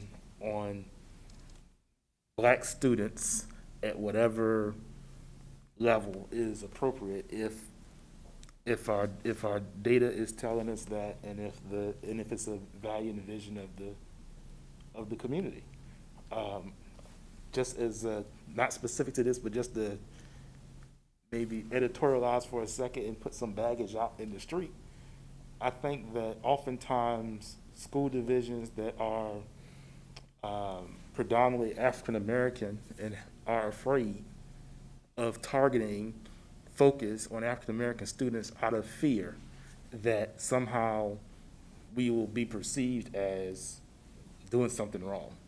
And I just think that and I'm just going by what we've received and what I heard, that if we're going by what we've received and what we've heard, and it's, at least as I read it, is pretty glaring, based upon what the superintendent has identified, I'm just trying to have a conversation as we're working on this, whether or not we are willing to prioritize that, or whether or not we can roll them all up like this, and I'm fine with that, but I just wanted to put that on the floor, because I think oftentimes these other factors come in. What's somebody gonna say? How's it gonna be perceived? Why is it I don't see myself here? Does this mean that we think all Black students are low achieving, or we think all white students are high achieving? All this other baggage that we carry comes into play. And I just wanted to know, as we are prioritizing, whether or not there's data, community feedback, and governance team will to address a student group that our data clearly shows needs better performance by adults so that the students will achieve. That's all I want to put on the table. I'm going to want to hear from Christine, want to hear from Tanya, and then I want to transition to the work of actually crunching these down. But so I'm going to shift us away from kind of discussion about it to the hard work of it. Christine? Mine is a question of clarification. So once a goal is achieved, does it then move to a guardrail? No. Once you've finished one, my first recommendation for once you've achieved a goal, celebrate your children and your teachers, because they have put in work. I actually had a district where this was the case. They called me up. They said, we put this in place and we set a 5-year goal.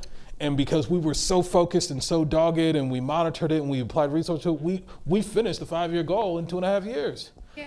So what do we do now? I said, well, the first thing you do is you go lavish praise on your students and teachers before you do anything. Like, hang up the phone now, go praise, and then come up with the new goal. Okay.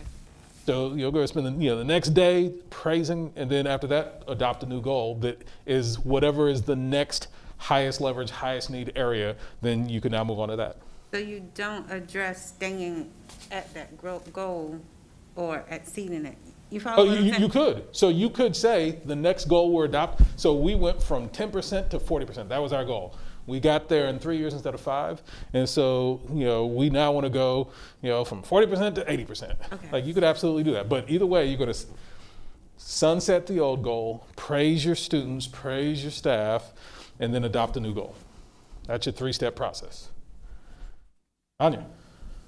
So to piggyback on what Mr. Jordan just said, I came here today, prepared to have a specific goal around our Black students. Mm-hmm. From this data and culminate, all the data basically I've seen in, for the last decade has, and beyond, has screamed to the need for us to be intentional around it. And when Dr. Birdsong and I were working in our pair, we too talked about having an intentional goal around that. And again, even an intentional goal around our students with disabilities too. So I just want to put that up there. I think we're in support of having a solitary goal, a goal around that.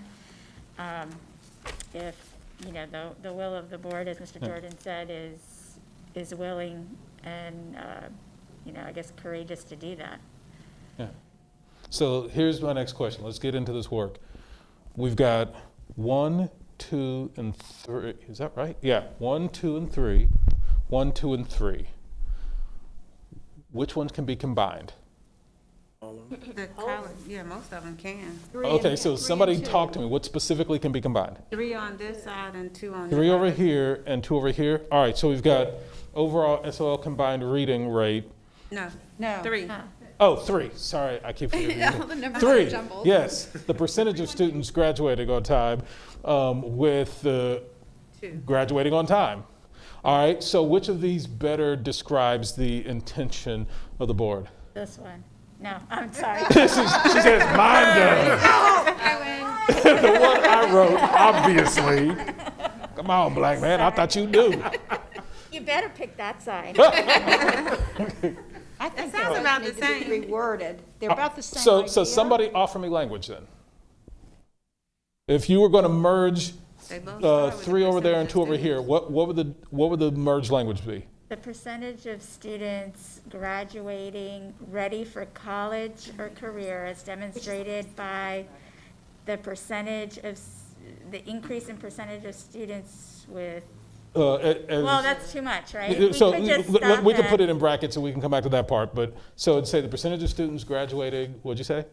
graduating ready for college or career and life as demonstrated by, Yeah, we'll fill in the blank. by, This list. If you yeah, say, by the list, and then to include those, but, Yeah, just we'll increase financial- from something to something. yeah, right. Okay, so I didn't hear you mention on time. Is that? that's what I was gonna say. we need to Has have to be on time there. graduation. Well, yeah, I mean, that's, yeah. Okay, so basically you just read yours again. On the, But I'm not mad at you. No But shade, I'm okay with that. on the I right, wasn't letting it go. on the right, there's I can't even read it. All right. Can you Can- read that one, because we can't. The percentage of our seniors who graduate on time will increase from X to Y. Oh, I have Yes. on time on and here. on the right, you have some different recommended. So you've got X and Y. certification. We have college No, career, got College, career, college career certification. service with And service, certification. military Oh, college service. career Military service. service. What I'm saying is, on the Yeah. right, you have June 24, and on the left, you have June 26. Oh, gotcha. So I would generally encourage you all to aim for 5-year goals. So I'd have you lean into the 2026. June 2026, recognizing that because of the ridiculous 18 months we've all been living through, sometimes your baseline may still be 2019, just because that's where the data is. But I would encourage you to lean all of your goals toward the end of the school year 2026. So that way your superintendent has 5 years to execute on them from here, as opposed to this would leave her with 3 years to execute on them. Now, if you want her to develop a 3-year strategic plan instead of a 5-year strategic plan, then you're correct. You target them all for 2024. But our encouragement to you is to push for a 5-year strategic plan. Yeah. And so, Do you want me to modify? So it seems like if we made something, Tanya, if you made something that was the percentage of NPS seniors who are life-ready or something like that, and then in parentheses you would put, On this side, yeah. okay, and then you just put in parentheses the 4, life, college, career, military. Yeah, so the only thing it's missing is military. Yeah. Okay. Well, that one went quick. Yeah. I like that. Yeah, that's College, career, civic All right, readiness. so folks feel good about that one? Yes. All right, so then you can, Can we read it out loud together one time? Just, yeah, don't worry, we'll type all this up for you. You don't have to Okay. worry about it. All right, so that's one combined. Are there any others that can be combined? yeah, the pre-K one. Yeah. The pre-K, let's the see. early Little childhood. kids. Number 3 on the little one, and then number 2 Yeah, on the big one. the two bottom, let's see, yeah, the number Oh, one that's here. number 1, yeah. And number 3 here. So number 1 is the overall percentage of K2 students who are reading on or above grade level as assessed by spring administration of PALS. And this one is the percentage of pre-K students meeting the benchmark on, it sounds like the same thing. It Yeah, is, I kinda like- except I you kinda wouldn't have like 2. ours better, I though. had pre-K and K, and that one had pre-K to 2, but you wouldn't have 2 for PALS. Yeah, I would They just do a pre-K to handful of little K. kids for that. Are y'all comfortable with that compromise? So we use this one instead of that one? Yeah, I would say. Are you Any guys okay concerns with that? Read that one again, please. This one? The percentage of pre-K through K students meeting the benchmark on PALS will increase from X to Y. Is there a reason we left out first graders who we have? I the would biggest put first concerns graders. The about? reason was because there's I made a this gap mistake. that Our biggest concern is at. So first pre-K grade. through Yeah, 1? pre-K through 1. Pre-K through 1? So, Yes. but if they're already getting it, if they're already hitting it at kindergarten, are we, In first grade, they don't, in second grade, they only test kids that have missed it, so you're not but you're getting doing everyone PALS tested. at first grade still? Yeah. Okay, so, okay. Yeah, so right. first grade. All right, so are there any others that can be combined? So is PALS done at K? Yes, ma'am. Okay. I mean, pre-K. Well, Yes, it's the okay, bottom, K, number and I guess 2 1, 2. and number 1 The area of grade are not the C. same, but they're the same academic idea. All right, so I'm hearing about number 2 over here, number 1 over here. This is the overall SOL combined reading rate for those 3 groups. This is the achievement gap on SOL between black and white students. So those are AJ, very different, but is there any aspect of them that could be combined into a new one? but that one we did with pre-K, we did 2024, so we got to keep it with the 5-year plan. Oh, Could yeah, you just mark change, through yeah, that change one the date and- to and- 2. Oh, yes, that thank you, one. thank you. Yeah, that needs to be 6. So one I see us as closing a gap, and the other I see us as going from X to Y. Yes, So this that's is the closing the gap, difference between the two. closing the gap. Do we want to close a proficiency. gap, or do we want to move from X to Y? How do we want the language to go? Or do we, We need close the gap to get accredited. Yes, close the gap when you're looking at Huge. the combined rates, and then making sure kids are reading on grade level with the PALS, with the kindergarten, with the early literacy piece, the K and the 1. Right, because But if I'm- you're closing the So- gap, you're pushing up, Well, you're well, focusing on. so hold on. Currently, they wanna focus on the closing the gaps one is just black students. Yeah, well, that's because they're our biggest We can, subgroup. I'm personally fine with including the students with disabilities and the economically disadvantaged, because. that Into the is- gap closure one? Yes, I'm fine with that. Gap. Tanya, what are you thinking? Well, Number 2? so, I mean, when you described it as that would be that's the new, you know, Yeah. that those groups are combined, I don't think, at least for me, that wasn't my intent with having that. You were trying to combined. cheat and have 3 different I goals in one goal. was. I know, that's why I called it out. We were doing that here too. I mean, we all did Just that. trying to encourage her we ended up on the same page, but I did. Conspirators. No, we, Right. right, we, Having the big goal and then really focusing on that subgroup. right. So if what I'm hearing from my colleagues is that we are going to focus on increasing the percentage of Black students that are reading on or above grade level, then we say that, then that should be the So goal you're recommending this one, but only with Black students, not the other 2 groups?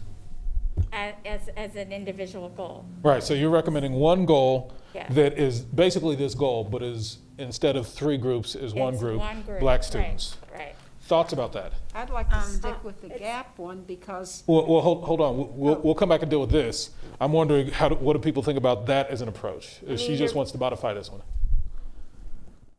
But it is addressing from the gaps, right? What's No, that? no, this is Well, the you gaps one. can't- We haven't got to the gaps yet. So my thinking is, you can't address the gap unless you're going to address the specific, I mean, the data here is not specific about the gap. It's about it's specifically showing that our Black students are woefully underperforming here. And so that should be the focus, not the gap. The gap is, to me, I think it will be addressed by focusing on this group. And So the state's that's gonna what, focus on that's what the the goal gap. to me, and what I think I'm hearing from Mr. Jordan and others is that should be the focus. So if you increase their performance on this, the overall performance of Black children, you're going to you should increase close the the gap. overall performance of the division. So I want to check in with folks Decreasing again. gaps yeah. could go the wrong way. So I want, Closing the gap. so hold on, so I want to check in with At the same folks.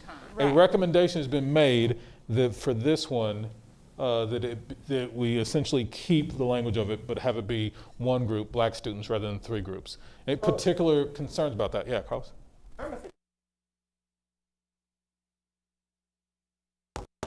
The intention is to walk out here with 5. oh, So that could be, to, you know. Yeah, well, I reading thought and math. we were only going to get. No, it's just making your life harder to make your life easier right Oh, now. okay, then I'm fine. Oh. So Move on. So this is, so I'd actually like to ask a question. Yeah. I know Rodney and Tanya said they came in with specific goals that address the Black student population.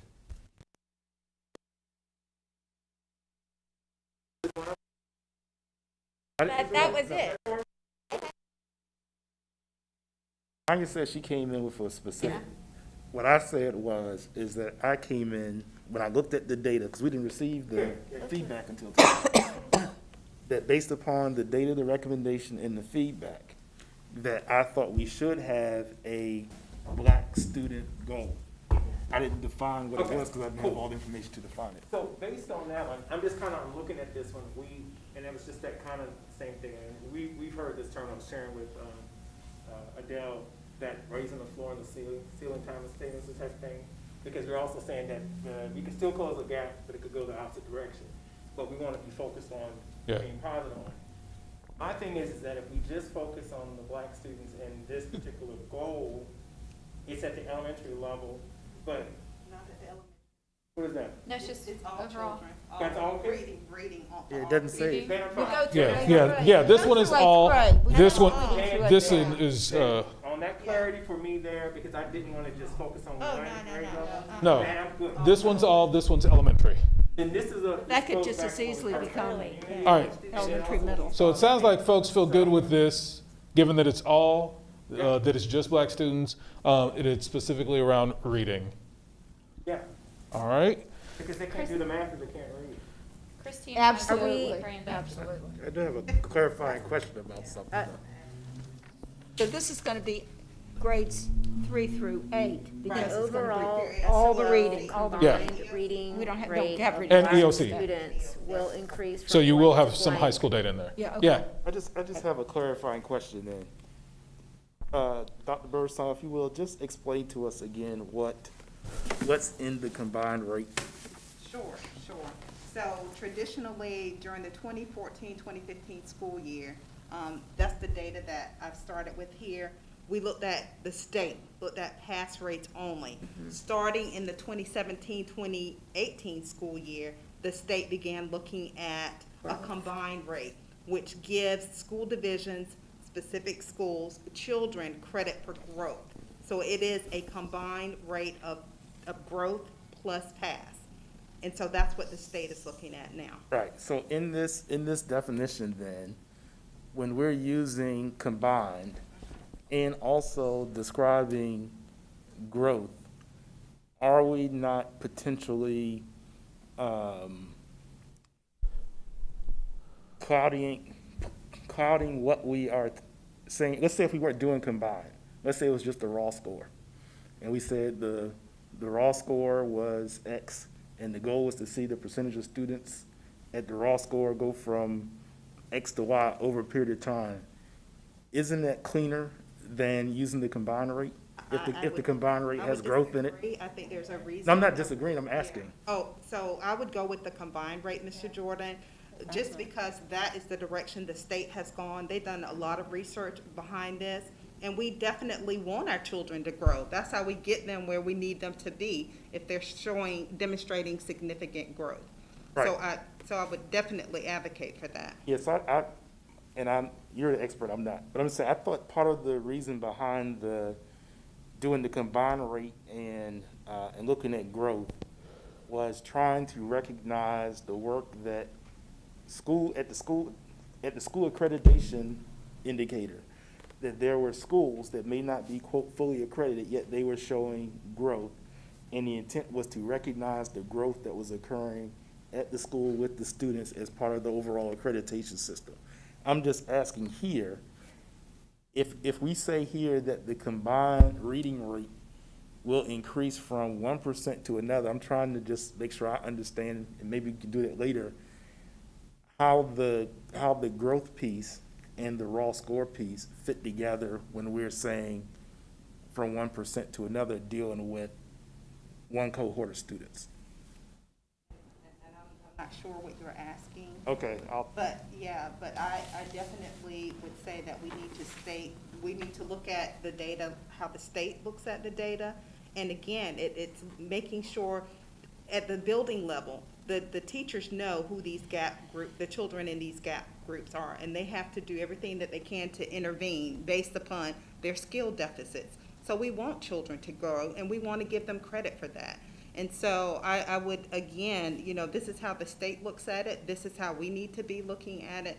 So I think it's clean. I think it's clean. Okay, but I would also advocate while I'm speaking, we also need to look at the children with disabilities as well. If, as a potential second goal, if you're looking at reading, again, across the board, if you're thinking about foundational skills, we have an issue with early literacy in our school division. If our children can't master or be proficient in the area of reading, they're going to have trouble in math, they're going to have trouble in science, they're going to have trouble in social studies.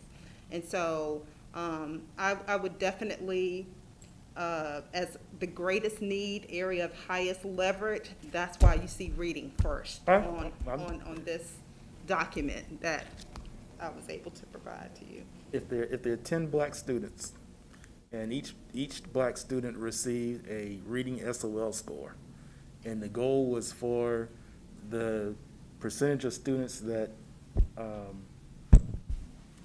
scored that it was for it to go from 45% to 100% by 25-26. I'm just trying to understand that scenario versus when you add in the growth piece dealing with I just don't understand, and you can, like I said, I'll work on it later. I just don't understand the growth piece of it in the context of the goal that we have up there. Mm-hmm.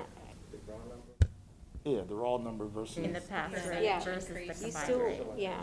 Being able There's a to reason we distinguish look at between growth. just growth, which we Yeah. On a school want to level, I understand celebrate. the Yeah. growth. Because you're either hitting the 75 and you're a pass, or you're making progress towards that. We need to be able to measure the kids who are passing it and considered proficient. And is that what this versus- is? I don't No, know. I don't that's think growth. so. This is growth. That's on their way there. It's a combination of both. Which is, So- should Which is also how be the state celebrated. looks at it. Which is, Yeah, how- and I can, I agree with All right, so celebrating it, if but I I'm, think we want so if I'm people understanding, more proficient. hold on, we have, so this is not a proficiency, this is actually a growth. that's a growth. Okay, Combined. gotcha. A mixture. It's Combined. It's a yes, combined. It's what the state is measuring right now, that the state. It has will give- both growth and proficiency in Right, it. that's why Yeah. it's Yeah. combined. Yeah, yeah. So that number Yeah. doesn't mean that everybody in that number That's is right. Will be proficient. proficient. And And I, that's but why so here, we so only how have do we- 75% of all of our children at the rate, and our black children at 67%. right, and that's not Below saying. the that's- 75%. That's saying, yeah, that's saying 60% are just combining, they're making the growth, but that doesn't tell us how, that's not How many are actually 67% proficient are in it? at 75% proficiency. And to me, I'm sorry, Christine had her hand up before me. To me, We're saying the same I thing. appreciate that what the state is celebrating growth and everything, but for me, at the end of the day, I want to know how many of these children are meeting that proficiency benchmark. I'm glad that they're making progress towards it, but I do want to know how many are hitting that benchmark, because that tells me they're proficient in it. So it currently is the combined rate. What I hear your superintendent saying, she'd love to see a combined rate because that aligns with the state's research around this. But I'm hearing a couple of different board, at least two board members now, maybe more, saying you'd rather see a proficiency metric for that rather than a blended metric for that. In 5 years. And Well, we we can can- still celebrate growth, we can have because we're both gonna for get each those year, numbers but anyway. then We the can see goal- both. So if it didn't say SOL combined reading rate, what would it say to have it be focused? Pass scores, pass percent. 75% or over by They have 5 the wrong years. score. The percent of black students What percentage could scoring pass? 75% on SL reading? Or, yeah, that's good. Do we need to know? That's what you would want, isn't it, Noel? Okay, so my thing Well, is, so like, what does we're- it- because I think we're all in agreement on the gap thing, closing the gap. So what, is the combined number gonna be used to close the gap, or is it a raw? We're not talking No. about. So we're not talking about, Here. let me hide this The one raw real quick. thing sounds, Because we all had agreements on the gap piece. Just take So my thing is the combined number, what we're determining in the gaps, or is it that raw number I- that I've heard? I'd like to hear from the superintendent. It's gotta have I haven't both. decided yet. You Yeah. have all the gap group data for the combined rates that the state looks at. You have how all of the children are performing in the school division, and then each gap group. And if you look at the numbers in red, those are the areas of greatest concern, because we're not meeting the 75% benchmark. And if we are focusing on two groups, putting interventions in place, different teaching strategies, programs, what have you, to look at the children with disabilities and look at with our children of color, our black children, we're going to move them. If they are our focus, you will move them, and you will see an increase in their performance. Okay, so hold on. I need to get clarity. So there are three options here. This could be a growth goal, this could be a proficiency goal, or because of the way this calculation is described, it could be a blend of the two. Which of those three do you want? So just want to check it. If you had to pick one of the three, which would you go with? Proficiency, growth, or combined? Rodney? Proficiency. pass, yeah, proficiency. Proficiency. Proficiency. All right, so we'll keep this goal, but it sounds like it needs to be modified to describe proficiency relative to that 75%. Am I understanding that correctly? Yes, ma'am. Christine, you're up.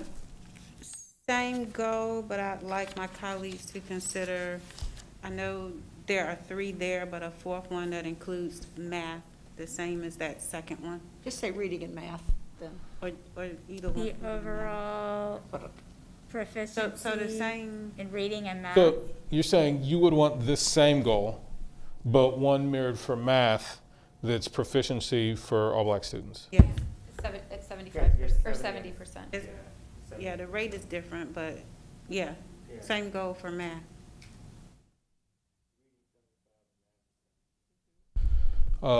And, Wait a minute, I got, yes? A separate one. so when we're talking about This is school, not gonna- school quality and school accreditation, then we start talking about Yeah. 70%, 75% of students in a particular school that have reached a certain level, and it has impact on school accreditation. So that's a school quality indicator, right? Right. And a Vers- district one. In a district one. Versus what I was trying to speak to was nothing in there says anything about school accreditation. Right. We know that student performance has an impact on school accreditation, but that's not what we're That's not our talking end about. goal. It was just trying to get to the specific issue of where are a group of students, Yeah. in this case, Black students, that have taken an assessment, that have received scores on that assessment that averages to a particular point in time today, and how we want to see that performance grow over time. So it has nothing in there about what it says about at a school level, has nothing in there about what it says about 75 or 75%, or if you're proficient or advanced placement or so forth. It's just simply saying that Black students in reading on an SOL test will see their average scores as a percent increase from where it is today to where it is going to be 5 years from now. Well, That's a different growth than what model. So you go what with you're the growth asking model. about proficiency. The That's growth, different. the growth is in the goal that we have established That's part that of is, the combined that is rate. going to grow. But Rodney, are you measuring the percent of students who are passing the Yes. reading SOL test? Or are you measuring how far they grow from year to year? That's right. Because if they're starting at 30%. Yeah. Yes. You're right, 'cause we were focused Right. on STAR, you're right. Yeah, you're yeah, right, you're getting, yes, yeah. you're right. Yeah, you're right. because that's, yeah, you're right, that's You're right. exactly what Yes. STAR is. Okay, so before we go on, first I want to clarify. Our We minds have are very- 3 goals already, 3 goals in hand. So already, congratulations. So now the only remaining question is, I've heard one idea of replicating this around math. I've heard another idea of replicating this around students with disabilities. Yes. We haven't addressed this at all. So there are other ideas that are leaning out there, but we definitely don't have the budget for all of them. So I want to check in, if there is an idea and somebody's willing to co-sign on this idea, then we can add it up here for this discussion. But if it doesn't have at least one co-signer, then we're definitely not even going to discuss it. So I want to start with the ones that have already been brought up. There's one, the first one I heard was students with basically clone this one for students with disabilities. Are there at least 2 people who Fine with that, yep. who wanted that? Okay. Yeah. Are you all saying you want that as well? All right, so we're going to clone that one, which is based on SOL proficiency data as well. Yes. Are we settled with The SOL Are combined we doing rate. anything with the gap one, or did you eliminate it? Oh, we haven't come to that yet. The combined rate. Proficient in reading. Well, hold on a SOL is second. reported out as a combined I rate, think- not as a proficiency rate. Very Right. right. So that's But for this, we're just looking at the pass rate, aren't we, for this No. particular group? So for the me, combined rate. if we need to go with the combined rate, which is what is being measured by the state, and was the yardstick that we're gonna be measured by, I can support that, but I still would like to have the data, and I guess this is where we become very clear with what our asks are. I would still like the data on how many students in this category here So are you're going to have, passing. so none of this conversation is about what data you all will and won't have access to. Like if you all, like your board members, if there is data that currently exists and you'd like to see it, ask your superintendent, she'll send it over. The thing we're talking about is what's going to be part of your goals. And the reason that's important is because we recommend that you only do board work at a board meeting. So what are the 3 criteria for it to be board work? Has to be policy, Legal? legal, Legal, goals and guardrails. So if it's not legally required about your goals or about your guardrails, are we recommending you discuss it at a board meeting? no. No. So if you're curious about 6th grade juggling, is that a goal? Not that I'm Does that mean you can't get the 6th grade juggling data? No, it doesn't mean. No, you can still get that data. You call up Sharon, hey, how many of our 6th graders juggle? She's going to send you over it, 0. What it does mean is you won't be discussing it at a board meeting. So if this is something that you want to be part of the board's work at the board meeting, if this is something that you want to be able to evaluate your superintendent on, then it needs to be a goal. So I just want to clarify, just because it's not a goal doesn't mean you don't know the data. This is not that. You'll still get to know all the other data you're interested in. You just won't be spending any time on it at a board meeting.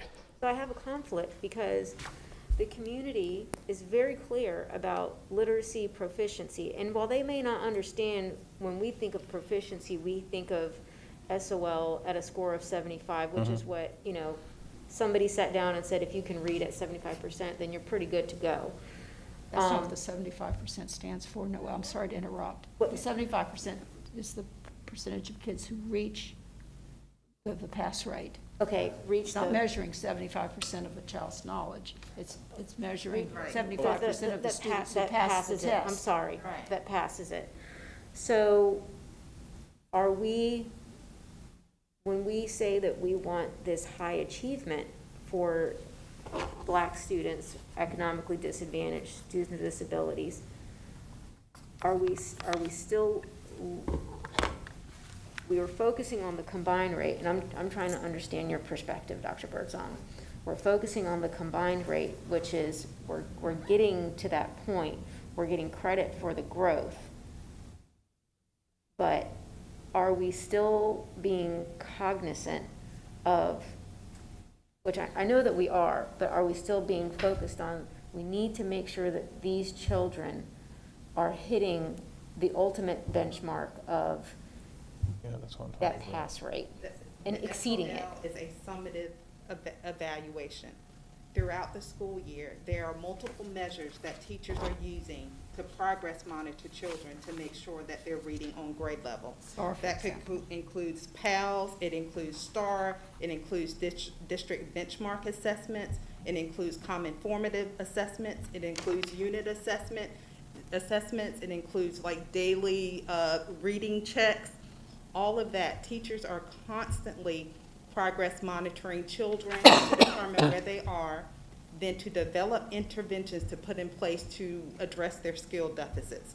So they're not waiting until the end of the year to get the SOL, an SOL score to determine how their children are doing. They're doing that every day that the children are in front of them. The summative test is the SOL, but there's assessments, daily assessments, weekly assessments, monthly assessments that are implemented to monitor where the kids are. So there should be no surprises at the end of the school year. Okay, hold on. So we do not have time to do a deep dive on assessment types and all of that. What we need to get is clarity about the board's priorities, and then we'll give homework to the superintendent to come back saying, here's how to give you what you want. So I've heard you all say you want proficiency data for this. We don't need to spend time right now debating what that looks like. Okay. We'll give that to her. She'll come back and say, here's what we could do in that arena.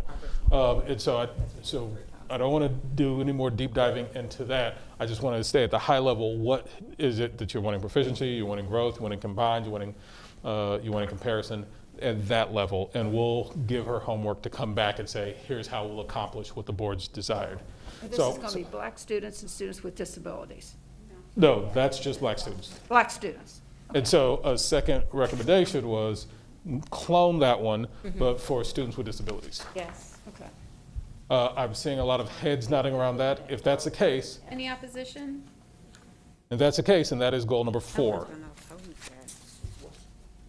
I'm lost. I'm just admitting I'm lost. Which means in your budget of goals, Star. you have at maximum 1 remaining. I heard a recommendation to clone this one for Black students regarding math. Is there still a desire for that? Yes. I think there's a desire to increase math scores of our Black student population. My question is, and my question to Dr. Birdsong would be, and also maybe you, but do we focus all our resources on a reading program? You know, or would that be too much to go from focusing on reading and then also focusing on math? Or do we just focus on reading and focus on math next? I think we could do both. Okay. Literacy and Then I math say yes and- for math. and reading. I'm all for it. So I hear a few folks potentially interested in that. Then let me ask the other one that's already on the table, which is the achievement gap one. This is elementary reading, achievement gap between black and white. Or is there still an interest in that one? Could I say, instead of elementary, it should be grades 3 to 8. 3 to 8. So it also include the elementary schools. And let me just say one, before you start discussing it. We need to be able to figure out ways to measure equity and reaching high achievement for our gap groups. We need to do that. And this is one of the ways you can actually hard measure equity, is to close the gaps, because when you see a gap, 21%, somehow there's a huge problem with equity in reading, and the math is up there to be included if you wanted, but if that's the reading gap, that's a huge gap.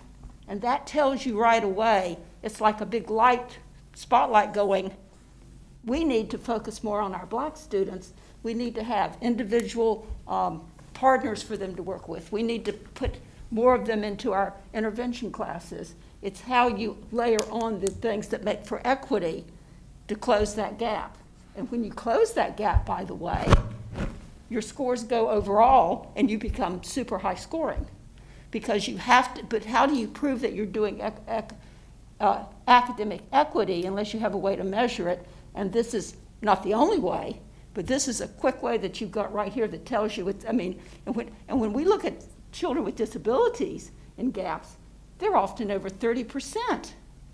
And why? They're not getting the extra help that we're supposed to give, the thing to make everyone standing at the fence able to look over it, is we have to do more for black students because there's a 21% gap between the percentage that pass and the percentage that don't.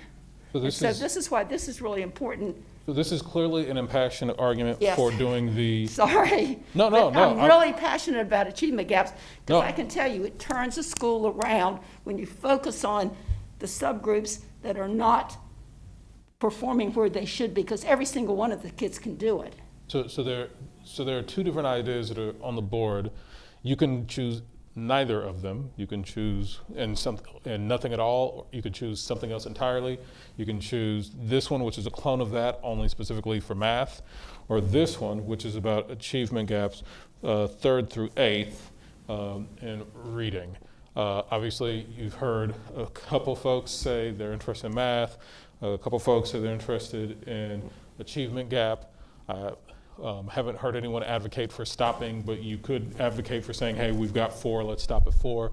So, is there a consensus on this? If there is a consensus to add either of these, we'll add it, and then it's the last one and we're finished. If there's no consensus for adding either of these, we stop at 4 goals and we're finished. So, let's just walk around the room and see if we're anywhere near a consensus. We went your way the last time, we will go your way this time. So your options are neither of these or one of these. If you have a different idea of something else you want to consider, then you'd vote neither, and then we could try to put that up. Or you could, the math proficiency for black students, or the achievement gap for 3rd through 8th black students. Well, so we have 3, and then, so you're saying we could, not 4, we would have 5. So you currently are at 4. Right, we currently have 4. And I should clarify, fifth this one- achievement gap is both for reading and math. And math. Right. Yeah. Or it could be just reading, whichever. I'll do reading and math. But, I do reading. but with the math, it would be 5. Yes, either right. way, we're at 4. If you add one more, we're done. Okay, so I support the 5 that are up there, and the reason why. Well, hold on, so there's not 5 up here. No, I mean, if we add the math. If you add that one, gotcha. Yeah, Okay, yeah, so yeah, hold on, sorry. so got it, math, Math. I'm willing to support the Yeah. achievement gap. Carlos, what are you thinking? Can you come back to me? Can you? The achievement gap one. Achievement for gap. Reading and math. Reading and math? What do you got, Christine? I'm willing to support the achievement gap. What do you think, sir? I had already committed to my colleague that I would support the achievement gap. All right, got it. I'm hard guessing which one you might. Still trying to decide. Okay, so it sounds like math wins, but math as a function of achievement gap, Yay, we all win. which means you're at 5. Yes. So I just want to think this, like, if you are focusing on reading and math And that among one can- Black students, and we also have it, the same thing for students with disabilities, which are, based on the data, our main gap groups. Yeah.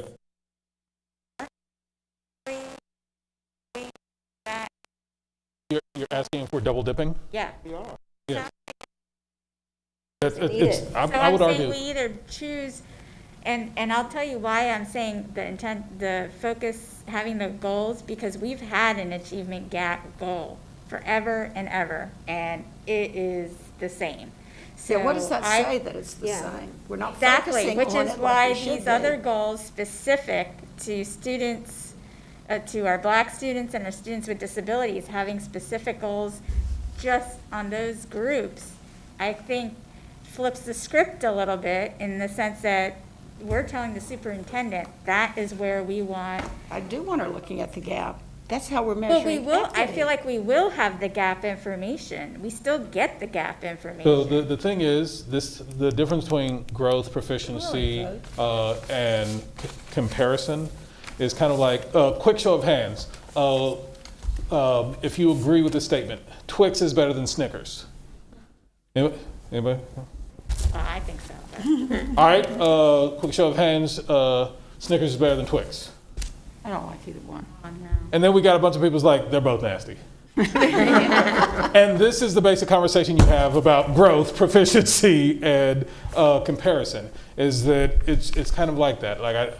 Like people are where they are on it, and I've not really found arguments that nudge people away. It sounds like we do, however, have a consensus around this, which means that we have reached a place of conclusion with this part of the activity. Now, there's a bunch of next steps. A lot accomplished. There's a bunch of next steps. All of them are owned by the young lady in the red, who's going to have to go back and work with her team to do some major surgery on these, to come up with what are the starting percentage, what's the ending percentage, all that type of stuff.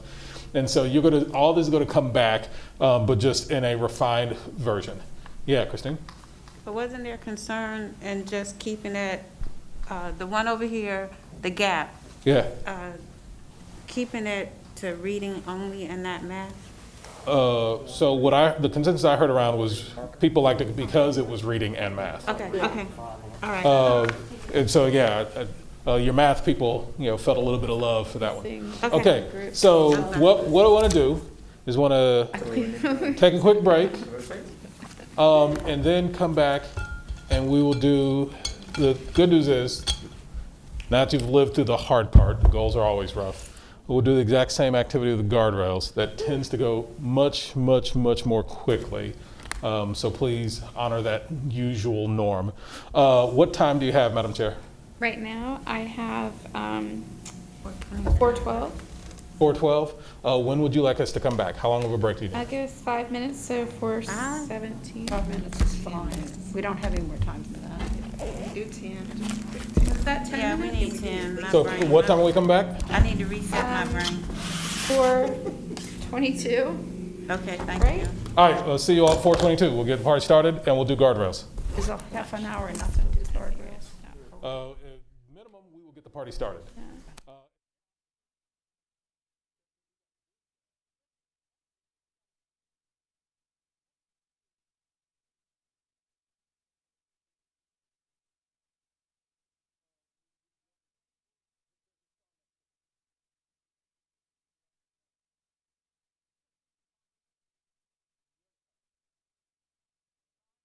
The way you combine the high school. I feel like there's a student who paid attention to class.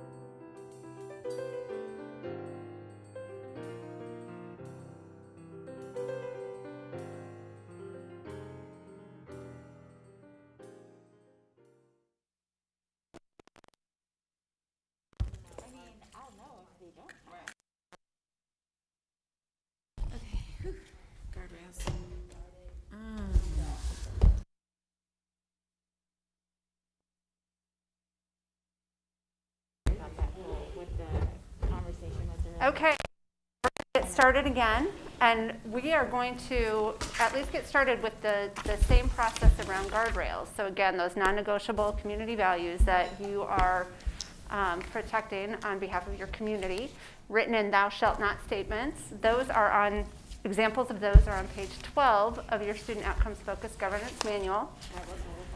We're going to let you again get started individually with drafting no more than 5 guardrails. And I heard some of you with ideas of them already as you were drafting goals and going through our conversation just now. So some of you probably have a head start, but I will let you have the next 9 minutes to get started on drafting guardrail statements. Okay, same. Right now, you're just doing it by yourself? Oh. I already drafted mine. You've already drafted yours. Okay. we might need more. Nerd. Catch up, people. Yeah, and if your partner, if you see that your partner is already ready, get started on the next. So whenever your partner's got 5, go for it to get 4 between you and your partner.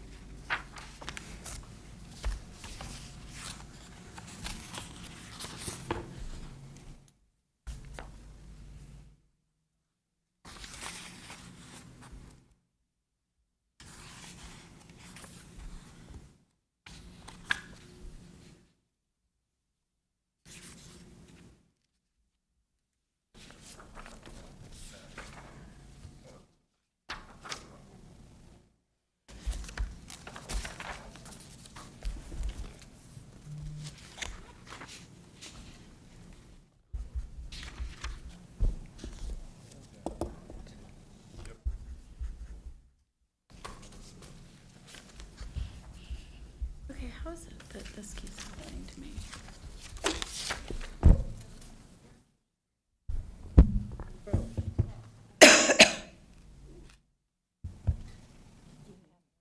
Or no, you start. Oh, okay, sorry.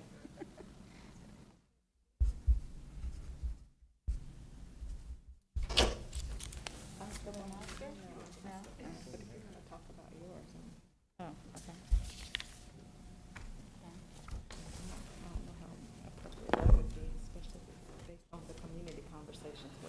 Yeah.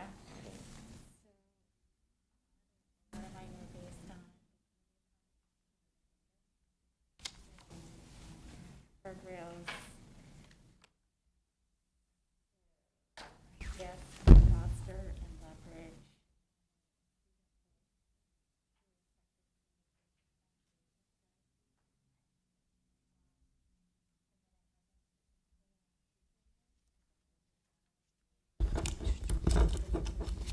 Establish. I mean, tell me what you think.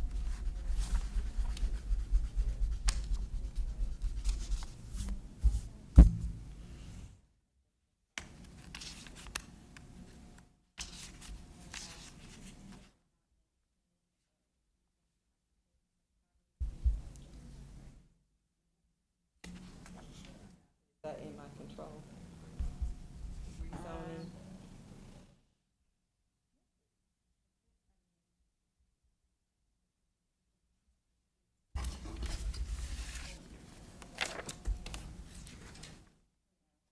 Yeah, let's talk about that one a little more. I mean, that's what I want to talk about.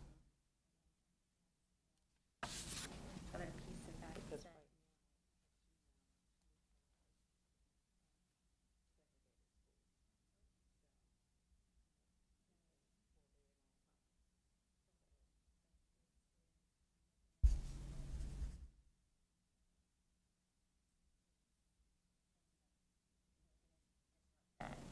Right, so,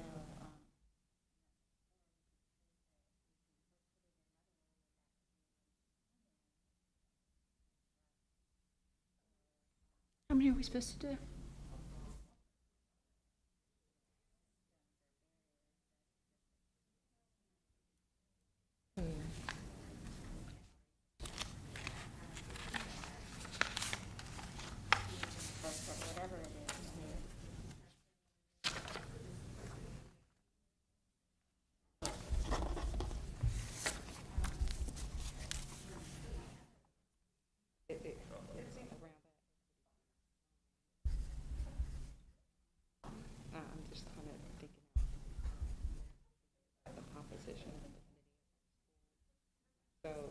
would that look like, Well, based that's- upon what your goal, your guardrails are?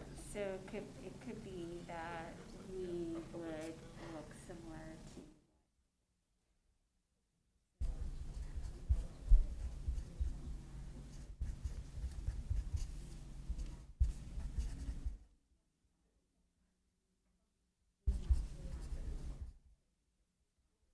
Because obviously we don't, numerically, it won't work. numerically Yeah. we can't achieve that, but it should look like our district. So that could potentially mean rezoning, for example, WH Taylor, so that it's more. Yeah. Okay. That's for that. Well, we've had.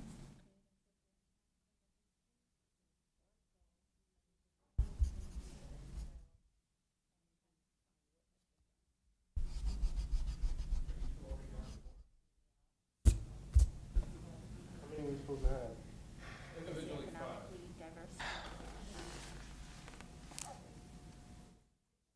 You have your five, as soon as you and your partner have your five or however many. Then combine and negotiate down to four.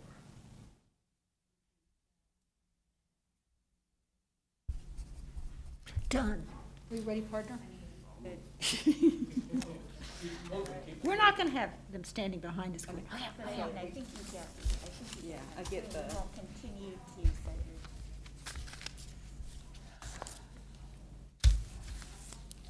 Like, seriously, like, if we have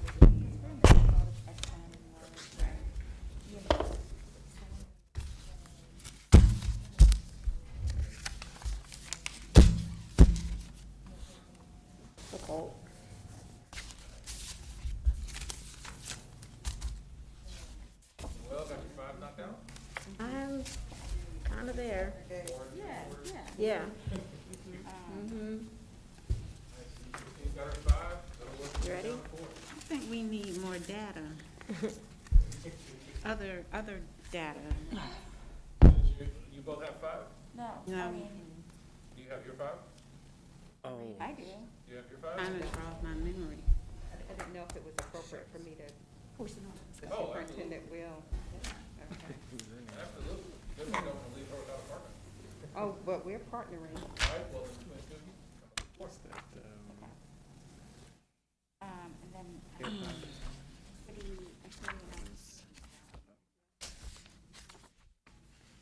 all right, let's go. I want to remind the new readers back and forth. The super. You want to kind of flush them out together? Yeah.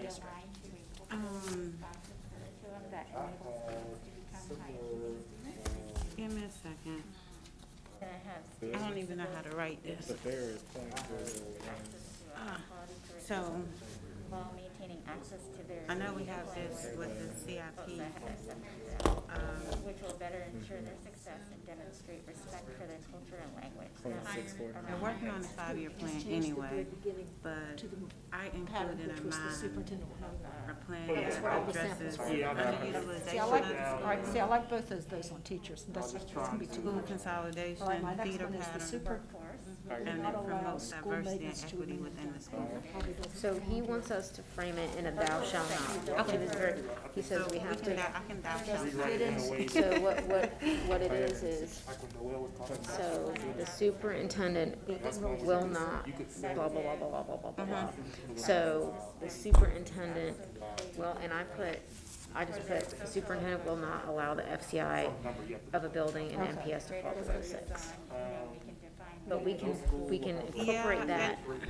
and I'm okay with that, but I think it goes beyond the structure itself. I agree, can we include your other things? So, here, I'll put our combined ones here. Oh, we don't have. The superintendent will Start with not. that one. We remind.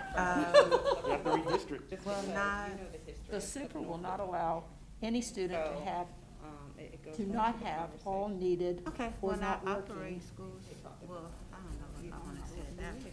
Let's write it down. Yeah. All internet, Will not operate schools that are all, not I can't remember socially right. and The superintendent will not allow economically any student to not have all needed internet equipment and access.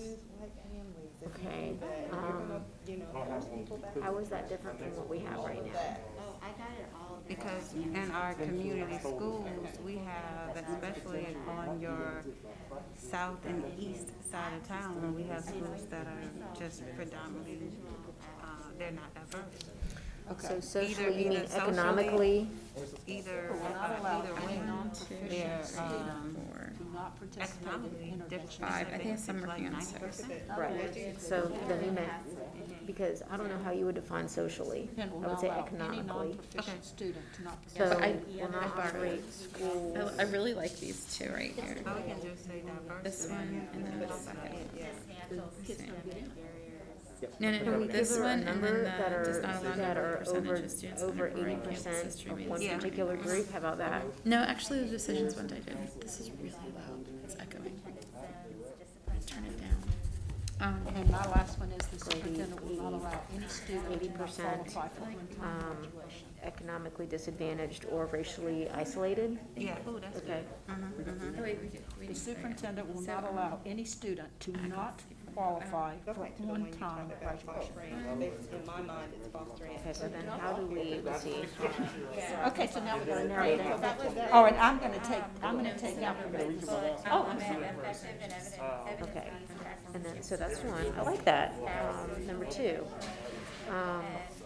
I think we still have to figure out a way to come back at Well, let's each pick, quality I'm of the gonna, let's building. each pick one we can take out on our own. And the I'm gonna only take reason out I the said school maintenance FCI is one. because that's the only way that you Yeah. can measure that. Okay, But- let's put it in. Okay. Let's do it. Okay. Because it'll probably get discussed and someone may offer more, input, clarity. Okay, Okay, I'm gonna put, the superintendent will not allow buildings Oh, that was, I think that's where I'm getting at. to fall Yeah. below Percentage of students an FCI of 6. And here it will not allow. We can say that.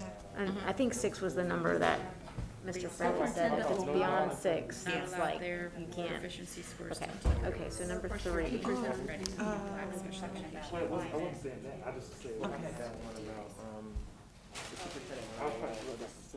Operate buildings at above a 6, less than a 6? yeah, there are times that you get good. No, that's fine, but I was also thinking about in our guardians, we can't lose sight of safe and secure schools. So how do we measure that? Well, with the work that they're doing now, I think the air quality, the replacement of the doors, the windows, the roof replacement. We can put an air quality measurement, My teacher one, But I think and that's for them the to tell superintendent us. will not allow I think, high-performing teachers to leave the district. I'll just put safe and secure on it Yeah. then. because that's so, I want it to be broad because I want them to be able to, That can encompass safety and health. okay. All right, so if we say Okay. the super will not What did allow you have for your third one? I think we should start with yours. Or The super what was your next one? Okay, my next not one allow is any superintendent will not allow inequitable discipline of students. So, I like that, and I actually put something about discipline on here, and I put, the superintendent will not allow a student with 3 or more referrals to proceed without interventions by. So, I didn't want it to be this That's a good one. overall, this kid has this long sheet where nothing's been done. So, what do you, maybe we can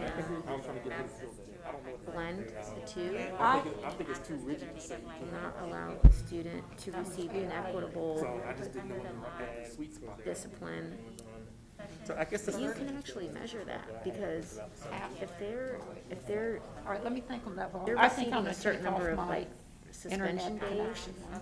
for getting an ice I've got mine down for versus one kid who received a different, you can clearly see the difference between the two. Okay, in 4 minutes, we'll So- combine into quads. So 4 more minutes for you to get down to your 4.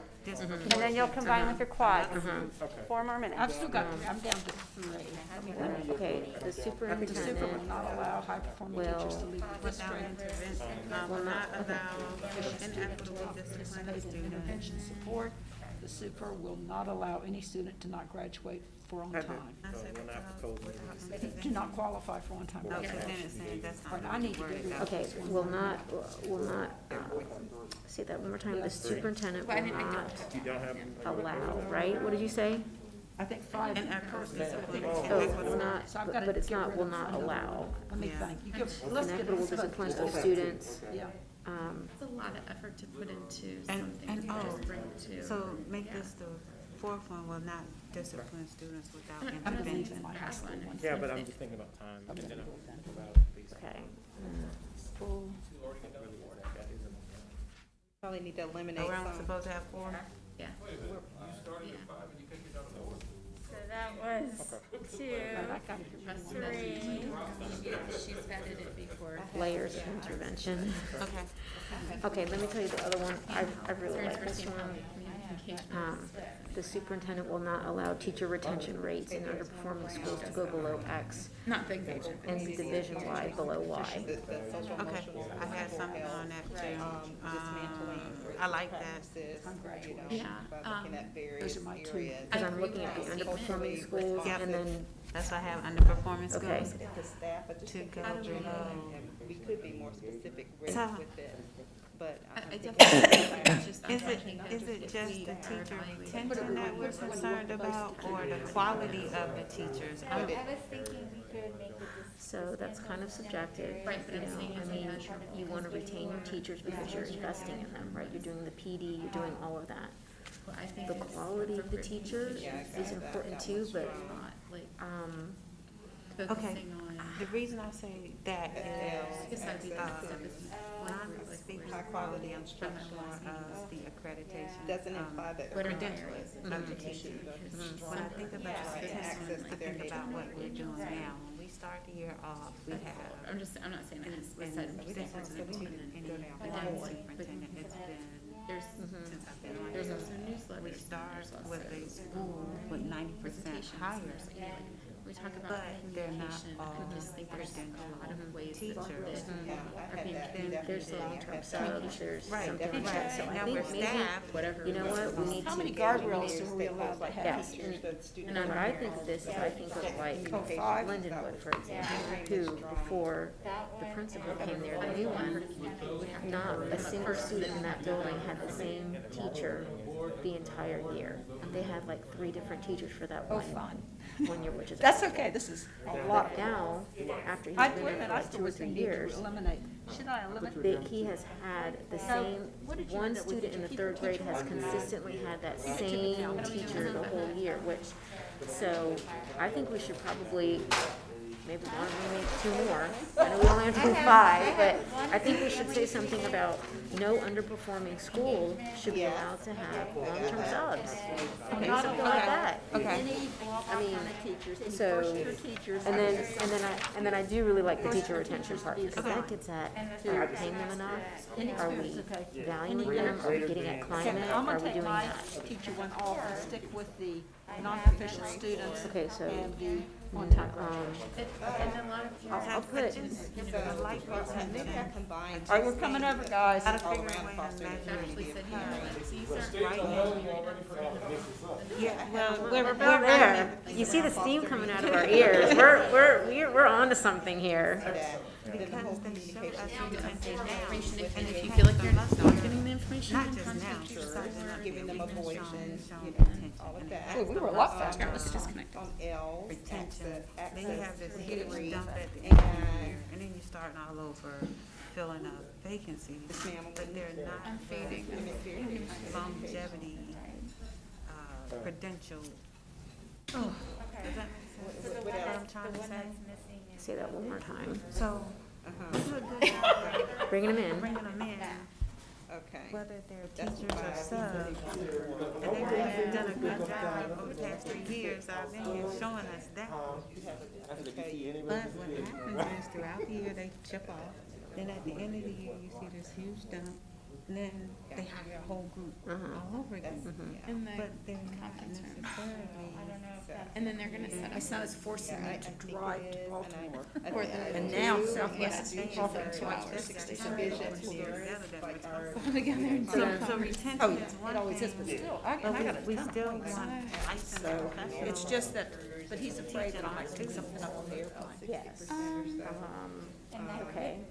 And I especially in said the something about, Okay, you need to be in your quads now. Oh, we submit quad? Come on, guys, Go quad ahead on into your over. quads. Time, Oh, we can say something about teachers. and you're coming up with three per quad.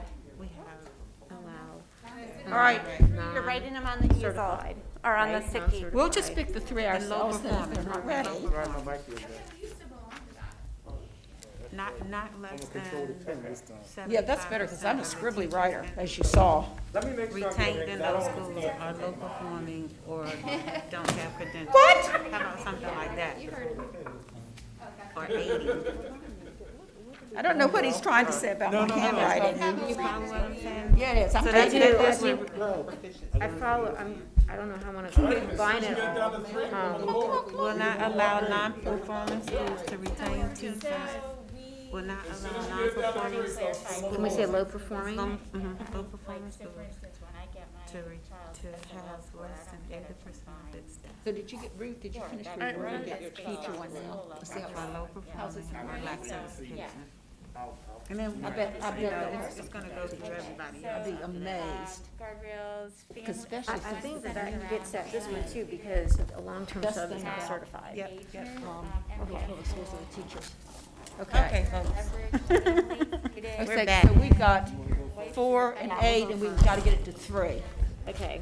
Oh, you You never guys did have 8? 3? Kinda like what I said. Have 8? Oh, Okay. All right. I think we have 4. We Do you said, have any about teachers? yes, we Let's do do. your teacher one, and let's do the Okay, teacher we one have 2 first. about teachers. We have 2 about Okay, teachers. yeah, so Okay. we've got one. Okay, we have one that says, the superintendent will not allow low-performing schools to have less than I feel good about that because that was 80% one of the things staff that's kind of burning in who their are stuff not that I'm like, credentialed. Is that what we said?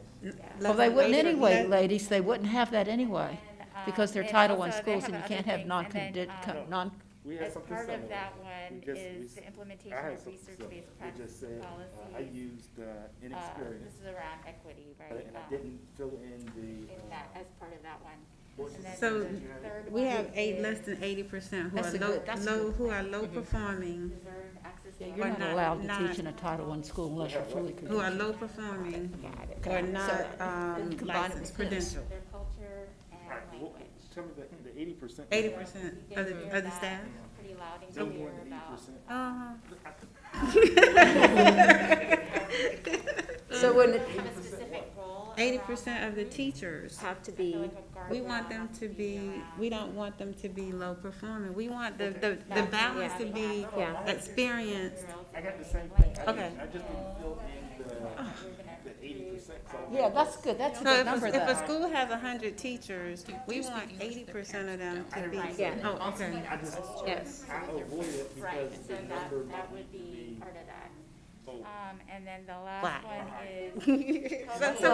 So what do we want to do? I don't know. I'm It's just saying, I percentage, don't and the believe that's percentage wouldn't matter what grade it was. Practices to support What I'm students and saying is I'm staff, agreeing with their goal. staff's Right. social, emotional, and They physical picked health, 80%. which may I said to include, you, I don't know if you know, 80%. You said 70, didn't it? That's what I'm saying. I don't know if 80% is. fidelity, So it and, could you be know, 50. other things. Well, I want 100, Well, but I if can't you get have, that. I don't think you can get 100, because If look, you have here's the 70 thing. and she has 80, Something's why gonna don't come y'all up in do a school building 75? where teachers gonna have to go on maternity leave, you know, something like that. You're gonna have a long-term sub. So, That's different. They're too loud. Go ahead. Yeah, but that's not what they start the year with. I think there's agreement on the intent. Like, I'm not saying- The percentage? I did not. What did you guys have? Being watched on TV. Okay, Take the mic from Lauren. All right, take it back. okay. well, we don't know, but we can hear, but what I'll say is that if you look at a school like, let's look at Lake Taylor, okay? They have a lot of folks, that are long-term subs when we were looking at the data, okay? So those folks are not, long-term subs are not credentialed folks.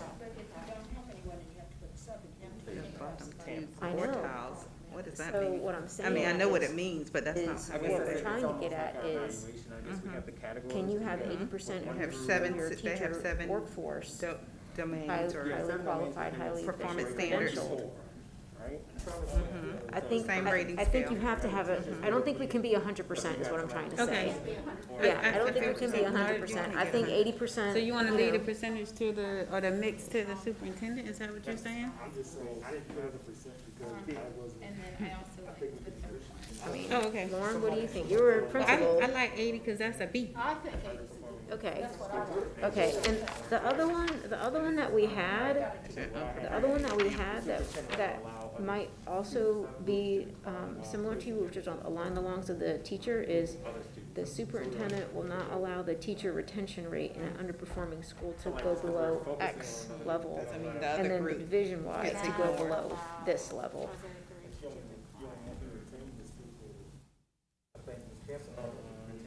See, and then we I had did, one, mine was. I had one that was, and I kind of heard it in the words, Tanya, the superintendent will place Okay. value of consistency and communication.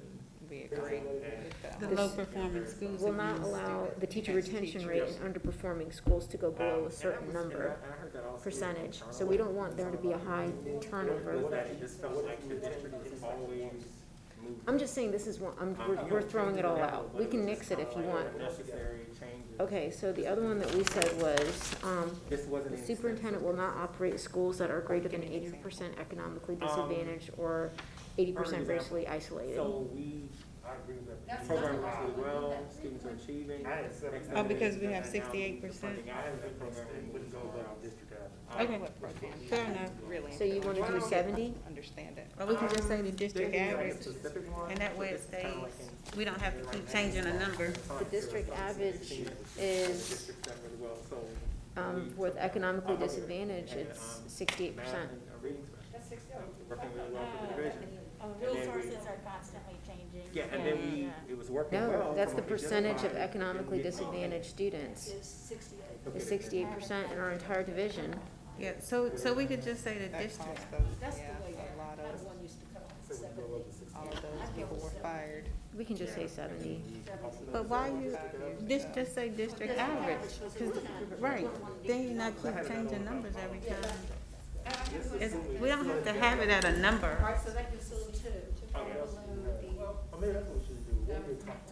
But yeah, We didn't really, what's their top two? we, no, we had a really good one. What happens? We had lots of good ones, actually. What yeah, do? all of ours are good, what are you talking about?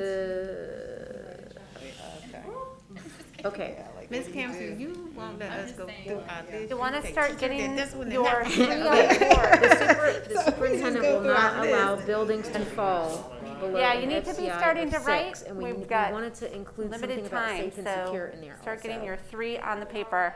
We're having a conversation around CIP. All right. Oh, okay. Go bring a board. Rodney, go bring a board. Wait, say that again? Funding. And letting us know, not necessarily that you got to fund it, because we know that we don't control funding. Say that again. It's something that isn't even. So we're asking her to have a plan, You need to start putting stuff which is different than. CIP, put the CIP one on. He's right, he wants to write it. So when I have a No, plan and I'm saying trying to bring recommend it to it, We can do 4, yeah. Bring it to the forefront. just the, right. We're, oh, we can only have 3, okay. We can What's the only one have that you 3? had? Well, we're gonna have 3 in an honorable mention. Yeah.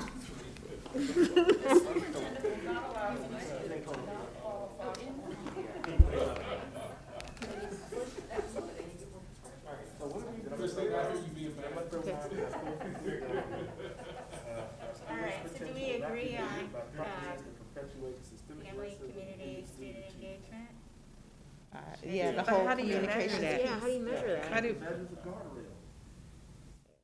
but, okay, Say it again? Your job is not to be focused on how it's measured. That's the superintendent's job. oh, okay, Capture the community's values. okay. Okay. Internal and external stakeholders. Say So we have 3 in our honorable. Say that one again? Yes, and then we have one about the buildings. Yeah, we can't leave our building. Mhm. On-time graduation, and Well, we had one more. Let me read it to you. Okay, but we had, the superintendent will not allow the inequitable discipline of students. Y'all can't expect, but that's all that, you have time. Disciplining the students. Written down as them, there's when. Okay, Well, the inequitable discipline of students.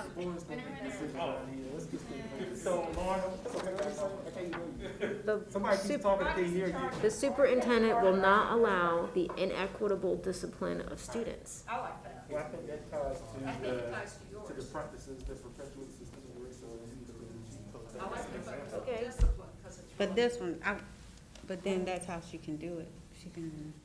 She can say that discipline is gonna be it. Yours is broader, and ours is more specific. I like the Okay. on-time graduation one. All the guardrails are the superintendent. We can only get 3? Okay, we have to do the teacher one, Yeah, we got the teacher. but let's write it. Now it makes sense. And then we have to decide between. She's very organized. So, but this is discipline in the affirmative, it's not, it's not the community conversation. But is it allowed in the affirmative? It's not, No, we'll have to. Yeah, 'cause we got an honorable mention. Blah, blah, blah, blah, will blah. not foster. Not yet. Nothing we have ever said to you, and nothing in what you were reading says it. We, I thought it was very negative. the building FCI, the building FCI cannot operate a building below an FCI of 6. I mean, above an FCI of 6. Will not. So we have to decide. Will not ignore. Did the one I steal from Philadelphia, did that get through? Yeah, you can have it, because it combines ours. Yes. So you got one, I got one, let her get hers. We combine. I'm fine with the graduation thing. Oh, okay. I'm fine with the graduation thing. Okay. Okay, let's do the teacher one first. Did we get our honorable mention? Safe and secure Alright. schools. 'Cause if we do safe and secure The- schools, we can slip the other one. Yeah. You can slip in there. God, I'll let you read that one, right? So that's our honorable mention. Just put S with a big circle in it. Okay, soup, all right.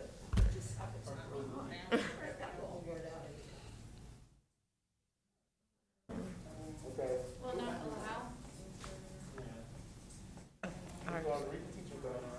allow. Low performing schools We got that one, back on. to have less than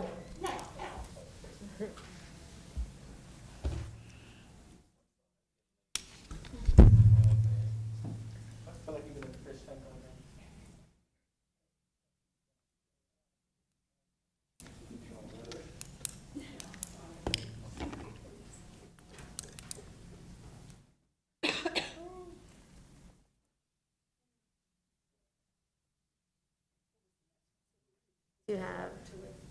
to have less than 80% of staff Who are low performing. who are low, uncertified or low performing. That was a good one. Inexperienced and low performing. Yes, we are.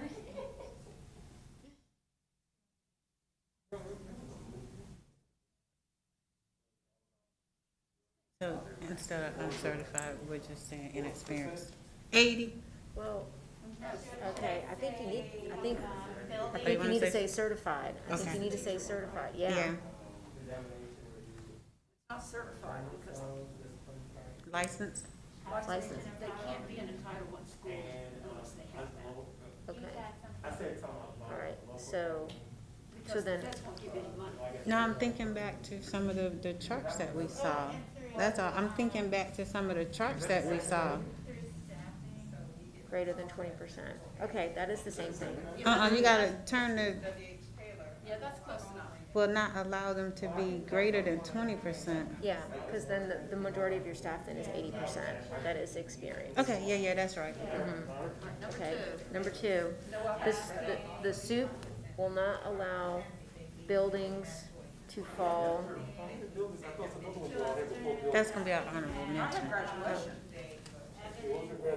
Oh, the graduation is. Let them get the top three first. What are you talking The about? buildings, We have a team. That's our honorable mention. He's- Yeah, all right, The- here it is. Let me start that tech. The inequitable discipline of students, but that fell into your big, right, so put it up there. Now, the third one, all right, that's the second one. The super will not allow any student.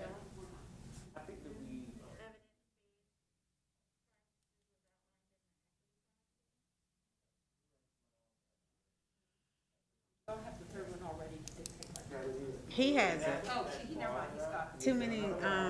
Too many chiefs. Student to not qualify. All right, and then the third, My head hurts. One-time graduation.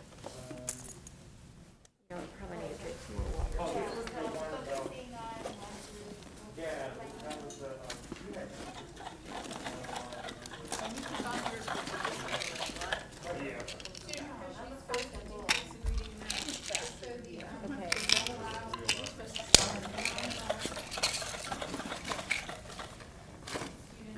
I was trying to say non-black or class, so everyone outside of the subgroups that we identified.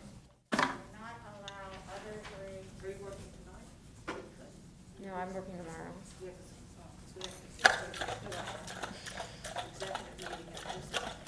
For their students.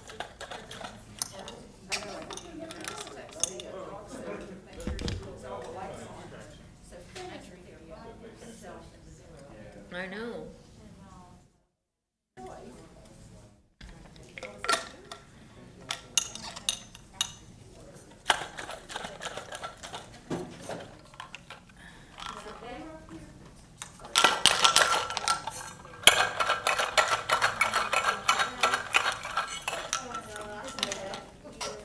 All right, what are you writing? I know you're writing extras. Why do you look at me? Come over here.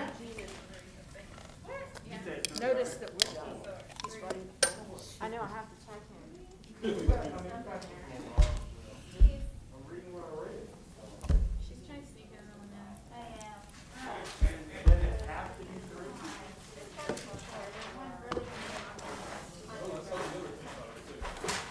Well, they keep taking ours, so it might be wrong. Put right down because it might be wrong if they find it that. This was an early morning project. This was supposed to start at 8. Not a midday.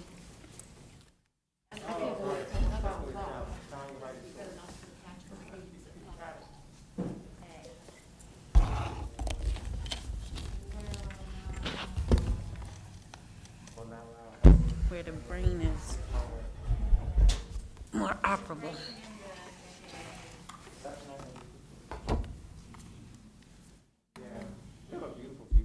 I just noticed that. Screens are always up and down. I know.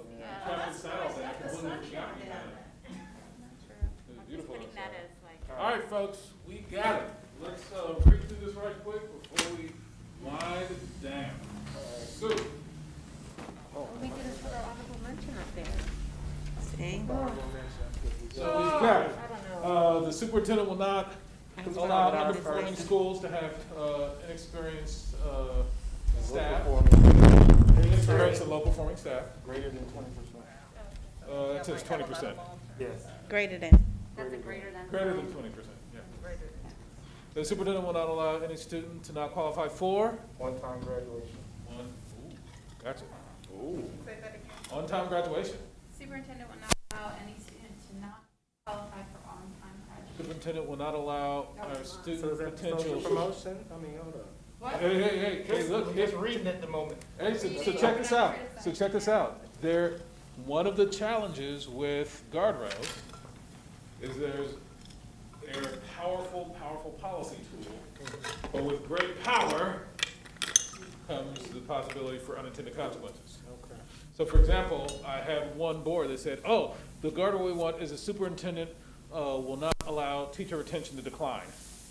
What's the unintended consequence of that? Rodney said, that bad teachers. Keep teachers who you really is like, hey, these are great humans, they're just not meant for the profession. But if that's your guardrail, then superintendent, well, we gotta keep AJ after all. And so just consider, you want to think these through to make sure that you're calibrating for unintended consequences. Finally, the SUP will not allow our student potential to be limited by practices that perpetuate systemic racism and student achievement, i.e. discipline. Oh, gotcha. Yeah, they are going hard on that right now. Let's see, superintendent will not allow other groups to decline while putting intentional focus on specific target groups. Superintendent will not ignore the value of fostering and leveraging communities, students, teachers, and family voice through effective communication. Yeah, well, I get the point. You know, and then the superintendent will not allow systemic barriers to education to continue through examination review, attendance zones, discipline practices, concentration in poverty staffing, evidence-based practices is outlined in the equity policy. All the guardrails in one time. Yeah. I'm actually, those are really good. All right, so the And healthy, caring, learning environment. What do you want? Because we knew that y'all were gonna have a similar one to us. Wait a minute, what was the first one then? I'm confused. this is the first one, and then they try to be sneaky with that one. Tanya, I saw an honorable mention too. Number 3 was at the top. What's the first one? Allow other groups to It says decline? will not allow other groups To decline decline. while putting intentional focus on specific And target this is groups. bonus. No, so if you do that, then Noelle says she had a bonus and y'all. Oh, everybody had a We bonus. all have bonuses. All right, quick question. Are there any that can be combined? Yes, The our ones at the bottom. systemic racism. Yeah, so there are definitely two that speak to, You said that was who would offer a combined language? What might, is one captured, or is there a combined language that somebody would want to lean into? So you're talking about R2 and you're 3? Yes. The only concern I have, your bottom one is, because you reference the equity policy, then aren't you nesting, the guardrail itself is a policy. Yeah. Equity policy is a different, is a policy. Then if we change the equity policy, does it then change the guardrail? So I would just. You can take that out. These were just like. No, I'm not arguing, I'm just saying, I'm just thinking that it could. I'm just saying it's nested. Yeah, so the one thing I'd always consider, plan appropriately for the next generation of school board members. So take that, you can take that part out. Those were just. So if you're going to come up with, if there was an interest in having one that spoke to that issue, what would that language be? Go with number 3. You can take the language. Think that one? Our student, is that our student? That's a potential one? Okay. Can you explain why it says systematic racism and Take out, it's two separate thoughts. So it will not allow our students' potential to be limited by practices that perpetuate systemic racism, well, the connection, and the perpetuate student achievement. Was. I don't. Student achievement or impact the student achievement and discipline. Gotcha. Yeah, we want to. I'm gonna make sure I write it down right. Yeah. Yeah, because I don't understand the completion of the student achievement in there. Philly had hinder student achievement. Oh, is that it is? Oh, hinder, I left out hinder. Hinder. Well, I See, knew this it is was what a word. happens. You got, Okay, I knew it was a word, this, hinder. And hinder a student achievement. Right, there you go. Oh, that's why. Because that was like, we want to stop student achievement. The superintendent will not Not have allow student achievement in this school to be system. limited by practices that perpetuate systemic racism That and hinder turns out to be the student point word. achievement. Can we say hinder a student achievement, or do we even want to have the discipline in there? Stop talking in my ear, I'll be honest. And discipline? Well, that's what I think that was. An example. An example of. right, That's 'cause I something have that some hinders practice. student achievement. I like discipline in there. Yeah, I wanted We to stay. can. Problem with the discipline, it seems. All right. As we an can't. example. So we can make it a Norfolk. So hold on. So we've talked about that one. Are there any others that might be combined on here? Not really. This is it. I'm If trying to this is a understand potential the for second us. one. The superintendent will not allow any student to not qualify for on-time graduation. But see, that's my only thing, 'cause then I was like, But the issue that Carlos is raising is, then, okay, then do we start social promoting kids? And we just start going back to an old practice, not saying it actually, well, you know, just national. When you start letting kids through, just so they can graduate on time. One-time graduation rate. It's been done.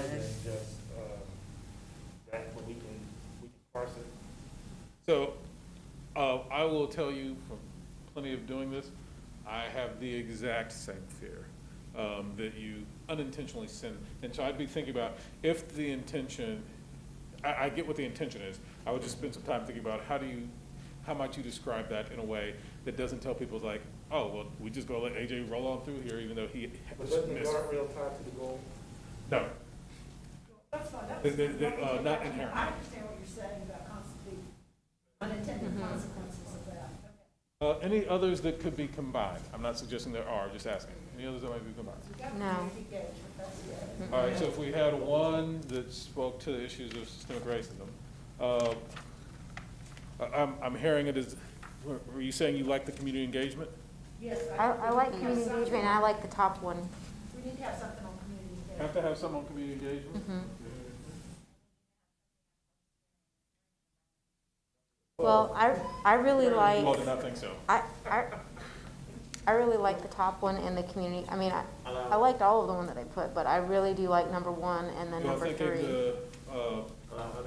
Kind of the backstop for the goals? I like that, and, yeah, I like that, and I believe it needs to be communicated for our community. At the same time, instead of but, at the same time, I like number 1 on this side. Superintendent will not allow underperforming schools to have, greater than 20% inexperienced staff and inexperienced and low-performing staff.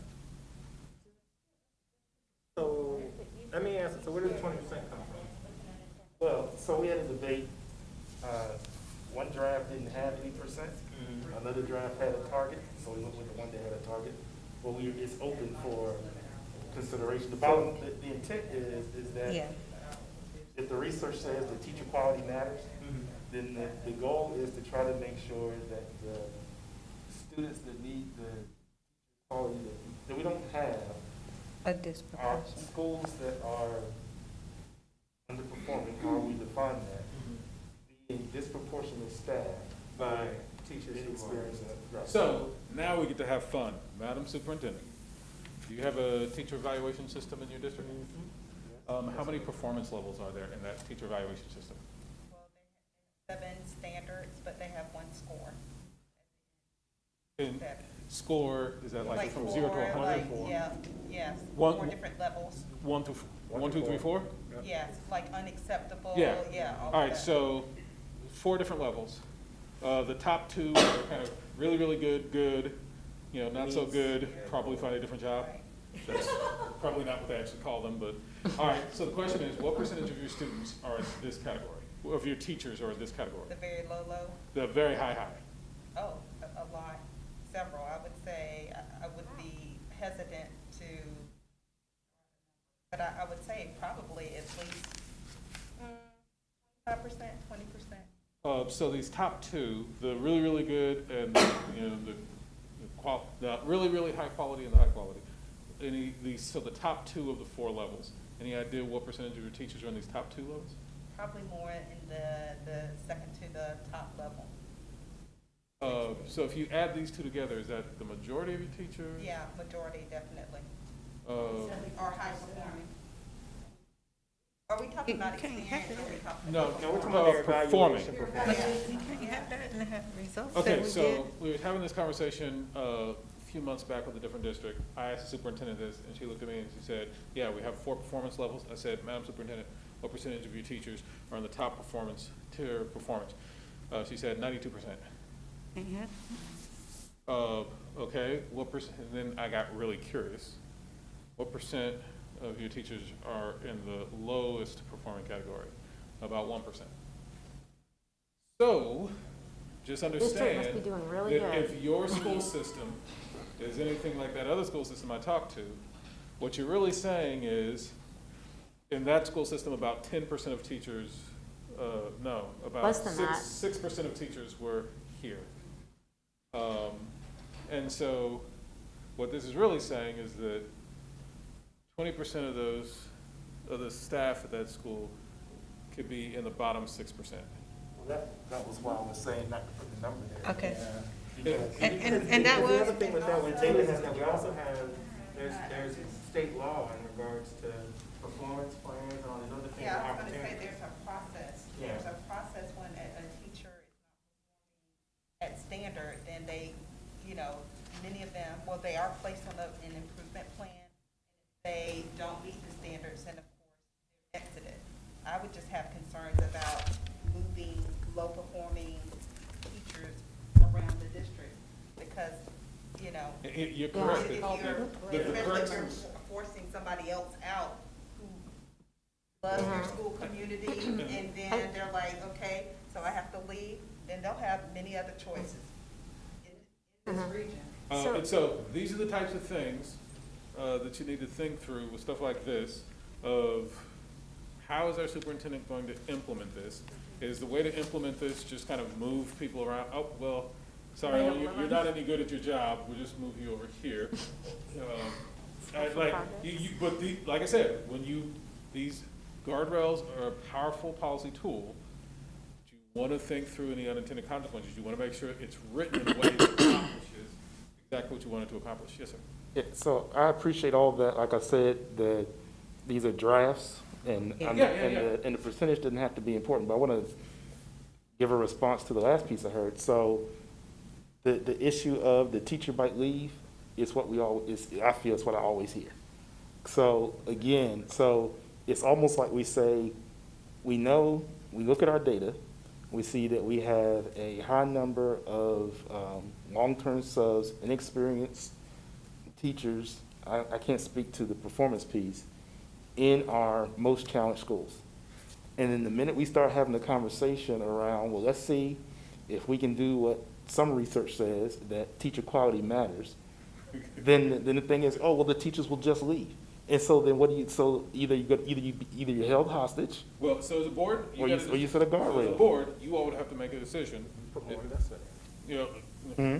This may become then a budgetary issue when it comes in that we continue to raise. Whatever it is. Incentives to get the best. People are gonna leave, and we want the best to come here. Because it also says to us is that just like we're doing now in our budget, that we need to be competitive. So then this drives that and investment. I'm No, agreeing I'm with just you. saying that would be the answer to that. I'm not arguing. It could be a answer, but yeah, I'm just saying that the fact that if it's about focus on student outcomes, then what do we need to do in order to improve student that's outcomes? what I want to. What would Dr. Maybe you need to take Birdsong low suggest? performing off and go with We don't know inexperienced. yet, we just put it up there. Yeah, the percentage can come out. I was the percentage person, but after the explanation, it can come out. But the real concern here for me, similar to what Mr. Jordan is saying, having inexperienced, long-term subs, period, in our underperforming schools, and having a better balance of experienced teachers to inexperienced teachers in those schoolhouses. Where you don't have, it fits in with teacher retention. We may bring in a whole lot of new teachers, but then we put, and I'm not saying that this has happened, I'm just saying, generally speaking, we put a huge number of inexperienced teachers in an underperforming school. We're really not balancing the level of effort to educate them in those buildings. It's imbalanced. I don't disagree with you at all, Ms. Smith, but I think what, I'm just sharing with you. Rate for our schools that are most challenged is much higher than our high-performing schools. I think that the job at the schools is much more challenging and difficult. And not everybody can teach at challenging schools. There's a special skill set that comes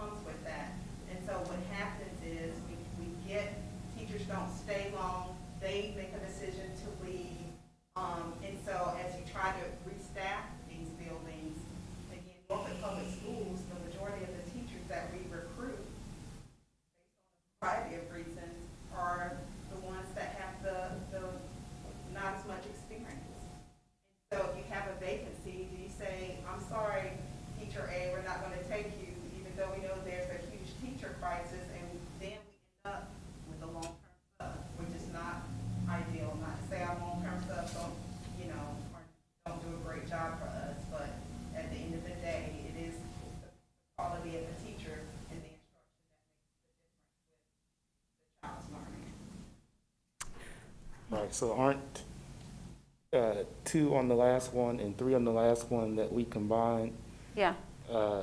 basically saying, stop doing what we just described we've been doing? Oh, so are you asking if this, at this, potentially? Yes. I, Is, I don't,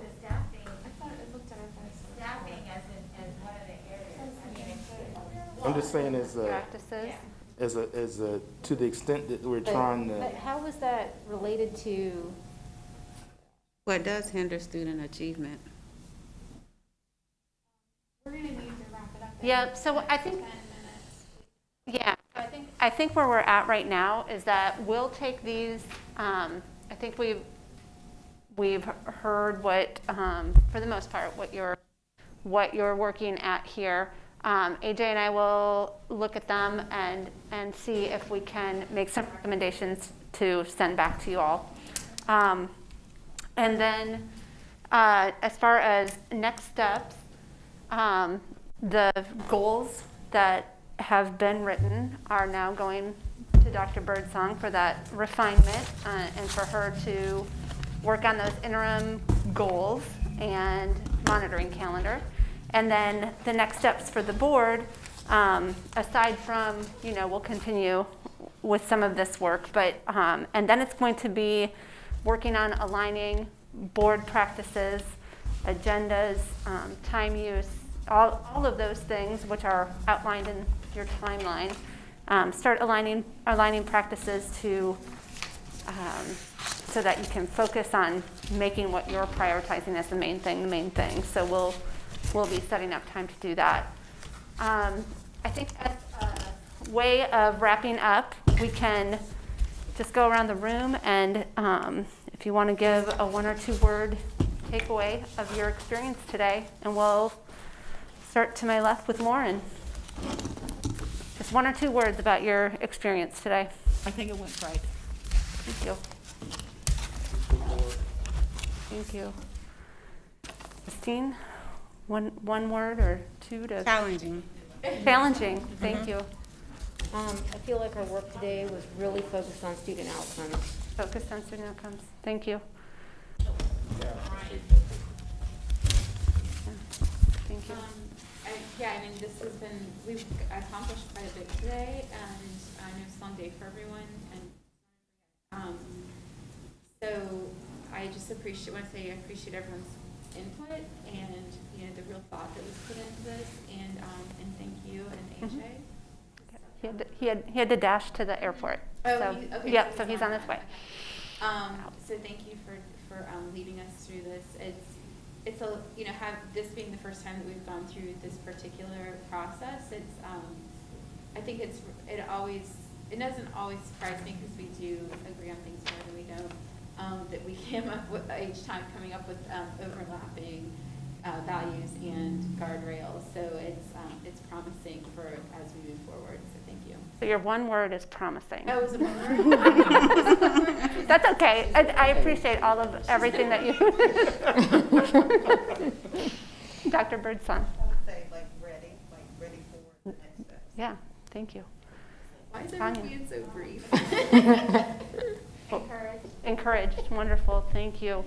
As always, if you have any questions or just reach out to AJ or me, and otherwise we will be in touch with board leadership and Dr. Birdsong regarding how we organize these next steps.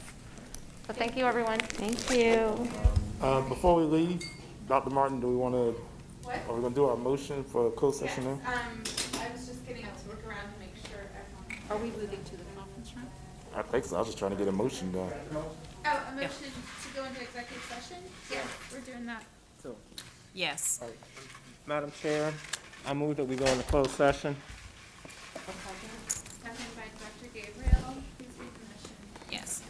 Move that members of the school board go into a closed session for the purposes which are set out in subsection A of section 2.2-3 711 of the Virginia Freedom of Information Act as amended. 4, discussion, consideration, or interviews of prospective candidates for employment, assignment, appointment, promotion, performance, demotion, salaries, disciplining, or resignation of specific public officers, appointees, or employees of the Norfolk Public Schools pursuant to subsection 1 of the Act. The subjects of this portion of the session is discussion of today's regular personnel agenda and discussion of the qualification of candidates for positions on various school board committees, discussion or consideration of disciplinary and any other matters concerning students in Norfolk Public Schools that will involve the disclosure of information contained in the scholastic record pursuant to subsection 2 of the Act. The subject of this portion of the session is the discussion of today's regular student support services agenda and the consultation with legal counsel and briefing by staff members concerning actual probable litigation or specific legal matters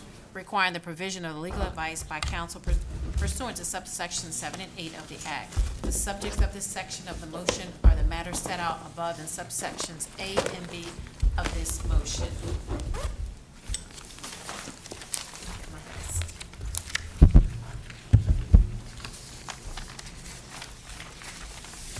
Basine?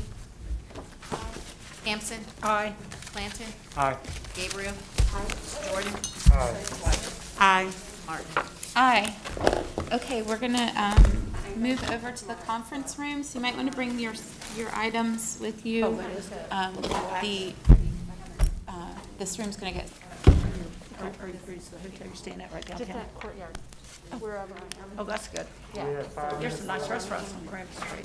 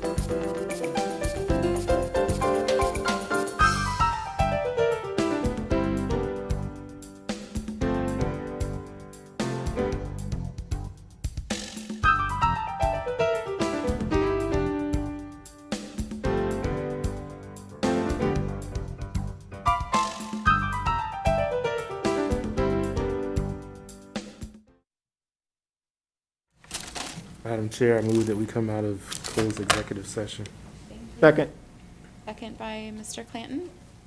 Ms. Tanner. A resolution certifying an executive meeting of the School Board of the City of Norfolk in accordance with the provisions of the Virginia Freedom of Information Act, whereas the School Board of the City of Norfolk has convened a closed meeting on this date pursuant to an affirmative vote, recorded vote, and in accordance with the provisions of the Virginia Freedom of Information Act, and whereas Section 2.2-3712 of the Code of Virginia requires a certification by the School Board of the City of Norfolk that such closed meeting was conducted in conformity with Virginia law.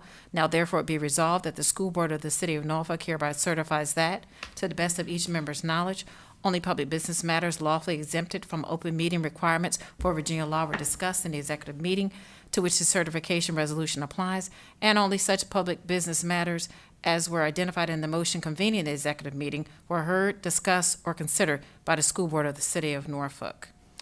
Basine? Aye. Campson? Aye. Clanton? Aye. Gabriel? Aye. Jordan? Aye. Smith? Aye. Martin? Aye. All right, thank you. And so we will recess, I guess, so, and come back at 7 for our business meeting.